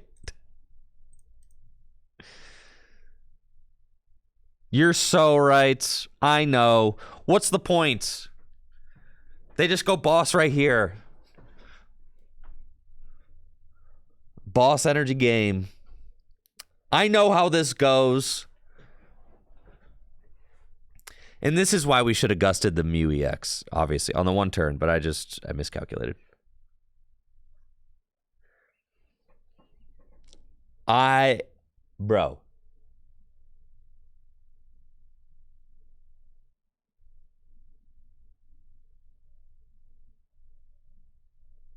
This deck's cursed. The deck's cursed, bro. This deck is cursed. This deck is cursed. There's no, ain't no way, bro. Ain't no way. Never again. I'm never playing this deck again, dude.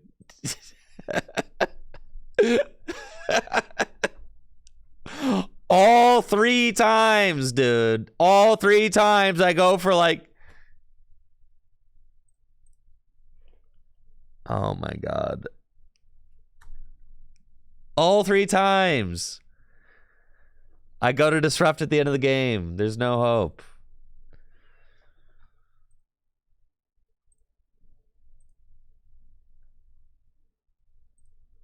Bro.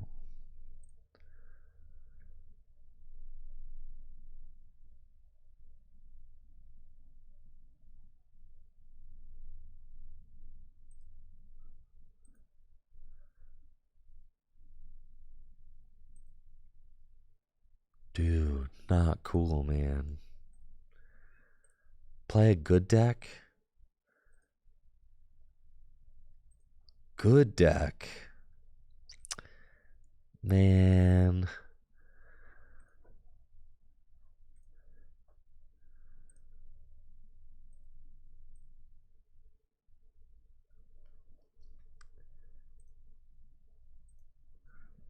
Good decks are cringe, though.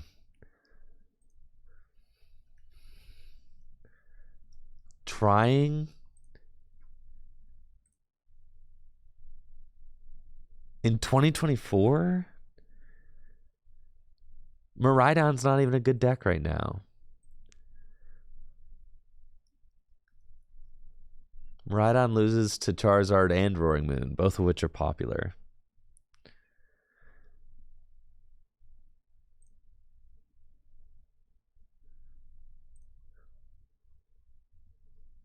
Very popular.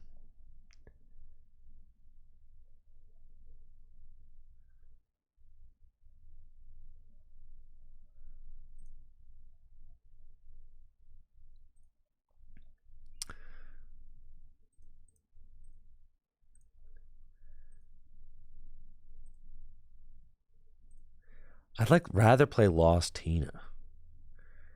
That's how.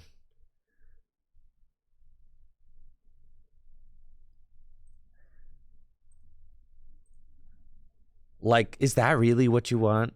You want me to play Lost Tina? Is that where we're at? You want to play a good deck? You want to play Lost Tina? That's where we are. As a community, Lost Tina.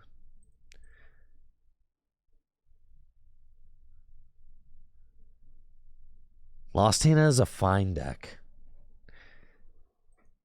Then what are the good decks if Lost Tina is not one? Charizard, Roaring Moon, Lost Tina.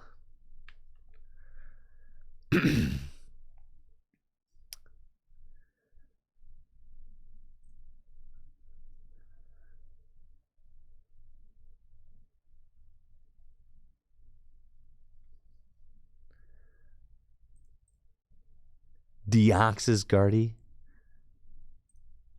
Lost Tina got second at the most recent regional championship. And you're going to sit here and you're going to tell me that it's not a good deck. That's what you're going to tell me?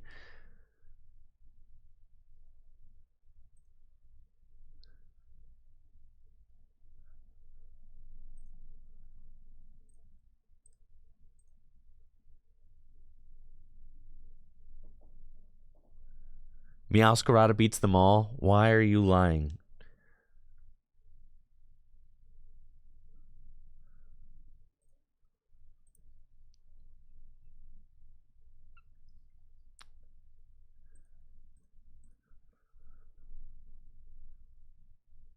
Miraidon loses to the best deck. Listen, I don't like that Miraidon loses to the best decks in the format. It just does.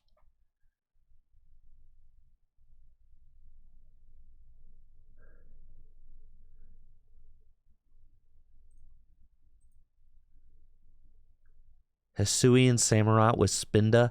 Listen, I have to play a deck that can beat the Charcadet decks, okay? I'm down horrendous right now.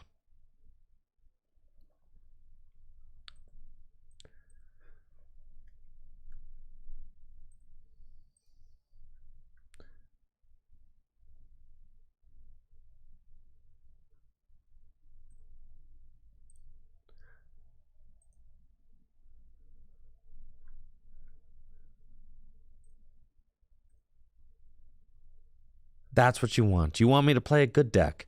You think good decks are interesting, and then I roll up with Tina, and then you're like, no, not like this. No! Not like this!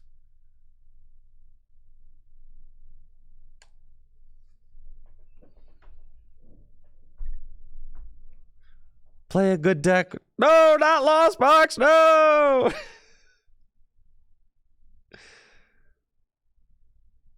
I don't like enjoy playing any standard decks right now. I just don't.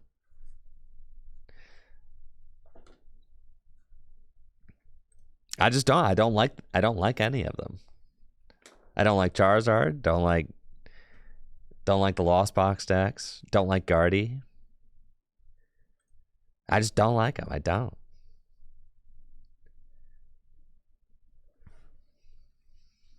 Listen, we are at the tail end of standard format. There's no spice.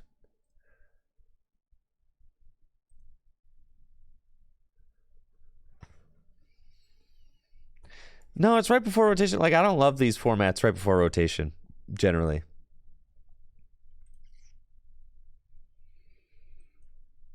It's fine.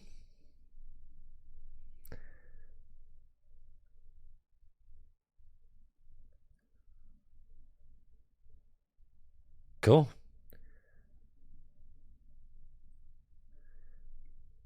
Looks like I'm playing against Chen Pao, Baxcalibur, with the broken Giratina VSTAR deck.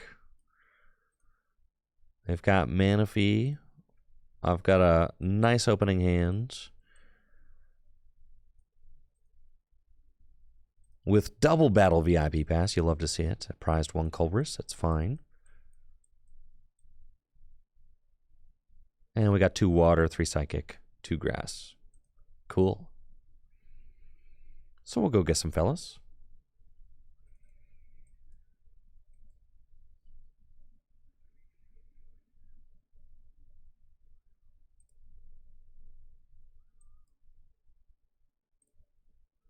That's fine. Concealed cards. Nice. Switch into Comfy. Flower selecting. Take the switch cards, I think, and then Nest Ball. Nest Ball is pretty good because it will allow me to cram next turn, so I think I just go for that. And then Jets. And flower selecting. And we'll take the Culverus. Slam that path down. And pass. All right. Now we're cooking. We've got the Jet on the Comfy, so I can retreat easily next turn. Culverus already in hand. And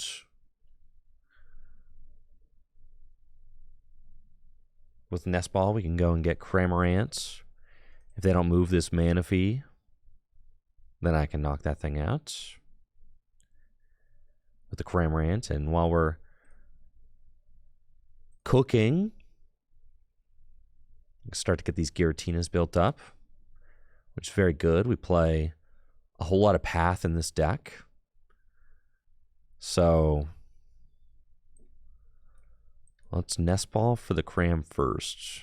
Just going to do that because I know I want it. And then we're going to Culverus. I'm going to take...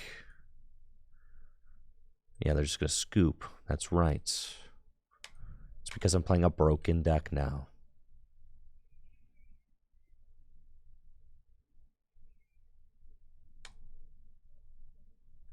That's right. See? The good decks are so good. They're just so broken. The good decks are so much better than the bad decks. It's not close. It's really not. My goodness. It's astonishing how much better the good decks are than the bad decks. You know what deck I would never lose to with Lost Tina? Armor Rouge. You know why? Because it's a good deck. Plays 4 Path to the Peak. Also, I can just delete an Armor Rouge with my V-Star power.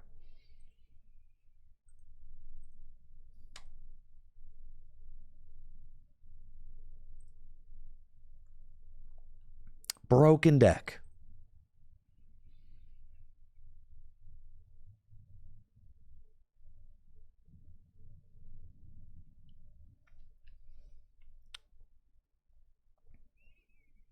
All right, looks like I'm playing against Mid-Rhydon.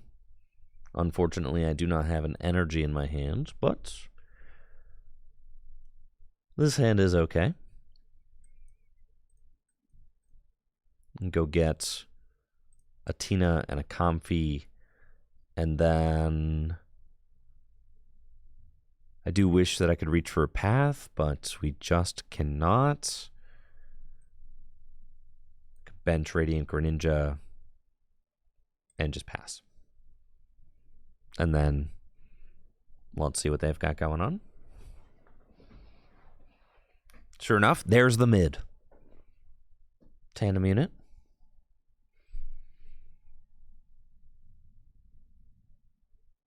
And we'll see what kind of Miraidon deck they're playing.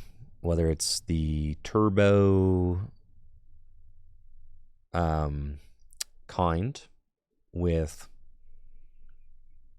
Iron Hands and maybe Peony, or is it going to be Flaffy?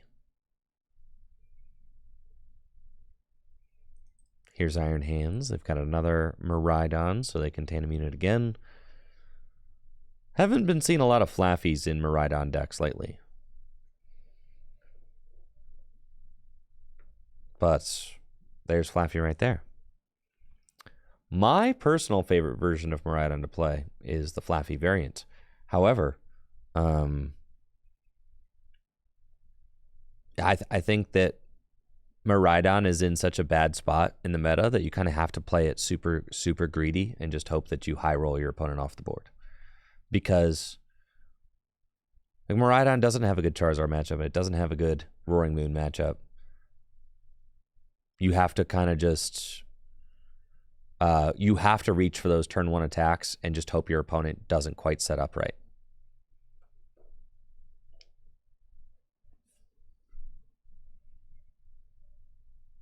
So you're kind of just hoping for that. It looks like they're going to get the turn 1 knockout on my Tina with this Miraidon here. Which is tough. I do wish that I did not open this Giratina, but that is just how it goes.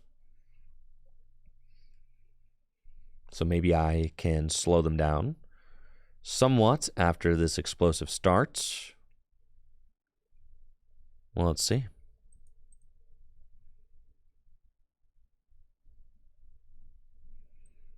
Of course, there's an energy, naturally.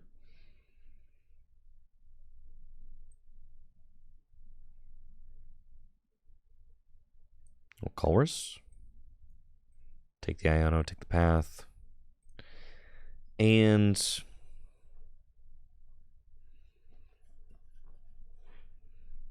I'll take the Jet.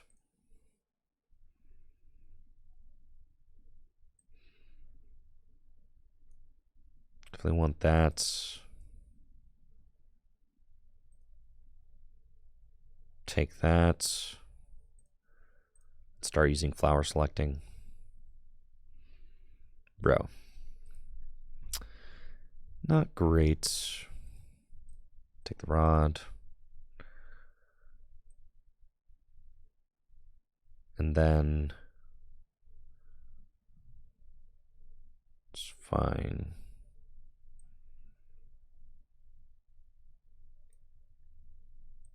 Jet. Flower selecting again.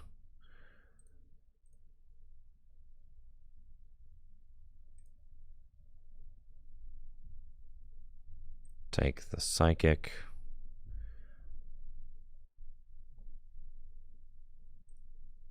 Retreat.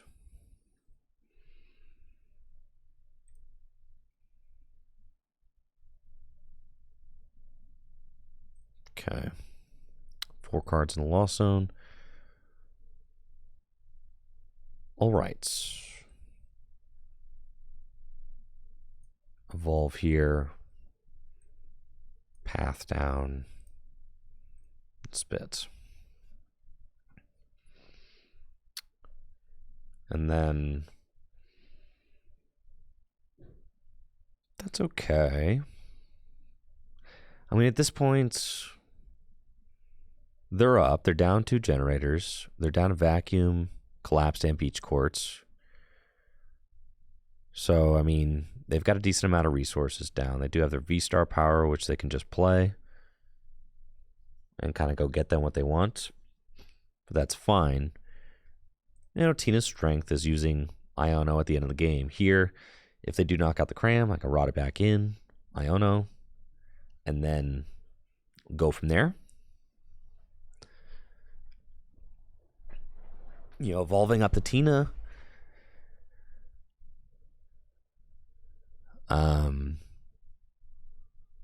We can't get to 10 this next turn to stabilize, so yeah, we're at 4 in the lost zone right now. Yo, what's up, Urzaday? Thank you for the raid of 80. Big shout out to Urzaday. Pokemon trading card game, content creator. It was nice to meet you at LAIC. And hopefully you had a nice New Year's. Welcome everybody from Urzaday's channel. If you haven't already, make sure to drop by and give Urzaday a follow. If you have not already. Playing some Lost Tina.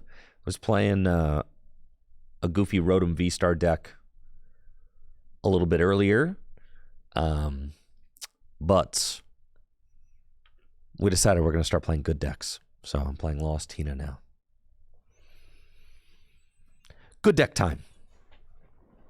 All right, they've only got 2 cards in hand. So this Iono feels kind of bad. But that's fine. We'll be alright. Iono to 6.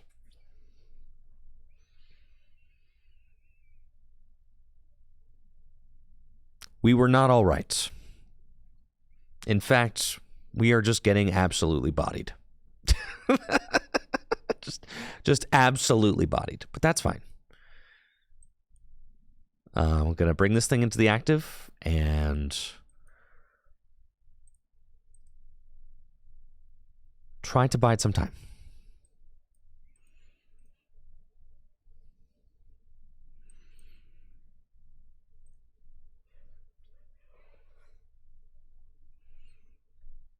Maybe this Flaffy will stick.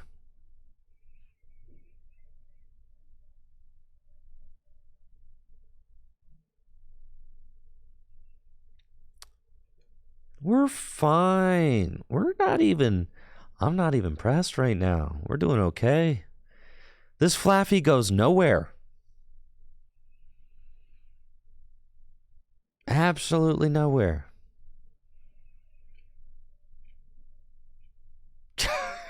It's okay.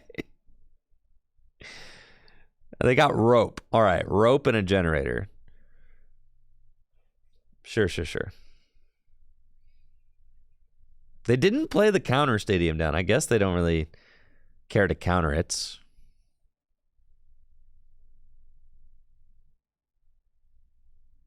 So then off the rope, I guess I'm setting up a Comfy.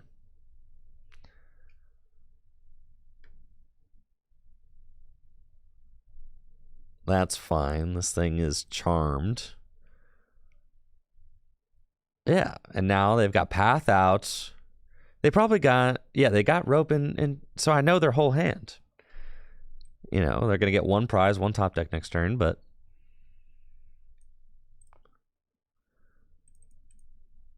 okay. Sure.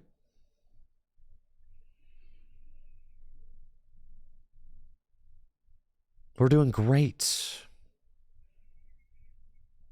Great. Just great. All right. Go get him, Comfy. I know we haven't done a whole lot yet, but don't you worry about that. Got Jets and another Comfy. Okay. If I go in with Tina, they very easily just knock it out. And then they're at 1 prize. So I can't really afford to do that. I have to slow the game down as much as I can.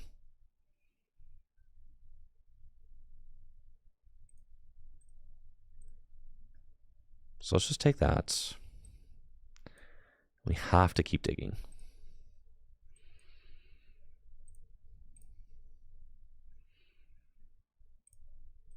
Oh, lordy.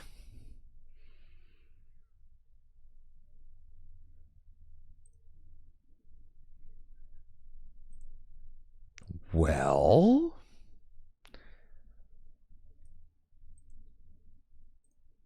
it's not great.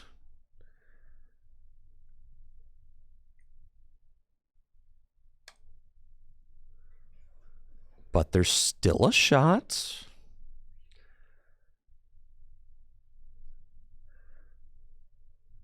I just have to find something like a Roxanne.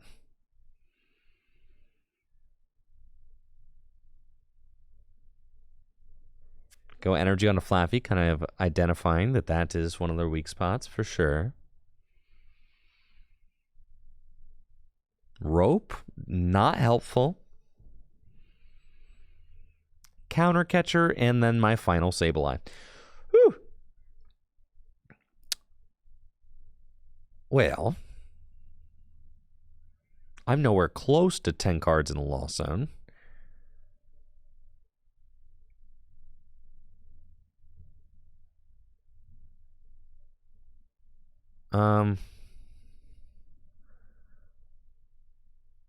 But I feel like the Sableye, yeah.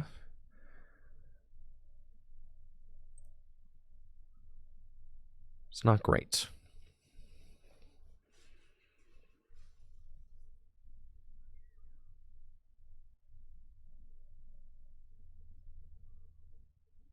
No, it is not.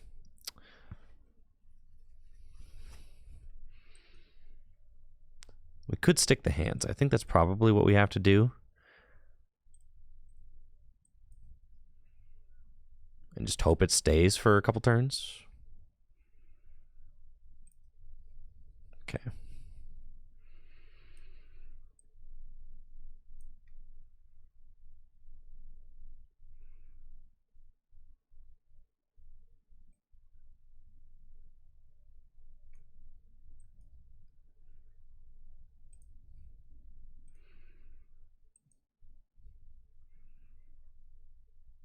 Okay. We're chilling.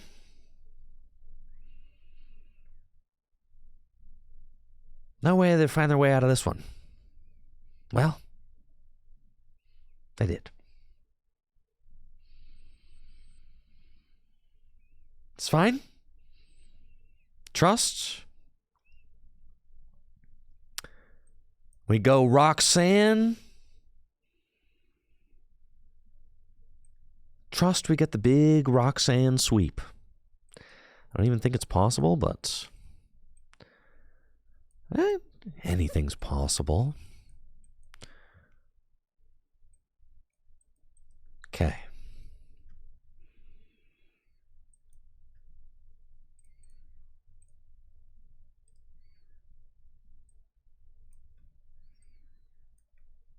Let's go.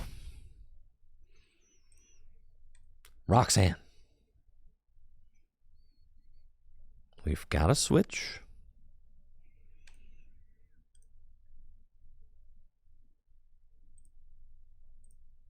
Roxanne.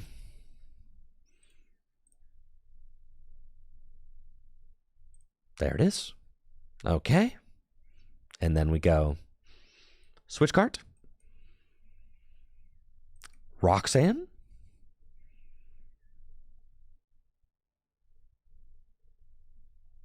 Man.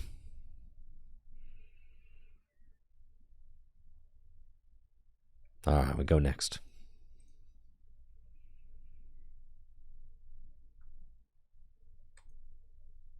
That's fine. We win that best of 3 every time. It's one game. It's one game. A little bit of a tough start. Keep it pushing. You can't give up that easy. Come on. Can't give up like that.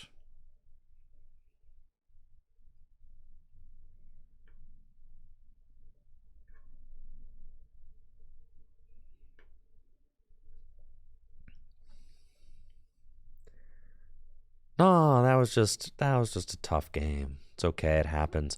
They knocked out my Miraidon or they knocked out my Tina turn 1. Like, we're gonna lose that one every time. I took 2 prizes early. We didn't get an explosive enough starts. Just how it goes.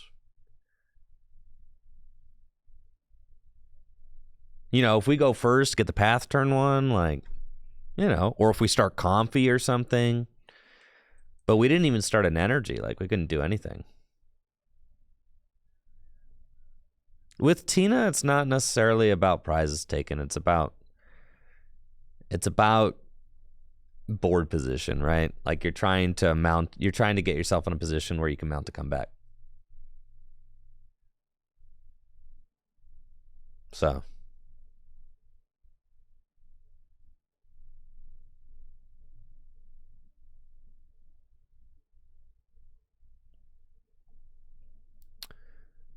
Playing against Golden Go EX. We've got a solid looking hand with Colress and Comfy.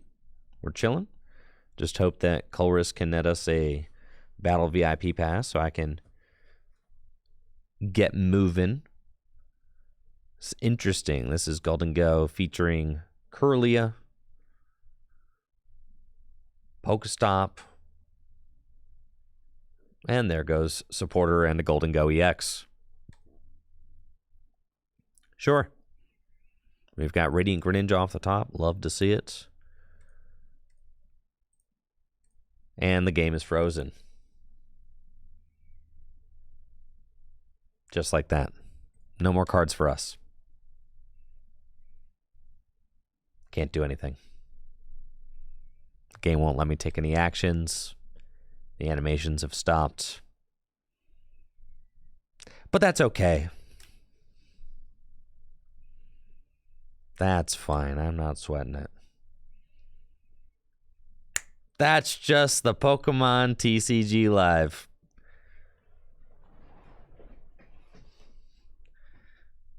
That's just how it works sometimes. Okay. No sweat.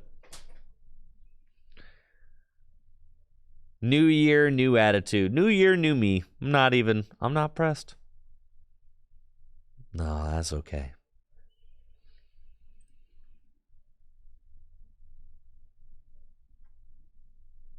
How am I already starting? Here we go. Yeah, I'm sure the future game log will do wonders for letting us know what happened in those kinds of situations and why when I benched the Greninja, the game decided to freeze.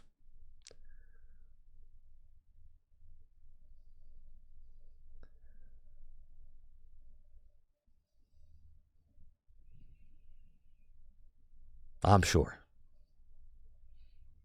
That'll help. It has nothing to do with reinstalling the client. I mean, I update the client at every update.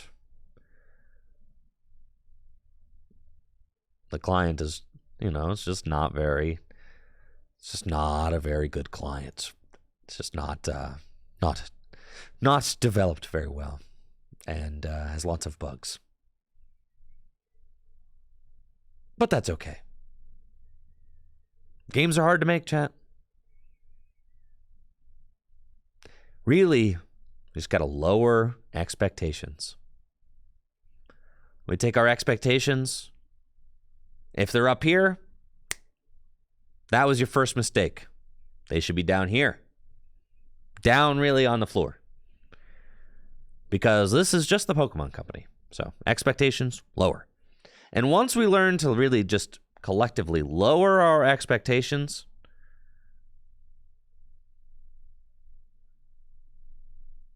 then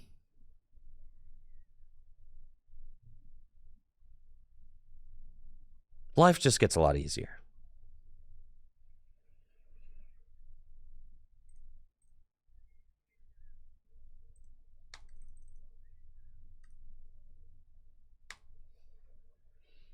Definitely. Right, because if you have higher expectations, then you're just going to be disappointed. in all areas of life. But if you go in just expecting nothing, then peace will be yours. Yes. See? Look how zen we are.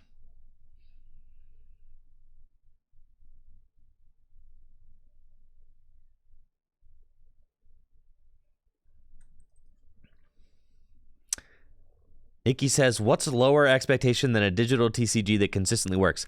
A digital TCG that works sometimes. Come on, that's where we're at. A digital TCG that works sometimes.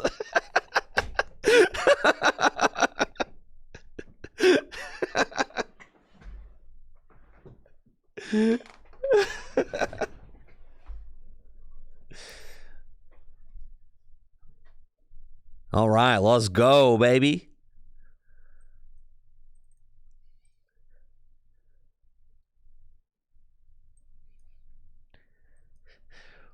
Right. I mean, listen, we're being too hard.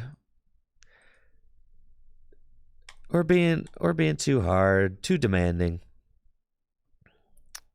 We shouldn't expect this thing to work very much, you know? Just honestly, if it just works sometimes, that's more than enough. Isn't it? Isn't it really? Just more than enough.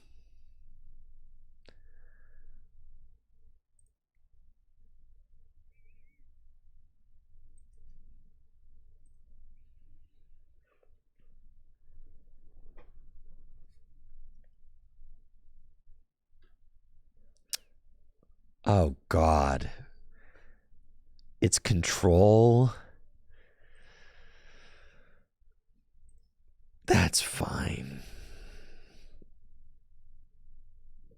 What is this? What are we doing? Oh, man. There's a whole Squirtle over there.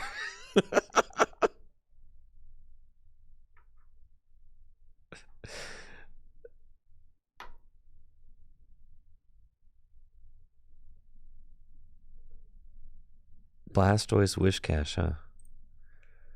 All right, so is it control or... I don't think it is.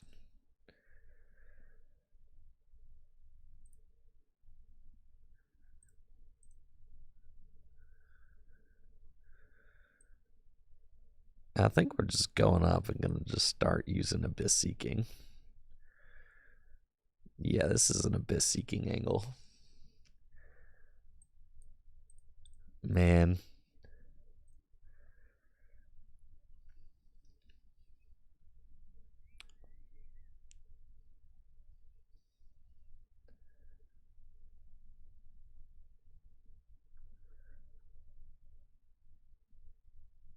Irida. All right, here's Blastoise. Blastoise, sure. It's got Vitality Spring. And they can put 6 energy into play.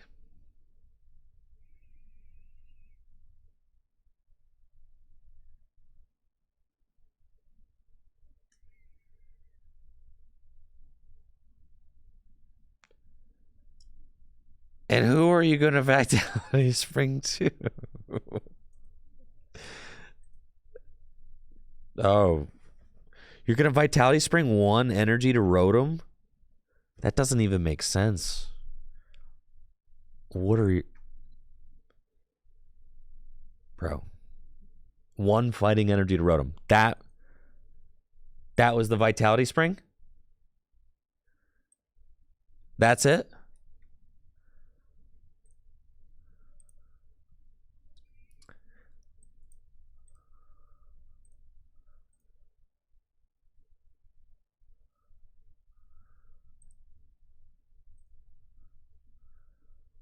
Huh. You don't say.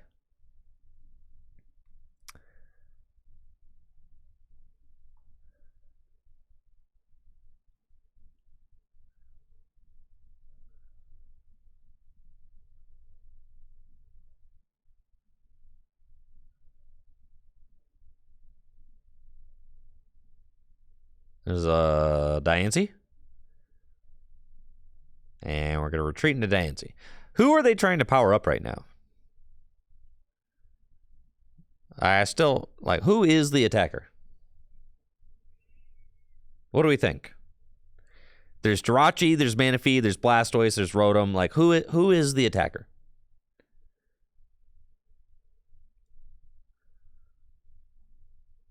It has to be the cash. It has to be. You're right. It has to be Wish Cash. You're right. You're right. All right, here's Culver's. We're chilling.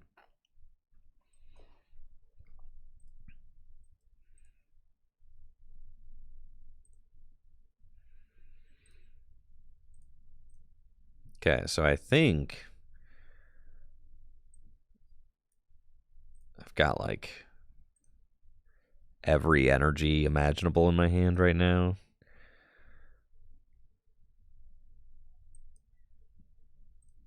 It's cool. I got these though, so that's fine.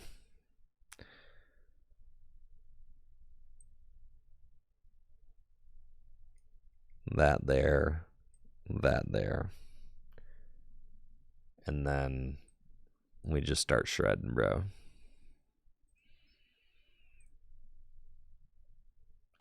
We're fine. There's no way I'm getting finessed by the Wish Cash, dude. Ain't no way.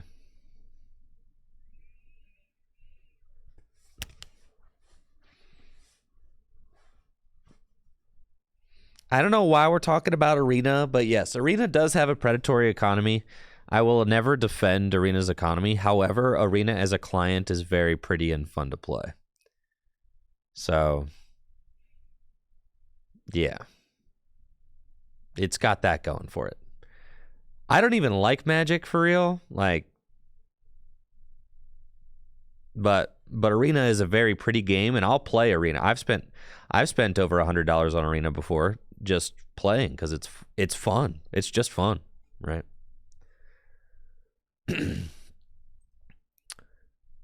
And I do wish that I could say the same about the Pokemon trading card game live. That it's just fun, just to play. Pokemon TCG Live is like a...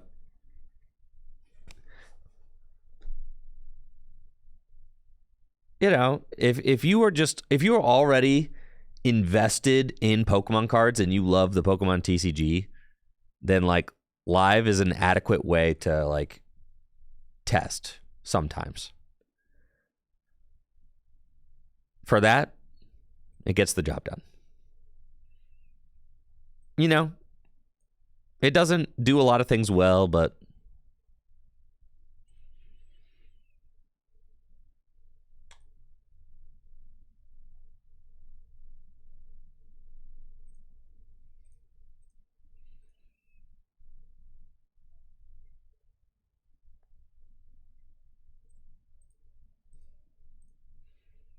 what's the main thing I'd change? Everything that you experience visually on this client needs to be redone. That's like my major... that's my major thing. Yeah. Everything that you experience visually, the visual experience from start to finish is painful.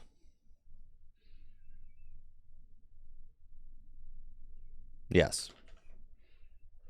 It looks extremely corporate and like unartistically inspired. It's my opinion, but I have an art degree and I am, you know, I very much value the arts as someone who's heavily invested in I didn't mean to do that, but that's fine. See how many cards do I have lost on? 10?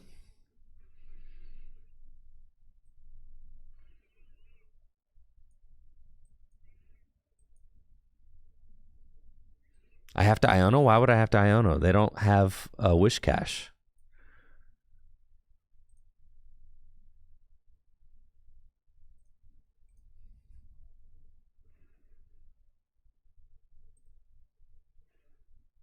Oh, that's right, Jirachi. That's fine.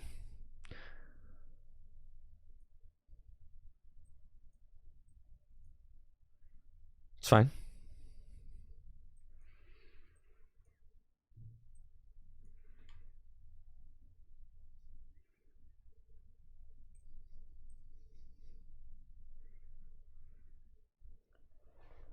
But this year is the year of positivity. So I'm not worried about the TCG Live. TCG Live is the best. I just lose, don't I? They top. No, I don't lose. Ha.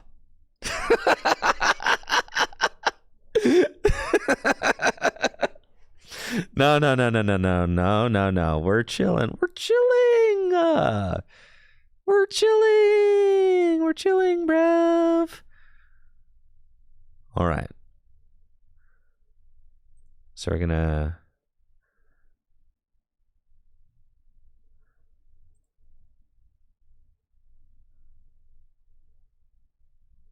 Just Iono is fine. We're just gonna do that.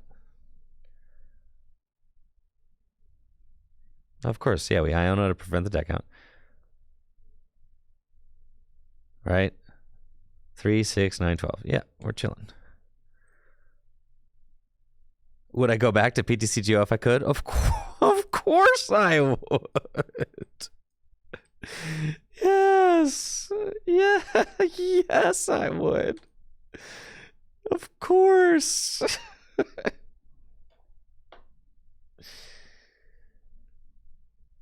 Yeah, I mean, I've talked about this like a million times on stream, and I'm really not trying to rehash it, but yes, the client feels soulless, uninspired, and it's a huge missed opportunity, and everything about it makes me sad, right?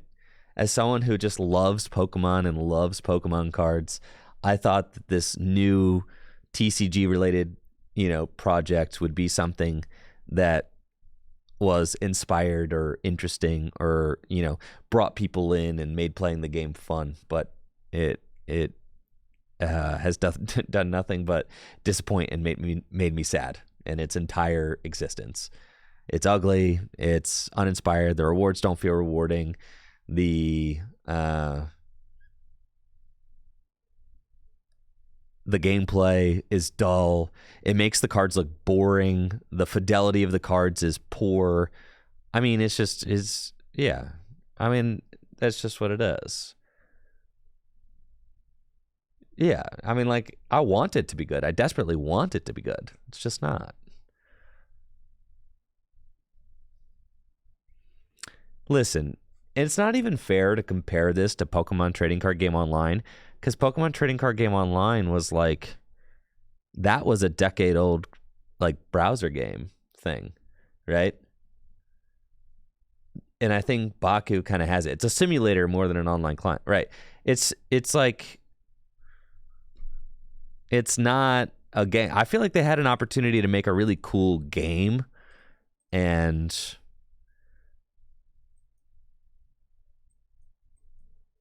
oh my goodness. I think I'm stuck.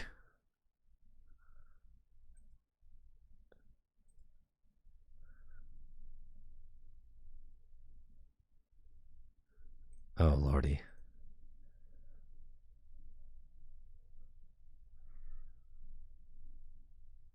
Oh, God. I think no, I didn't lose. Chill. Ha. I win.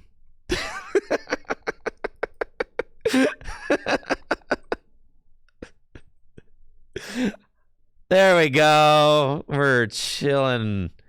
No sweats. Easy money. Let's go, baby. Let's go.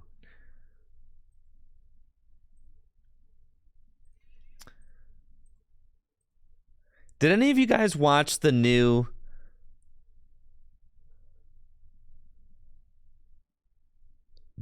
And that's the thing, Ecstasy in service, and it's fine for people like you who just want to play Pokemon cards every day, and this enables them to do that. Like, that's fine. But you got to be lying to yourself if you didn't think that this is a missed opportunity. It could have been more than that, right? TCG Live could have been more than that. This is like a fine if you just want to simulate Pokemon cards all day in like pretty low fidelity with uninspired gameplay, then fine. It allows you to do that. And that's why I'm saying, like, if you already love the Pokemon TCG and all you want to do is just simulate games all day while not spending any money, like, this will more or less allow that with, you know, with random bugs and stuff, but like, you know. But if you just like look around at the rest of the digital TCG games available, right? Hearthstone, Magic Arena, Master Duel, Marvel Snap, right? If you look around and say, like, wow, all these other games like look and feel beautiful, they feel inspired, they get people excited about the franchise. Does Legends of Runeterra, does TCG Live get you excited about the franchise, right? Like, I think that's, does the TCG Live experience get you excited about the Pokemon franchise? No. Right? Now imagine if you, like, even if you look at, like, and that's what makes me so sad, right? Is that I love the Pokemon franchise and I love Pokemon cards. And this is our flagship client, is something that just is dull and uninspired. And as someone who is very artistically inspired and creatively inspired in everything I do, it pains me to make this a part of my content, because I expect more than that out of something that I've been doing. You know, I expect more than that out of a company that makes, you know, millions and millions and millions of dollars, out of a game that's been around since the 90s, out of the most popular franchise of the world. I expect more than the bare minimum. And TCG Live just feels like the bare minimum, right? It just does. And it's like, yeah, I can get by with the bare minimum, but I'd be lying if I said it wasn't a huge letdown, right? So that's where I am with it. I just think it's ugly and uninspired, and that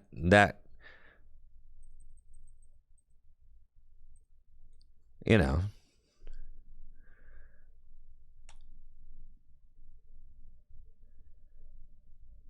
I feel like I'm still being positive. That's fine. But like, if chat asks me my thoughts, like, I feel like I can tell my thoughts while remaining positive. Did any of you guys see Pokemon Concierge?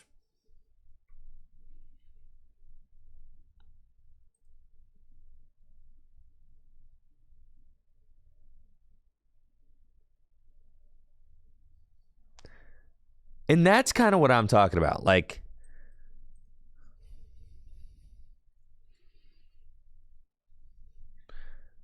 the visuals in Pokemon Concierge look so good, right? And they're so inspired. Like, the visuals are so pretty. The Pokemon look so good. Like, this is an inspired, creative endeavor, right? This show. It's stop animation. This is meticulous to make, and it really felt like they did a lot to bring Pokemon to life, right?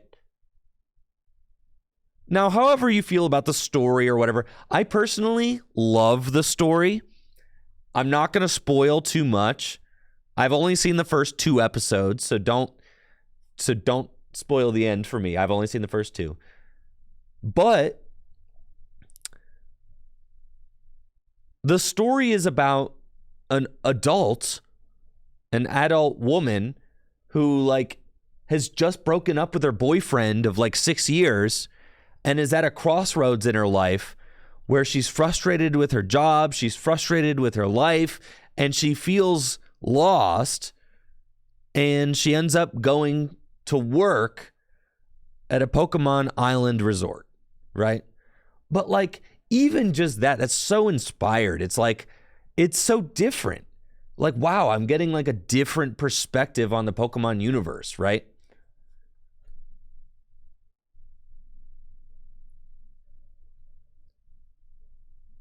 Like, because it's from you're getting a show. This is one of the first Pokemon adventures that's through the lens of an adult, like working an adult job, right? Literally. Like, which is so cool because it means that the Pokemon franchise is branching out, you know, trying new narratives. It's just so cool. The art style's inspired. But then you compare a project like this to the TCG Live, right? And you're like, what happened? Yes, the Pokemon Company is very capable of hiring the most talented people to do things. They are the biggest franchise in the world.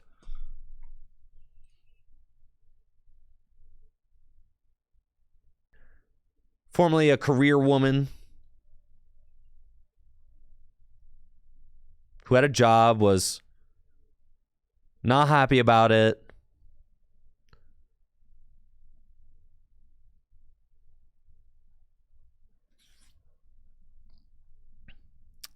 And just like the textures on the Pokemon, they all look so good. Everything looks so like well considered. Oh yeah, there's this himbo character. He's pretty funny.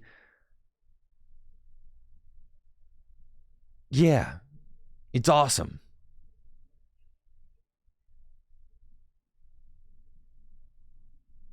The textures on the Pokemon, I mean, they blow me away. Psyduck is cute.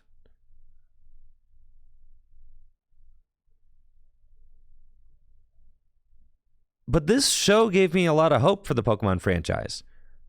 A lot of hope, because it's artistically inspired, the story is good, and it's something different.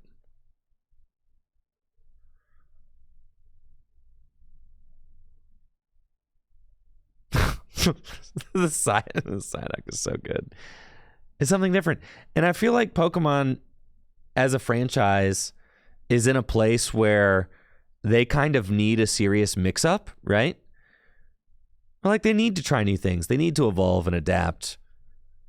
They need to tell new stories, right? I think that's something that I, as a Pokemon fan, have really been missing from the Pokemon franchise. Like, telling new stories. I want a new story. A story about me. A story about being an adult and living in the Pokemon world, right? Yeah, we've heard a lot of stories about 10-year-olds, okay, going out on adventures. Like, we get it. All right, they've been telling that story. Pokemon has been telling that story for 25 years.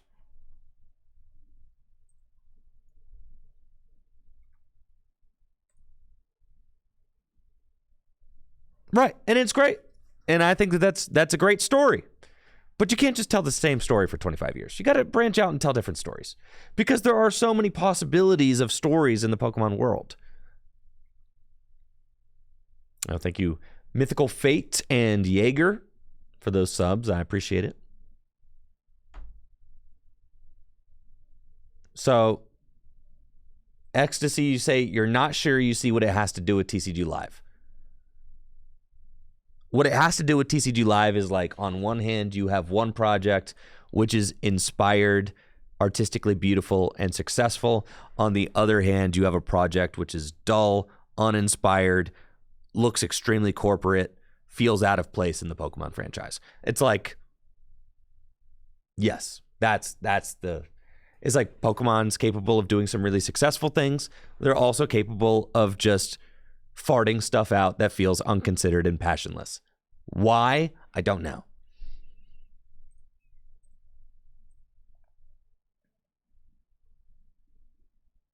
I don't know. I don't know. But that's where we are.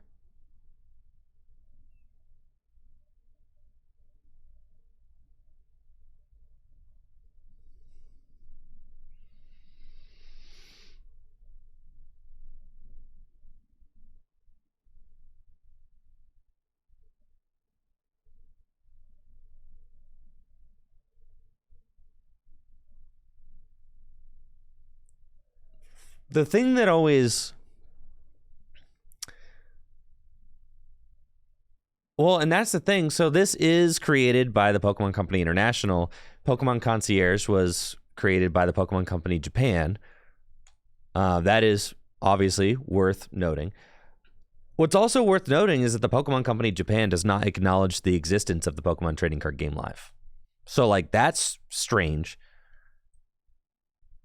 to me. As far as the Pokemon Company Japan is concerned, they pretend that they do not have an online client. Which is, thank you, Henry, for the Prime sub. Which is crazy. If you go on Pokemon Japan's official website, you cannot find a reference to the Pokemon TCG Live. They pretend it does not exist. So there's obviously some beef. No, they do not have an online TCG in Japan. Yes, but there's clearly some sort of like disagreement, I would say, or some sort of misalignment about there being an online client. Because why would Pokemon Japan not be invested at all in the online client? I don't really get it. You can download it in Japan, but the Pokemon Company Japan does not acknowledge its existence.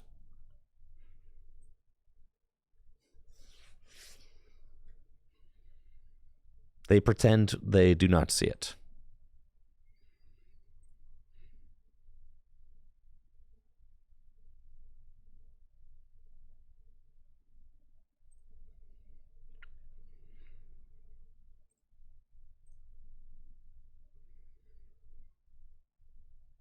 Iono. That's fine.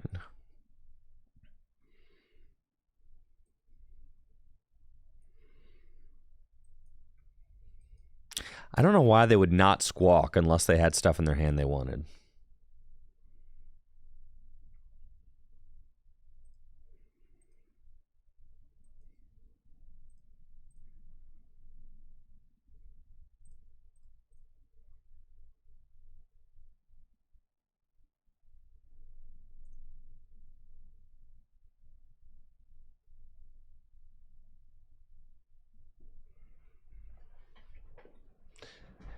Well, yeah, I guess I just don't get it. It's one of those things that just really confuses me. And I don't really get why the Pokemon Company Japan is so not invested in the success of the digital client. I guess maybe they just really want, and I kind of get it, like they just really want Pokemon cards to remain a physical card game. And they're kind of like invested in that. That's my best guess. Dang, we got a lot of cores there.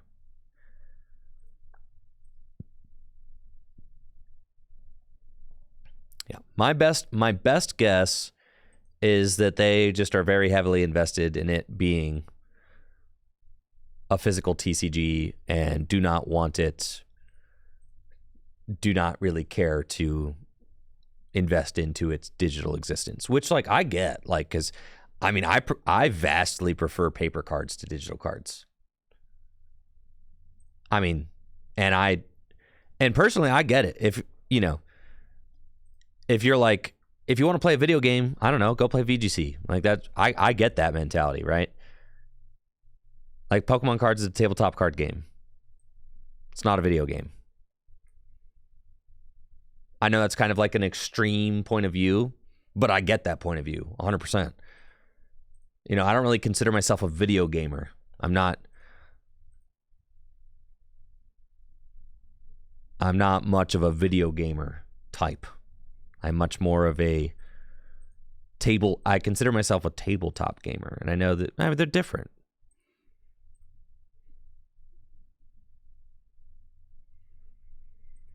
But I don't know, you look at like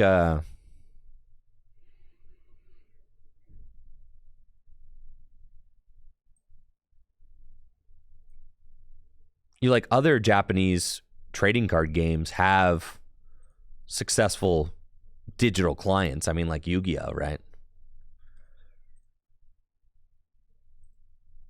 So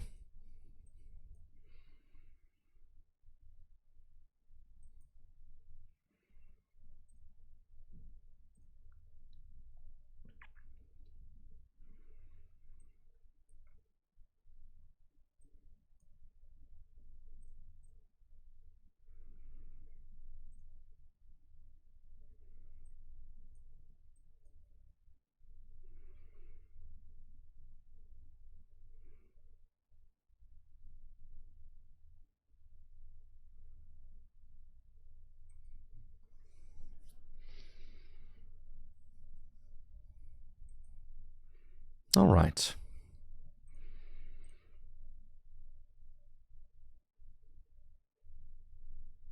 But anyways, I don't understand it, but this is where we are, so that's okay. It just is what it do.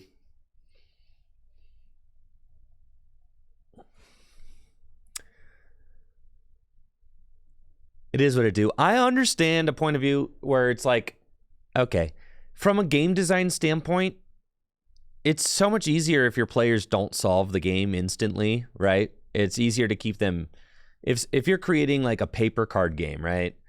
It's easier to keep players engaged if they don't solve your format and get bored, you know, or whatever. There's an argument to be made for not having a digital client. Like, I'm not going to say I don't understand Pokemon Japan's desire. Like, I do get it. But clearly what I'm pointing to is like the fact that there seems to be some sort of, I just wish that TPCI and Pokemon Japan were kind of aligned on whatever the solution was. And it feels like they're not aligned on it, which I think just creates a worse product for all of us, right? Because if the Pokemon company Japan was invested in the digital client, you'd have to imagine that having more resources, more creative input, right, would just result in a stronger product for everybody, right?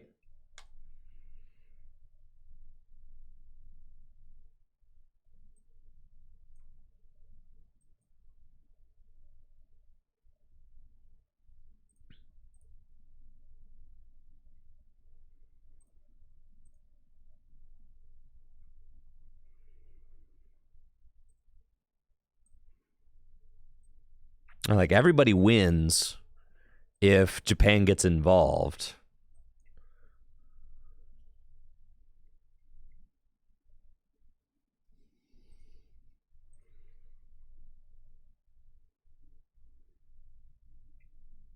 But it seems like they've kind of just like left it to TPCI to handle, right? And that's like, you know, for better or for worse. TPCI is capable of doing some really amazing things as well. They are. I have been,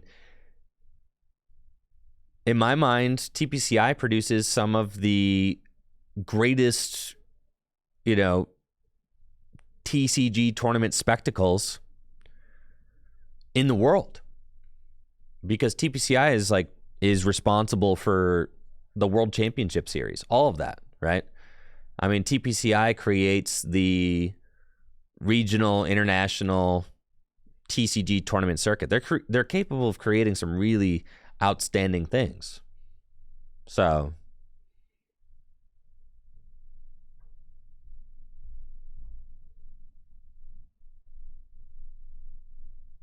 Yeah, and I hope that TCG Live grows and becomes like,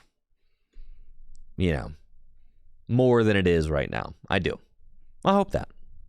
But all we can do is hope.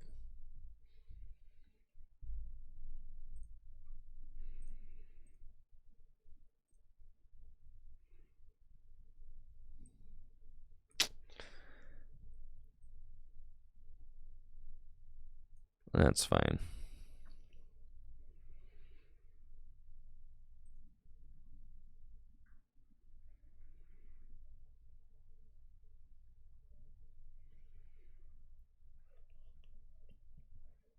Should start a petition to get Japan. No, I am emotionally completely checked out of TCG Live and all of that. Whatever. It is what it is.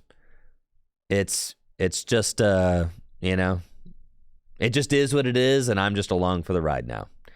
At first, I was really upset because it felt like such a missed and failed opportunity. Now, it just is what it is. I'm jaded. I don't care.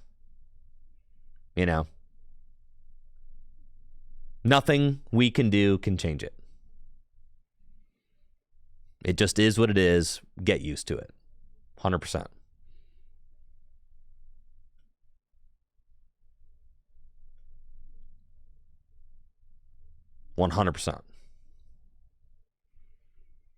So,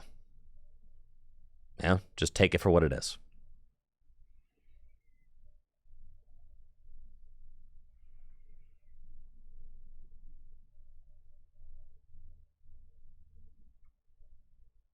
Let's see.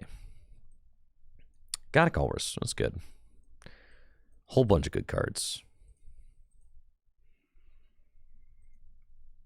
I'll take those. My opponent's got a little bit of a weak board, so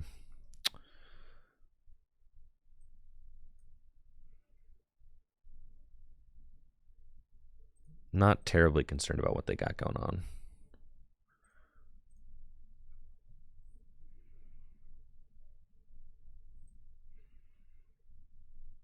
Bench Tina at 4, right? Yeah. Bench Cram.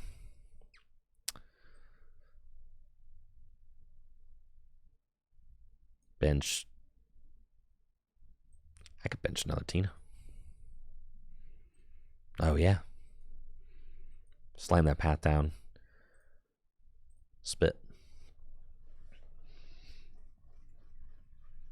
And so no, I don't like I don't love TCG Live, but it's fine. It'll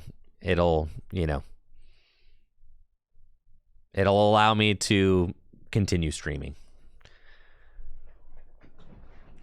And at this point, it just is what it is, and I consider the client to be, a huge missed opportunity, a huge debacle, but all I can do is shape how I respond to it being what it is.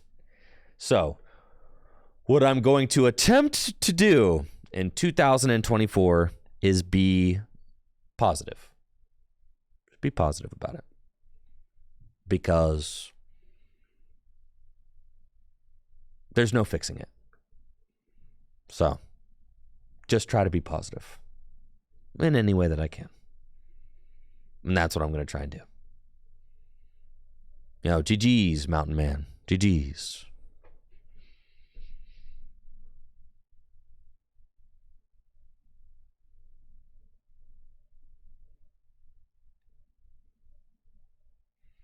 Give that approach maybe 2-3 days. I've been working on that approach for months. I just haven't been vocalizing it as loudly. But mentally, I've been working on that approach for months now. So it's not, and if I fail, it's still something that I'm working on. Even if I'm not successful. And if you look back at my streams, You know, I haven't been ranting about TCG Live every day. I've not been. It frustrates me to no end, but, you know, thank you, Riot Town, for that raid. I appreciate it.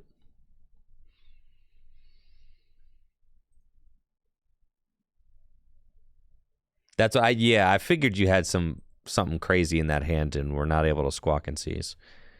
Let's see, 6 cards in Lost Sounds. We can get to 7. Which is worth doing.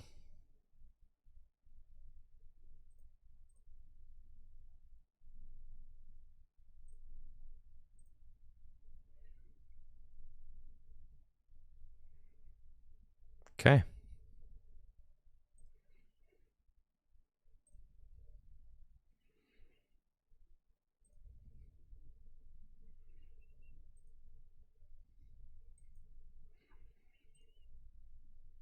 Spit.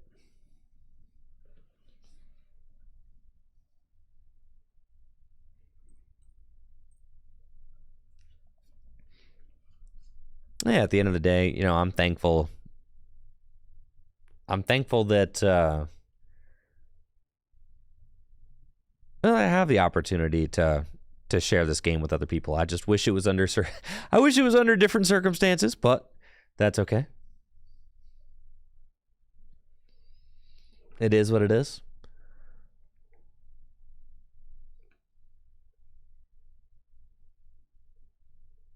Well, that's right, Sticks. And I think that that's why I'm more hard on TCG Live than most people, right? Because most people in this chat, if Pokemon cards, big picture, succeed or if they fail, that has no impact on your day-to-day life, right? If Pokemon cards as a game, you know, decrease in popularity over the next 5 years and people fizzle away and stop caring and stop playing and grow tired of the game, that has no impact on many of you. But it does have an impact on me. Right? So you could imagine that when the game that I had been playing since 2012 was going to get a huge upgrade, right? I was going to get a huge upgrade. Wow, we're finally getting a modern client, right? And it's like, you know, and you build up all the expectations and the ideas of like what that means.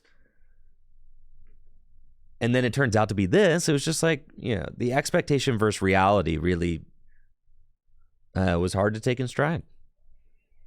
Because you're like, whoa, this is where I'm going to be for the next 10 years, is doing this. Yikes.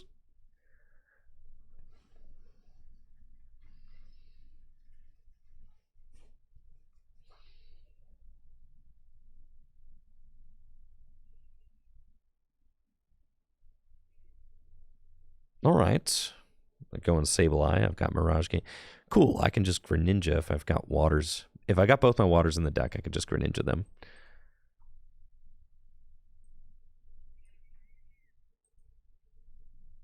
Oh, yeah, baby.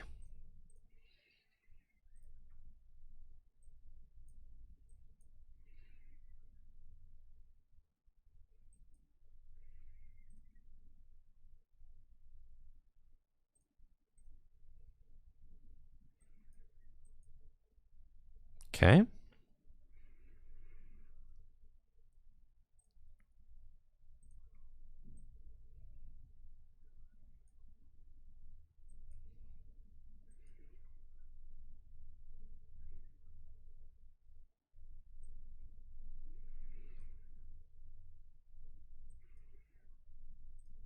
And we'll Moonlight Shuriken.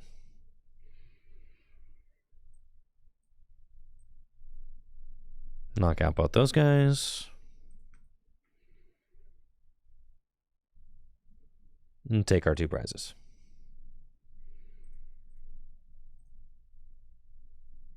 I do think, like, generally speaking, the game has improved slightly in the last 12 months, right?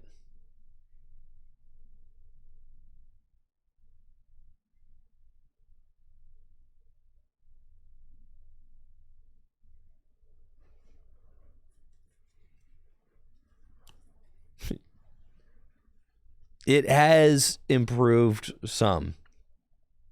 It has. It might not have improved at the rate, that maybe people wanted, but it has. It has slowly been improving.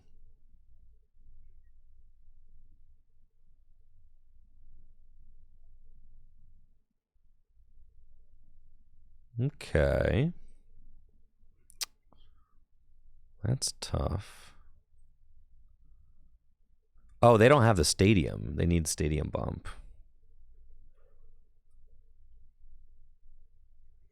Exactly. So Knife Laugh, I agree with that 100%. It has slowly been improving, but the thing is that like it already was not a huge upgrade from TCGO, so like the fact that it's like it felt like a very at best it felt like a parallel move, right? Like at best. Right. And in a lot of ways, it was a downgrade from TCGO. It was an upgrade in the fact that it became easier for players to enjoy. It was a downgrade in everything from visual fidelity to look and feel. Yeah, being available mobile, that's great. Obviously, fantastic. At what cost? It makes the phones hot, cooks your battery, all that. I mean, but yes.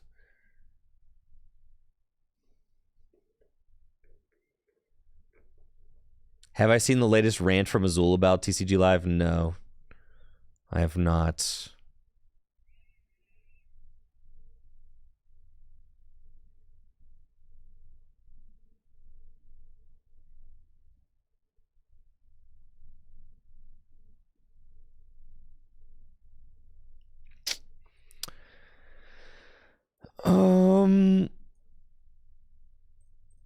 Okay. That's fine.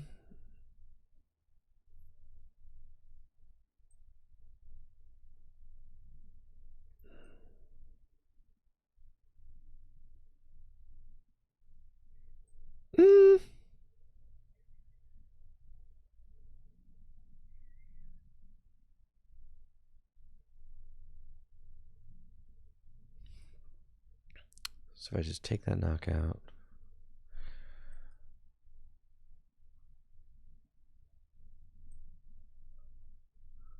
And I'm up so many prizes right now.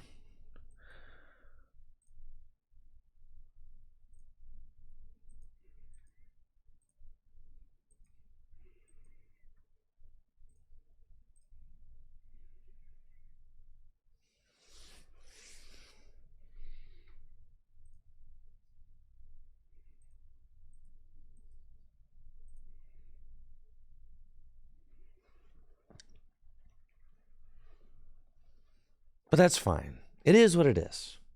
There's nothing more to be done about it. There is nothing more to be said about it. It just is what it do. But the one thing I don't necessarily want, the one thing I don't want to do is just let TPCI just kind of get away with it in that like scot-free and just be like, it'd be like, oh, it was fine the whole time. Like, no, I want people to know like this has been a huge letdown and I want everybody to know it, right? The TCG Live was a huge letdown and I felt like did a huge disservice to the Pokemon TCG fandom and community. That being said, from here forward, let's do our best to be positive about it because there's nothing else we can do from complaining. Nobody's listening. Nobody cares. It is what it is. Let's just let's just carry on, baby. You know, it'll slowly get better over the course of the next handful of years. And you know what? Maybe one day it'll even be halfway decent.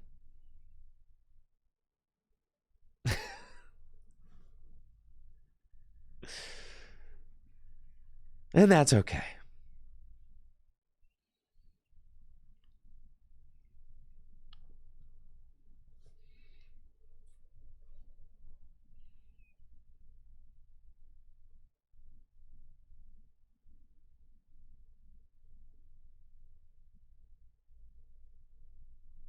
You know, for the most part, it allows me to stream and play the game every day, so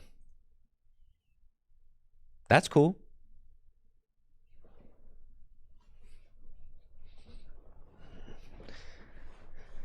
Is it possible to play old formats like base false on this?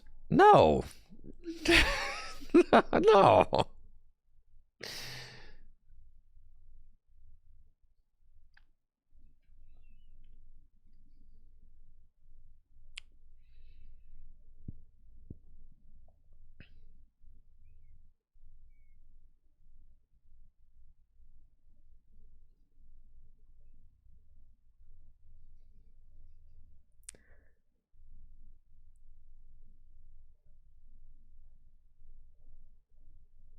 Luminums, I think you're a little confused. Back in the day, the Pokemon Company licensed the Pokemon TCG to Wizards of the Coast to print and run before the existence of the Pokemon Company International.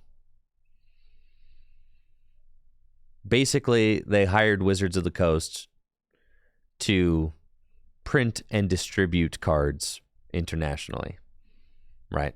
That was back in like the 90s and early 2000s. Then things switched over to what more or less became the Pokemon Company International.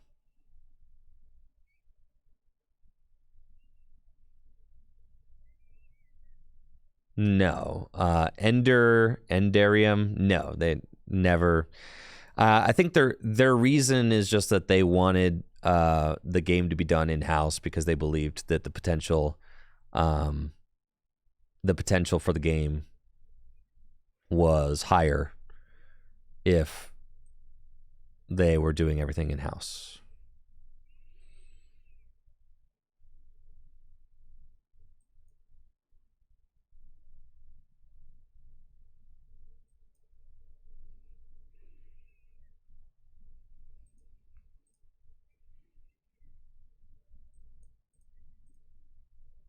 I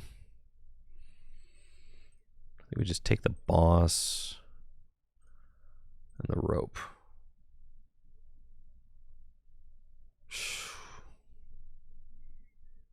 That's probably fine.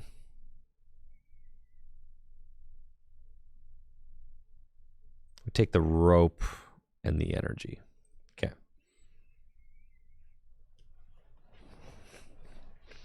Final answer.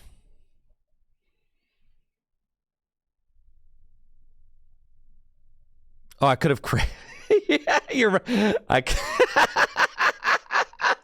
Scuffing it with a BM and not realizing.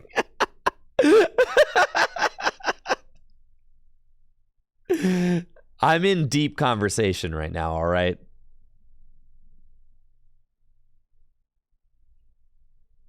Yeah. I'm in deep right now, bro. I'm in super deep. I'm going to give him a good hearty thumbs up.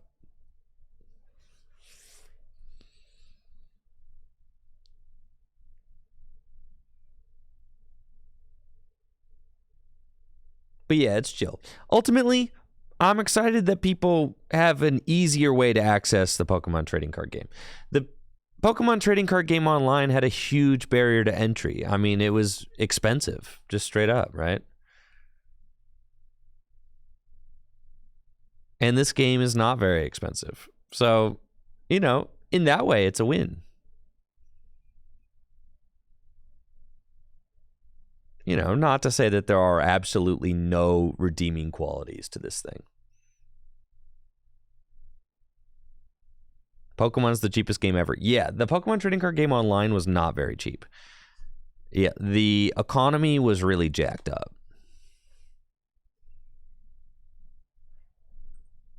Unfortunately. Well, the reason the economy was jacked up is because people would buy, sell, trade on it just like it was a physical TCG because you had an open trading market, right?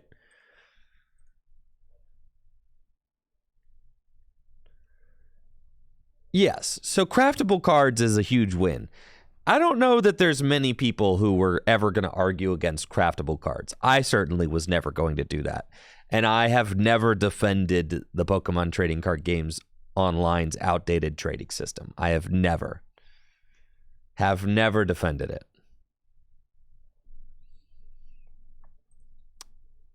But I don't really consider that a win for this client because making the cards free costs nothing. All you have to do is make them free. Like, right? Like, it's not, you can't consider that like a win for the client, right? Because it's not a win for the client. Like, they could just make them free. Like, that's not like, oh yeah, they worked really hard to make them free. Like, no, they didn't. It doesn't take any skill or any know-how to make them free. Just make them free, right? So, in my mind, that's not a big success.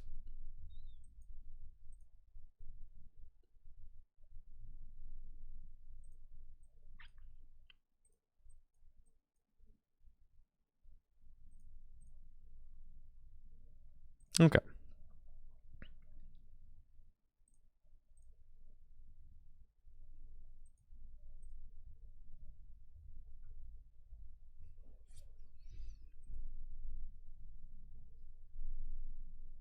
Oh, of course, Enderium. Of course it does. That's just part of the deal.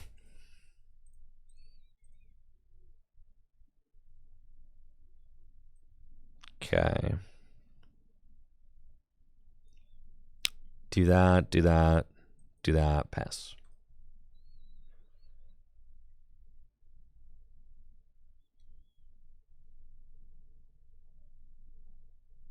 Dang it. They had the basin.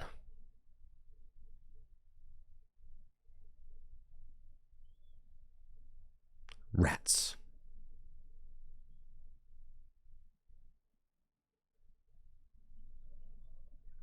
Okay.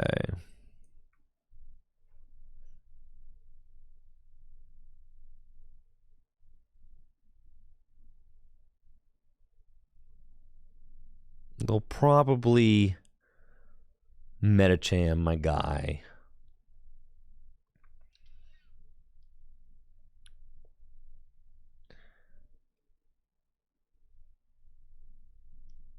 Probably.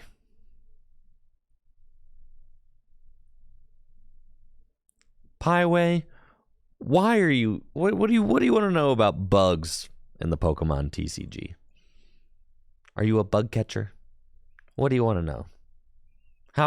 How can we as a community help you on your bug adventure?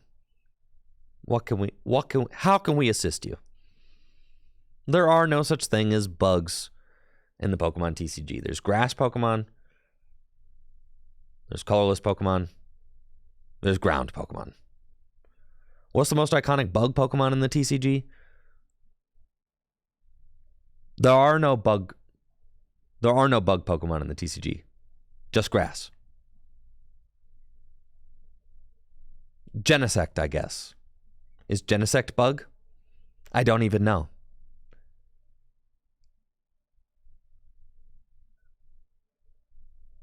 What type is Genesect?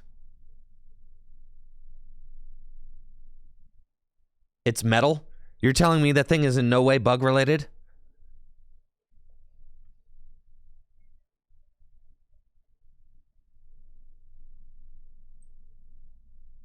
Bug steel? God, hearing steel. Ugh. Steel type. Ugh.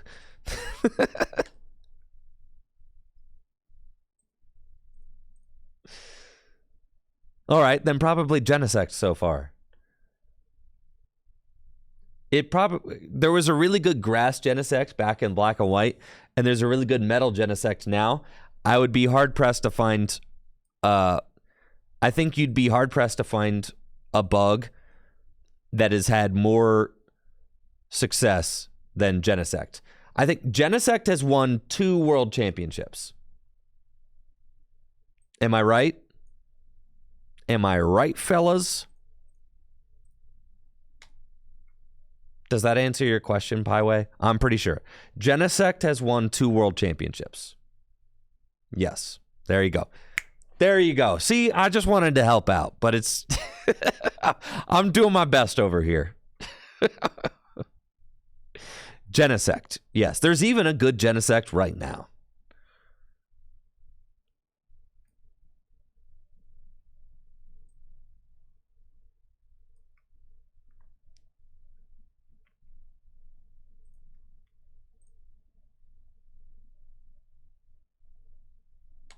Ooh, switch cart. That's cool.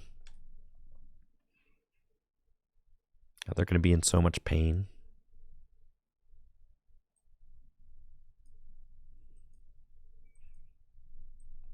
Go, Giratina, go.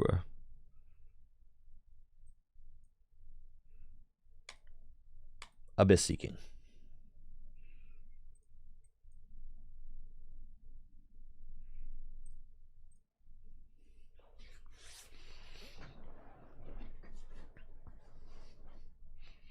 Cool.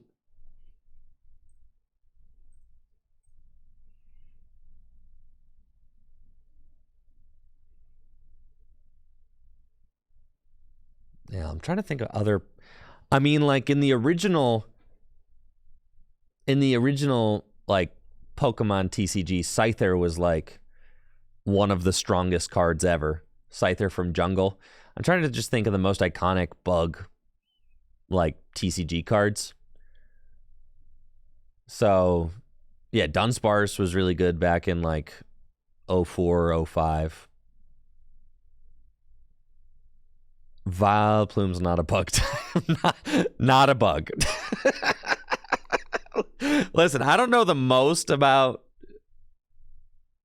I don't know a lot about VGC typing, but I do know that Vileplume is not a bug. that thing is grass poison for sure.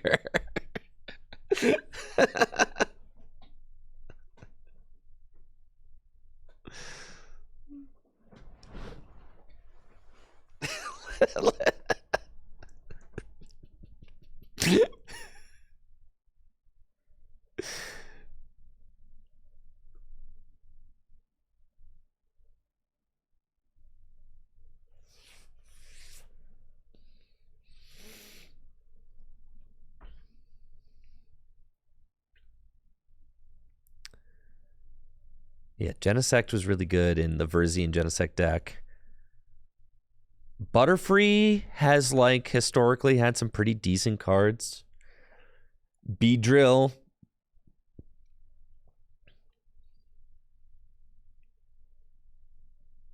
But Butterfree, never anything serious with Butterfree. Just, like, kind of almost okay. Butterfree loves inflicting special conditions. Shining Genesect is pretty good. That's what I'm saying. I think, like, Genesect's just the best one. Venomoth. This matchup seems mad easy. I'm not going to lie.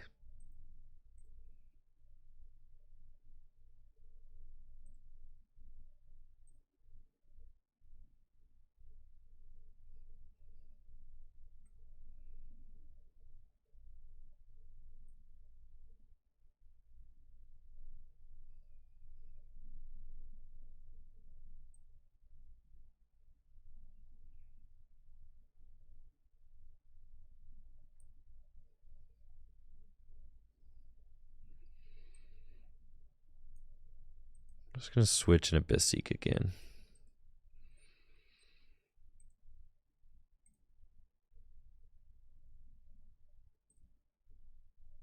That's fine.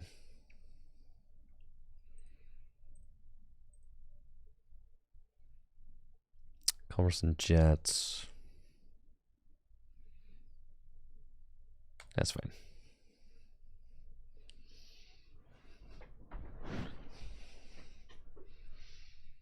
Frostmoth, it's true. Did Volcarona ever do work? Not really. Apparently, in expanded format, Volcarona V is like an okay deck, but Vikavolt, yes, I top 16 to regional with Vikavolt Rayquaza GX. I forgot about that. Joltik in Night March. That's so true. Joltik, kind of pog. Vikavolt is definitely a bug. How is Vikavolt not a bug? It's an airplane. No.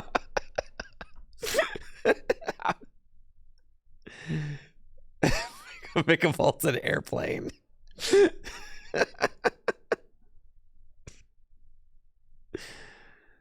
Oh man, oh man. All right. Finally, my Tinas, they're ready to go. Now Roxanne Path. Yeah, I don't exactly have the whole Roxanne Path thing, but that's fine. We're still chilling. My energy, I've got some energy in the discard pile. That's okay. Concealed cards first.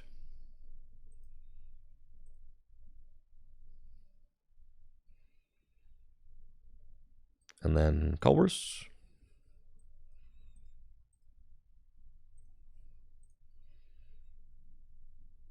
Then Rod.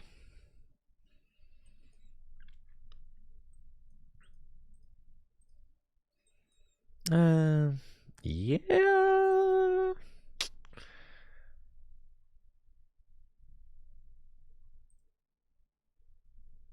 That's fine.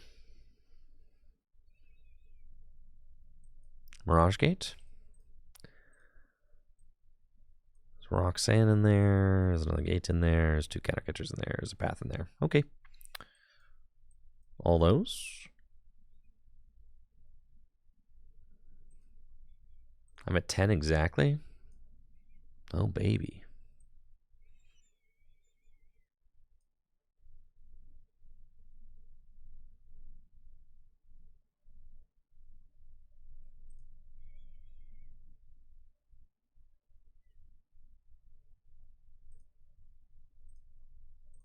Let them have it.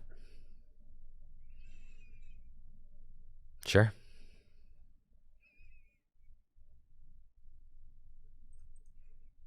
They've got 3 prizes left. I would like to find the Roxanne.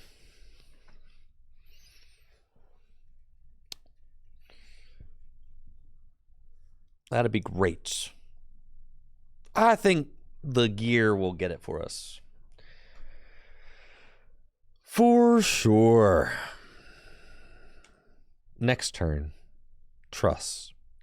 Yes, with concealed cards and gear, guaranteed.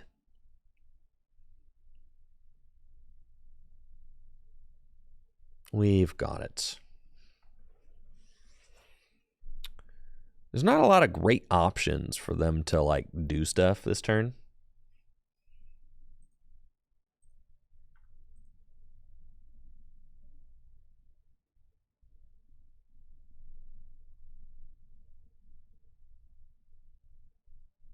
You know, I'm keeping my bench limited. So they can go 2, 4, 6, and then hit me for 180. Then try to, like, yoga loop me, I guess. Try to finish the game after that. But I mean, we're in a very strong spot, I'd say, despite the fact that we're technically behind a prize. I've still got Lost Impact.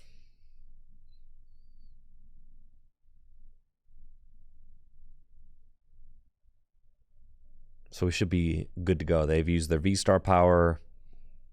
Not worried about that. Here comes the Jet, and they just have to swing with Entei, right? And you just don't want to give the Entei player a lot of comfies, right? That was like our big thing from the beginning of this match. You don't want to feed them comfies. That'd be bad. Woo! Here's the Roxanne. Cool! Okay. Do that. I think I have like 1 energy left in my deck. I think it's grass energy.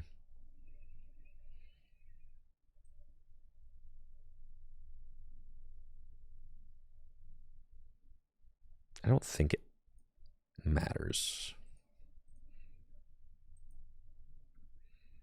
That allows me to at least retreat if I have to. And then let's Roxanne. Ooh, that's pretty good. And then we just path knockout and say like,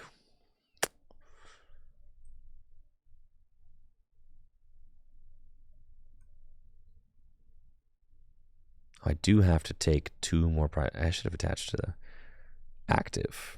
Yeah, that, well, it's tough. I have to lost impact here.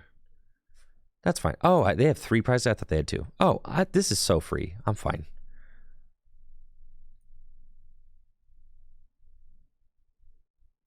I need to find psychic energy. As far as my psychic energy goes, I've got 2 in the discard, 2 there, so that's all 4. So I need another rod. Which means I think it's technically correct to attach there. And then we go lost impact. And we just say like, you do not have it.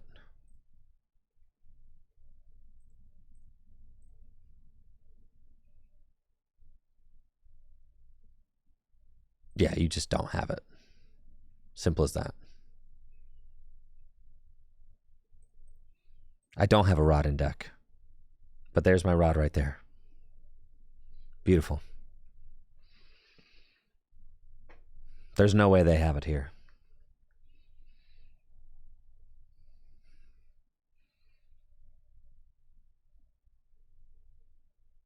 Uh-oh.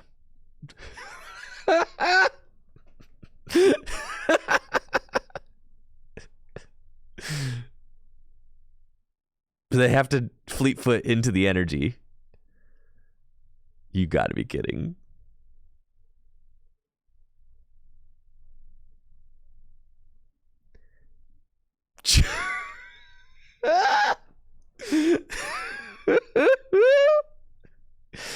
Oh boy.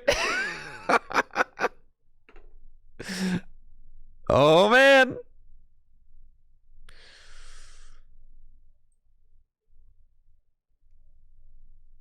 Not like that. Okay.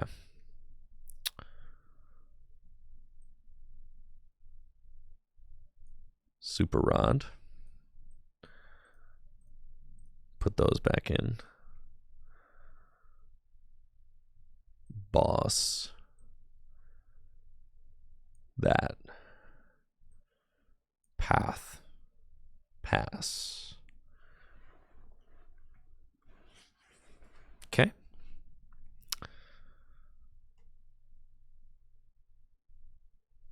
This is not good. Dang, man. Never lucky, bro. That Roxanne did not work at all when I needed it. Not even a little bit. Man. So sad. Not into the Entei Stadium energy, bro. You don't Roxanne your opponent into the Entei Stadium energy. Oh, I have not stuck a Roxanne or an Iono once today. Yeah, unfortunately.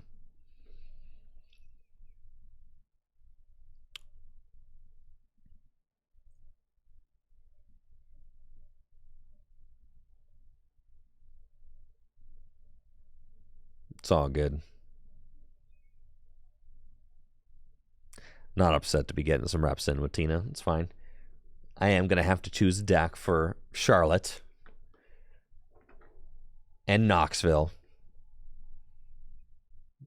So I might as well give Tina a try.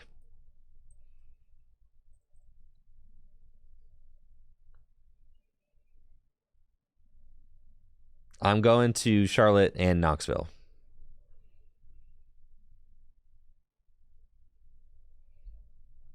Both.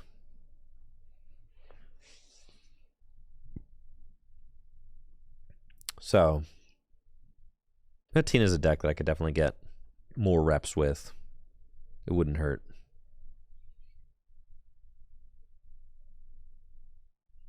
Chenpao, huh? You don't say.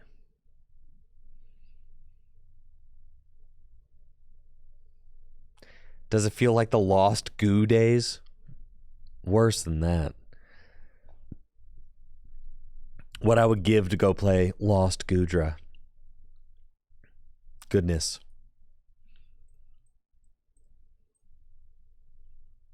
That would be magical. All right. We're up against Chenpao. They got a Frigibax.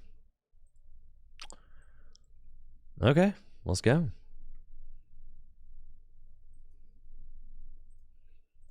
Conceal cards. Ooh, gear. Okay.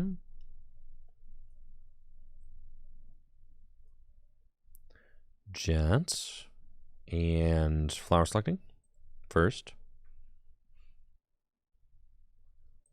Take the grass. And then let's get another coffee. And retreat. Flower selecting again.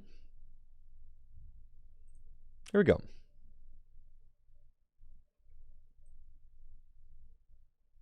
Colress. Ooh, baby. Gotta take another Colress. Gotta take a path. Gotta take one Tina. That's where we're at.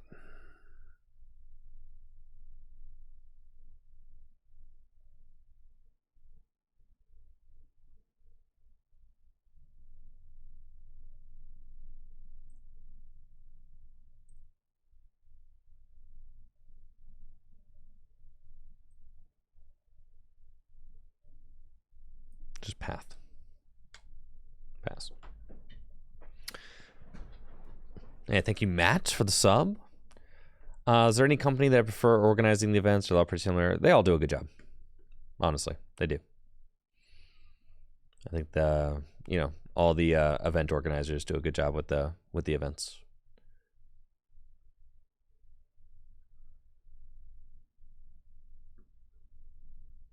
Are you serious, Carry On? Are you serious?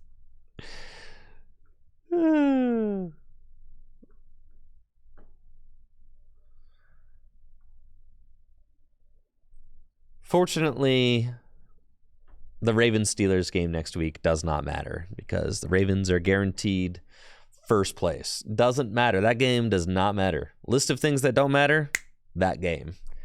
That game does not matter. That is basically a glorified scrimmage to help some of our backups get ready for the playoffs. That's it.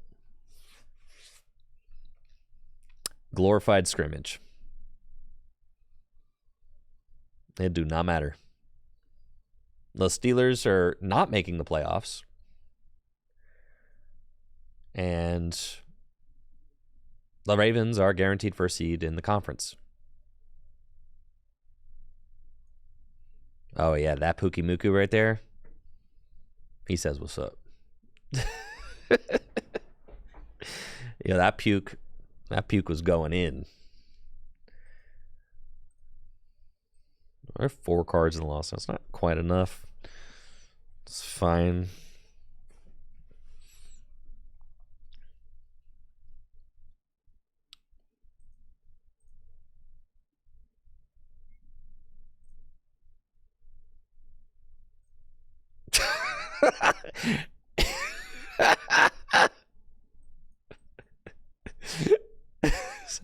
Sorry, Jordan. See ya.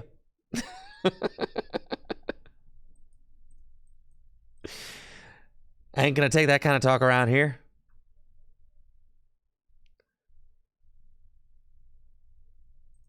Let's see.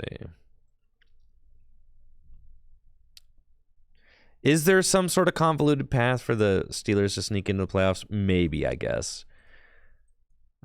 Sure. Aren't they benching Pickett?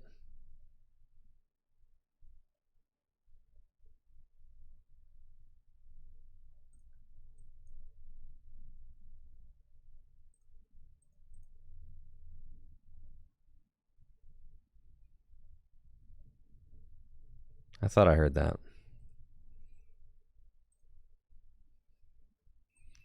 Rudolph better than Pickett?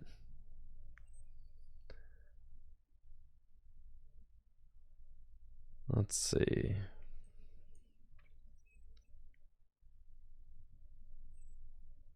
Thank you, Small Farm Animal, for the Prime sub.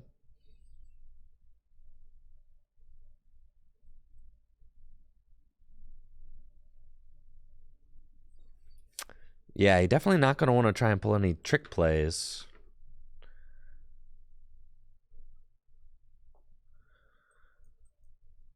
With the officiating crew.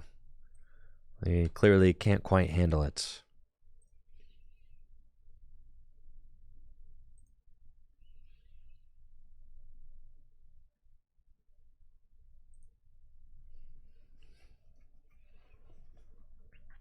I think we just need to chill this turn.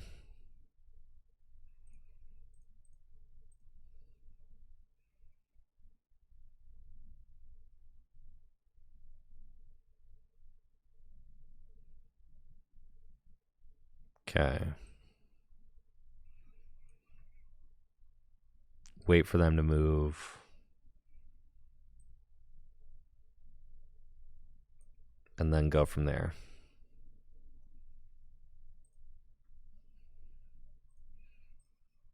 Okay.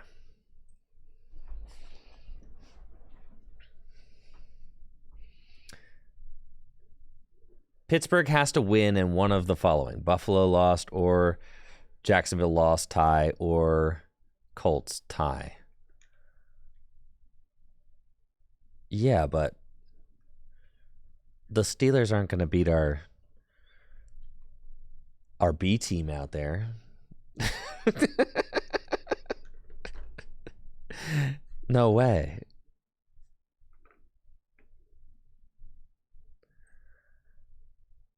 Not like they did earlier in the season.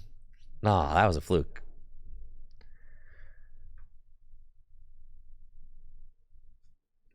I appreciate it, Phoenix Nightmare. I think even Steelers fans can admit that they are not good this year. Now, Mike Tomlin has had nothing but 500 seasons or above, which is very impressive. But no, the Steelers are not very good this year. I think it's a testament to the strength of the franchise that they have a 500 record this year. And the fact that they live rent-free in the Ravens' head for some reason.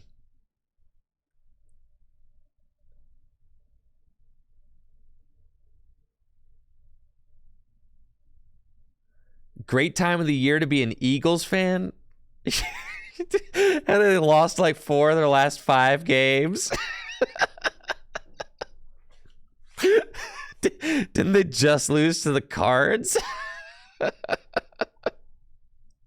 Oh, man.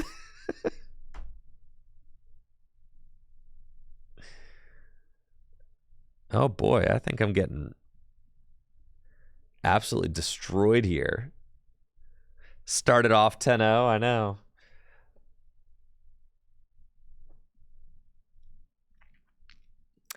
I saw on Twitter that one of the Cardinals players showed up to... Oh my gosh. Like, what is going on here? This is horrendous. I'm getting checkmated hardcore right now by this Baxcalibur deck.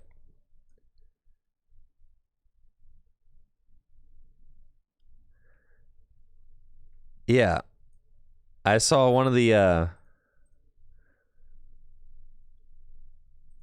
Cardinals players showed up in a Pittsburgh Penguins jersey to the Eagles game, and then they proceeded to beat them. All right. I don't think that there's any way I can win this game. Well, okay. I would need to get like a Sableye out. So maybe I should have both my Sableye are in the discard pile. Okay. Both my Sableye are in the Lost Zone? They shouldn't be there. Oh, no, I can't get my Sableye out because then they just Iron Hands me for game. So I think I'm just bodied. 100% bodied. I would have to hope that they, like, don't draw into the necessary energy to, like, yeah, I'm checkmated. Boss the Chenpao.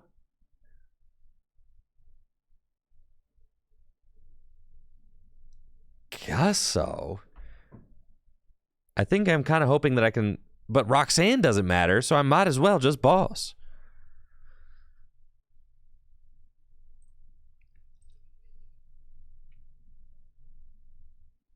One energy. 1, 2, 3, 4, 5, 6, 7. How many energies does this deck play?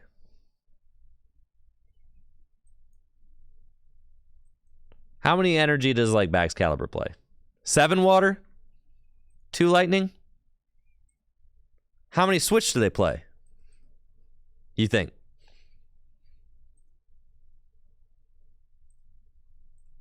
Do they play switch?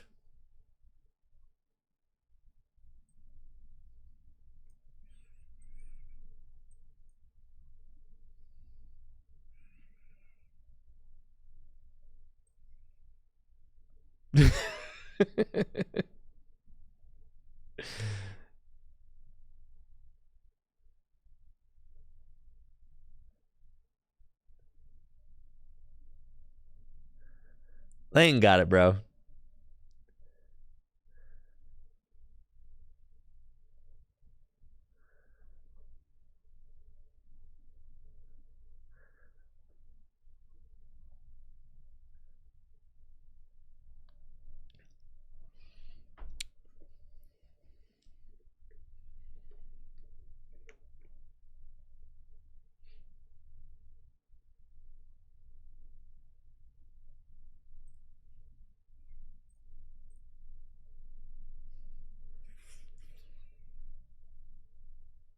See?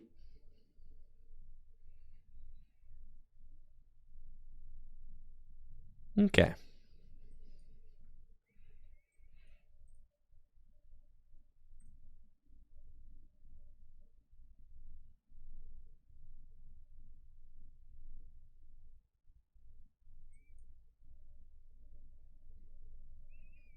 Put up Ninja? They'll just Iron Hands it.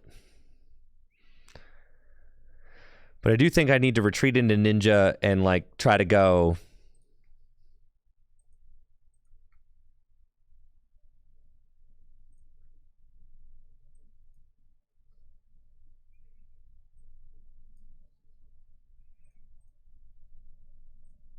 Where's our counter catcher? MIA.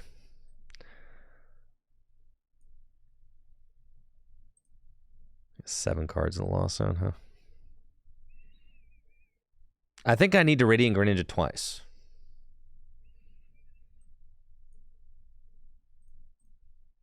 Right?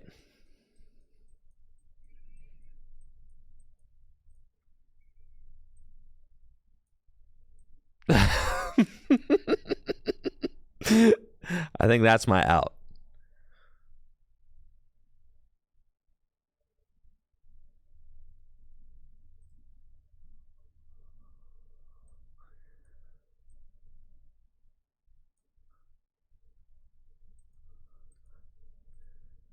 Are there any rods left?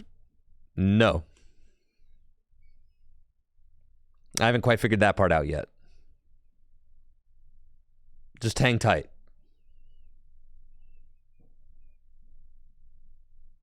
Oh, I know they got game on board. Yes, if they can switch, they win. We were in a tough spot. They had checkmated us. We need them to do precisely that.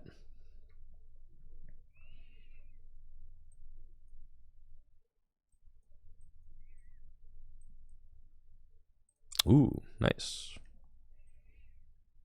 Why not Sableye? They're both in the loss zone. They shouldn't be there, but that's just where they're at. Okay?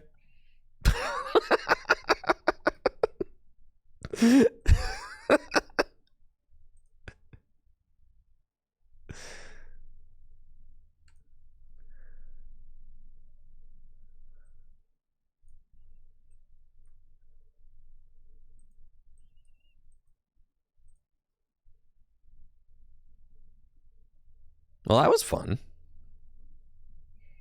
What's the play after this? I don't know. I haven't figured it out yet. We needed the counter catcher, that's for sure.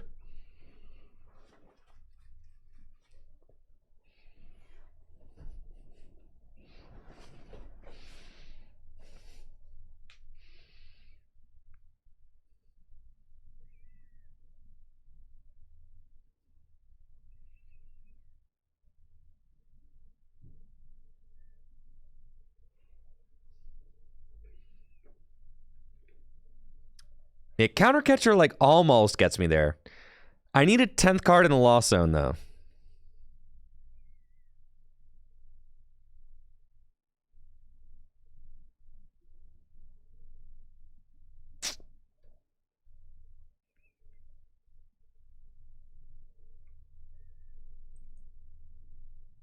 Well,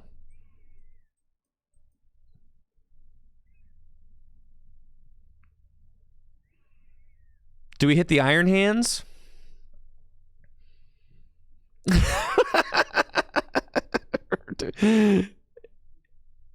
You think they play boss?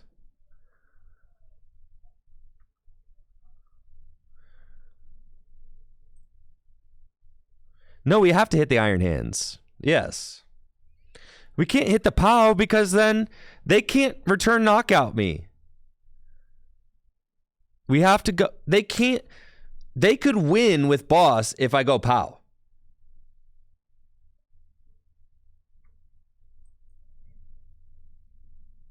Attach 1 energy. Oh, you're right. 5 energy is 300. Oh, it's true. It's true. It's true. No, they won't have. Oh, they will have 5 energy. Yeah.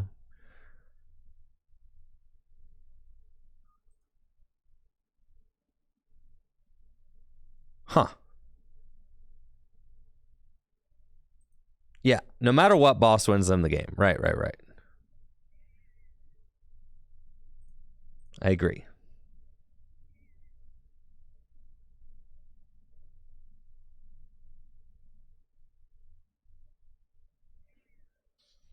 I have 1 energy left. But I have 10 cards in the lost zone now, so like it doesn't matter because I can just delete one of them.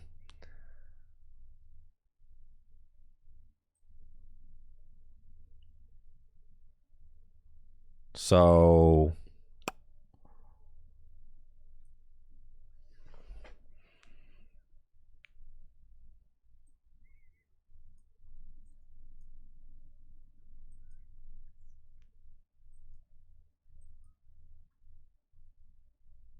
I'm not gonna Iono yet. Because they have beeps anyway.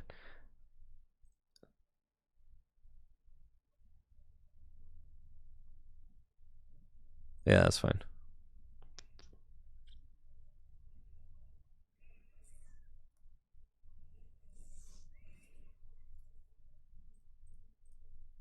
Well,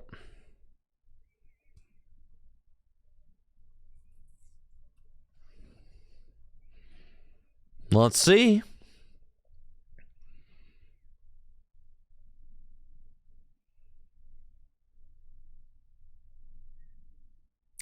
There's some rods. Uh-huh. I need a boss, though. And I've already used it. No, not like this, bro.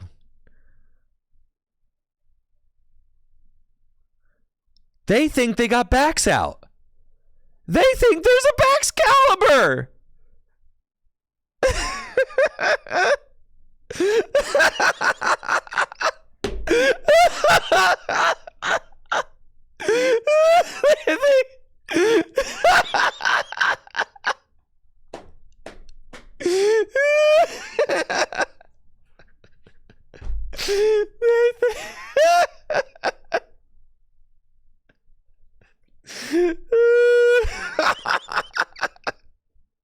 They're like, finally!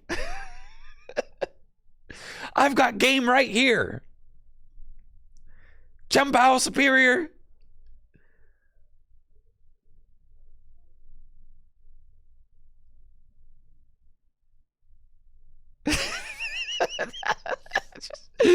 They definitely just closed the client, bro. they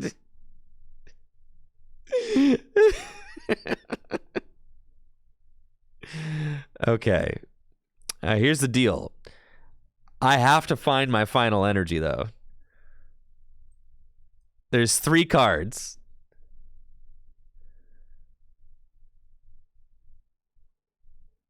Okay.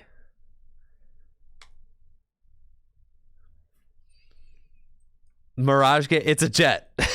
it's a jet. It's a jet, bro.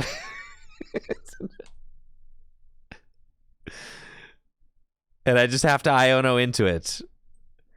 There's no ifs, ands, or buts about it. Easy. And just like that. Sweet, sweet victory.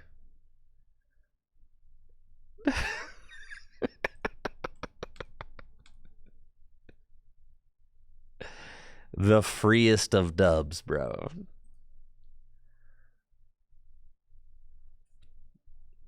Easy money right there.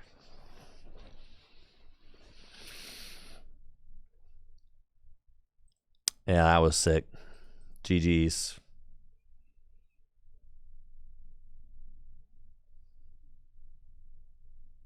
Told you, the good decks are so much better than the bad decks.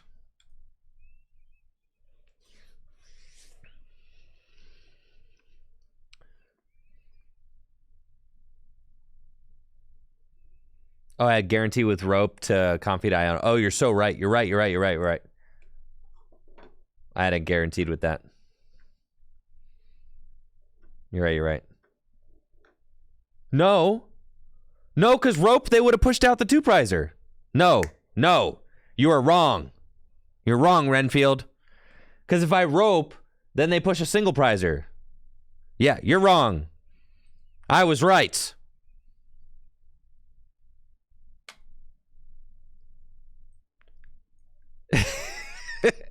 Wrong.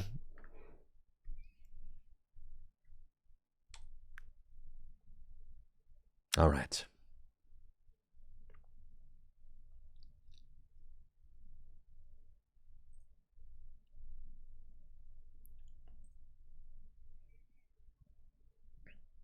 Uh-oh. Come on. We need a basic. Well, it's not a basic, but...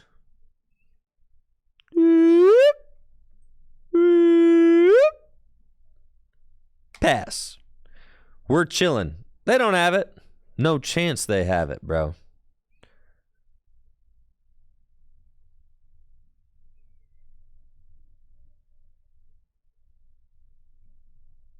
All right.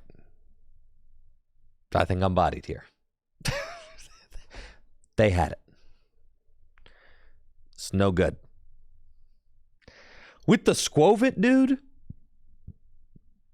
With the Cycling Road, bro? All right. The Cycling Road is less scary than a Pokestop. I'm going to be honest with you.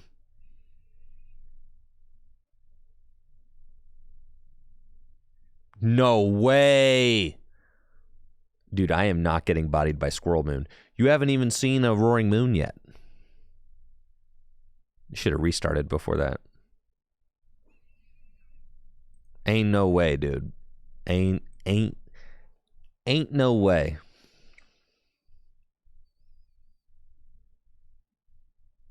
Pass, brother.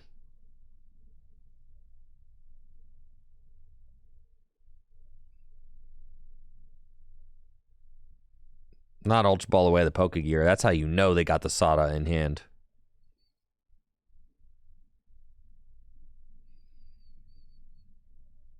Prized all 4 moons. Dang it.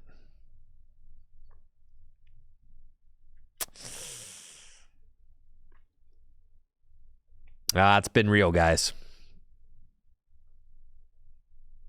Dang. Not Squirrel Moon, bro.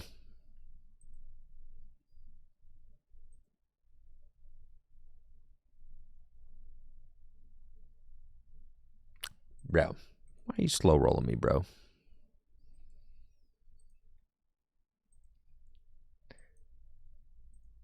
The freaking Comfy Pass.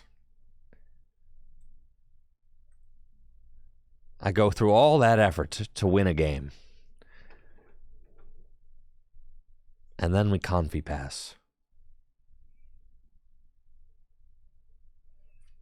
I feel like that matchup is fine, too, honestly. Totally fine matchup.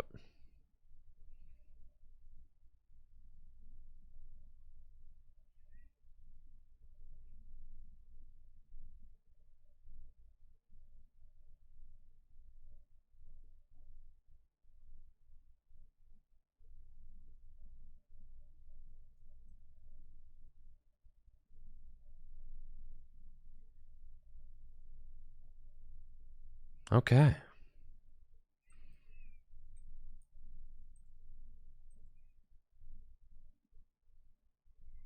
Yeah, because if they gouge, I mean, we got Sableye, too.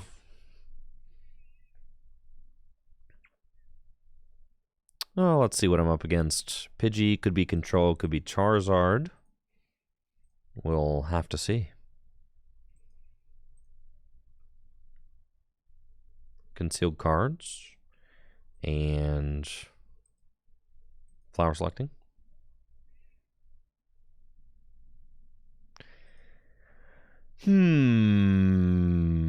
Yeah, that's fine. Take the Cramorant.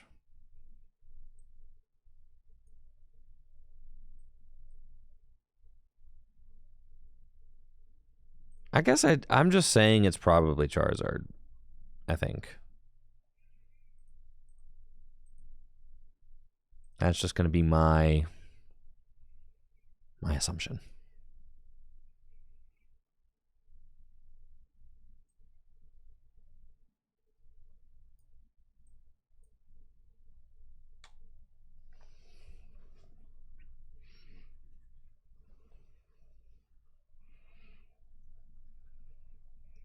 And I guess that's not a sign yet. Not Path. Not yet. I could get another grenade. I haven't found a... Well, I haven't found a Colress yet, right? So I'm going to leave the Path out for one more turn so that I can dig, right?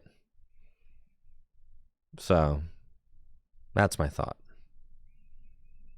Like, yeah, they can Rotom. That's fine. I need to do something, so... We'll Path next turn, then start doing that.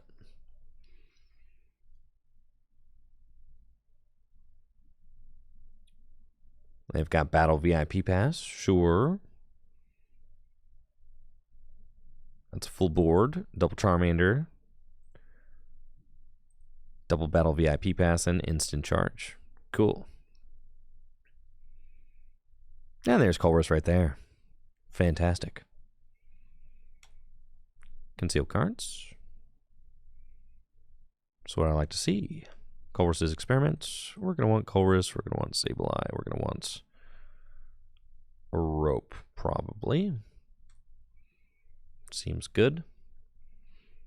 And then flower selecting. I'd like to get another Tina out.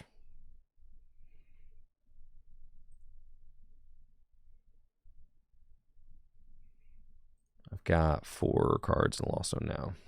Okay. I think I'm just going to Abyss Seeking this turn.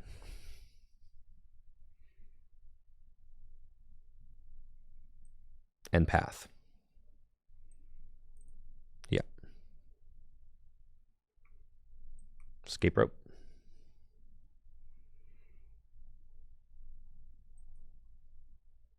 And flower selecting.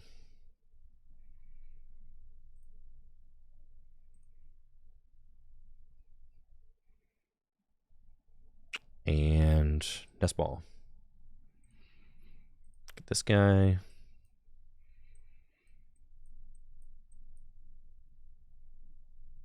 Okay, we've got 2 paths left in the deck. One in my hand. And then we go switch.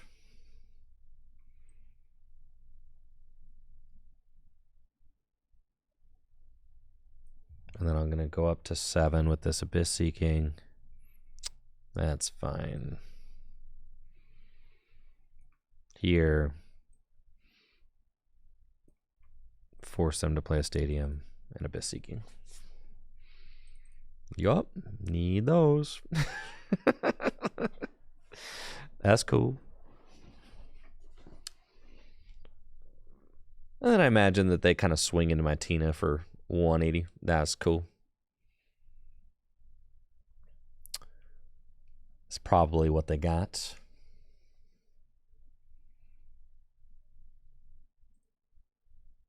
We've got 2 energy in the discard.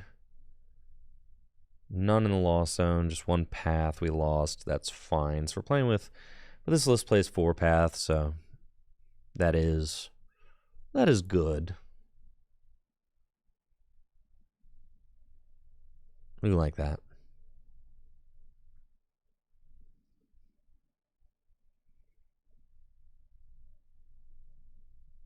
And then they got Ultra Ball Pidgeot.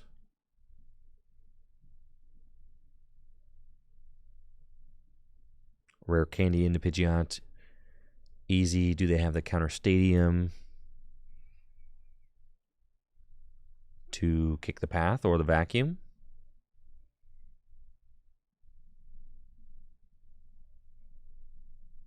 Yeah, Rare Candy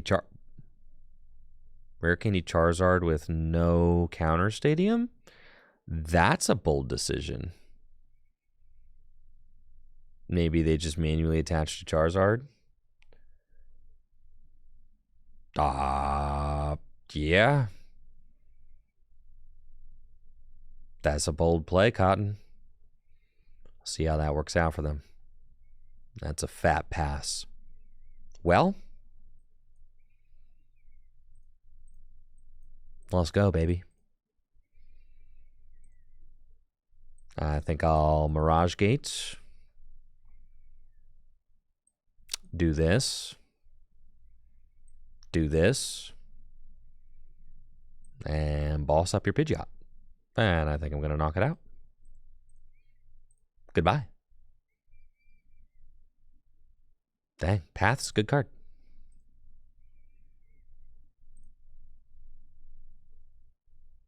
That's a Scooperini. See ya. All right, chat. That's going to do it for the stream today. Thank you so much for being here. First stream of 2024. We got to play some fun decks. And we got to play some meta decks. Did a little bit of both. Giratina is far more successful than the Rotom deck was. But you know what? The Rotom deck was cool. So, I will... I'll put the Rotom deck in the Discord. The Rotom deck was a list that I found on Twitter. Again, huge thank you to that, let's see, that player who I got the list from. They were here hanging out earlier in the stream. Let's see if I can remember what their... Here we go. Okami Astra. Again, huge thank you to Okami Astra for sharing some insight about that Rotom VSTAR deck with us. Full Grip Games has a huge sale going on right now. The New Year's sale, 20% off the entire website. Make sure to check it out. And I'll be back tomorrow with some more Pokemon trading card game live content. Y'all take it easy and have a good one. Happy New Year's. Thanks again to Urzaday for the raid as well. Make sure to check her out, give her a follow if you have not already.